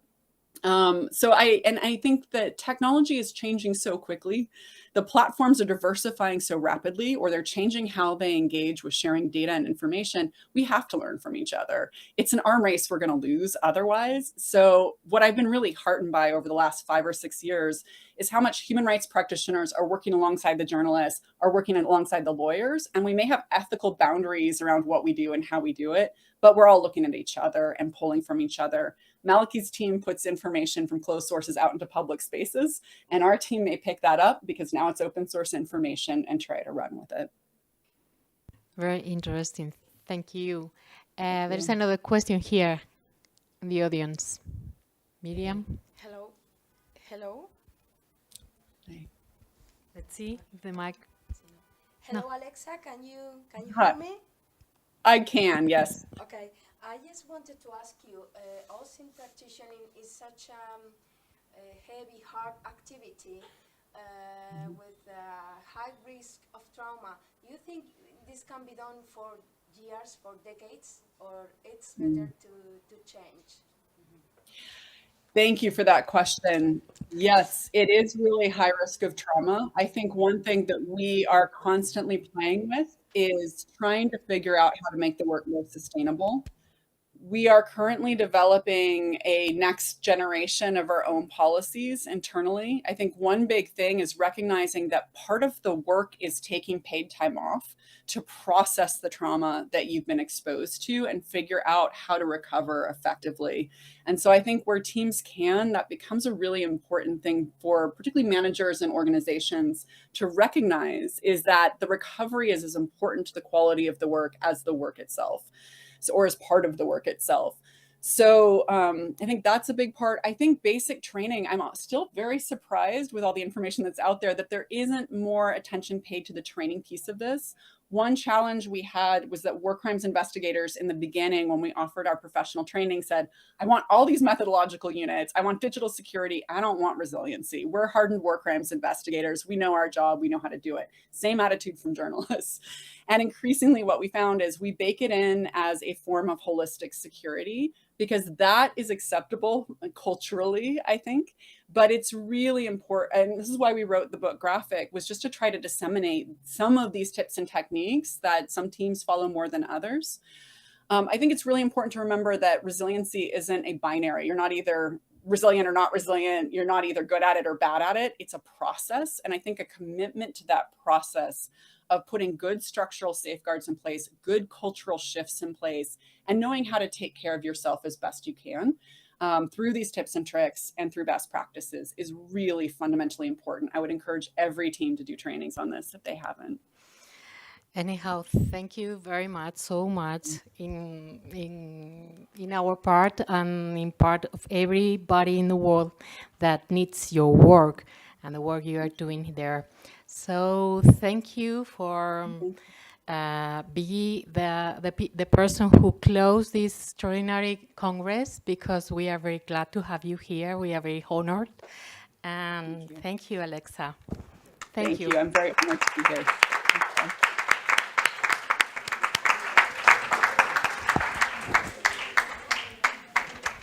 Bueno, pues muchísimas gracias también a todos los demás, sobre todo, por supuesto, a Miriam. De verdad ha sido un honor. Muchísimas gracias por haber confiado en que podíamos hacerlo. Desde luego ha salido muy bonito. Gracias, Pilar. Yo sabía que no había mejor persona para acompañar a Alexa en la clausura que tú.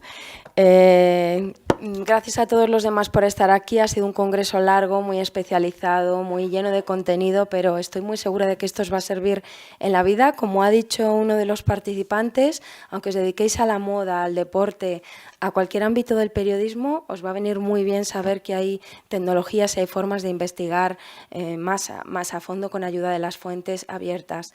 Thank you very much to everyone who is following us online as well. Sorry for the technical issues. Sorry for my mistakes, because at some point I think I was telling you that we were going for a lunch break, and that was a total lie and things like that. But well, I'm also human and I make mistakes. So thank you everyone, and see you in the next OSINT Congress. Bye.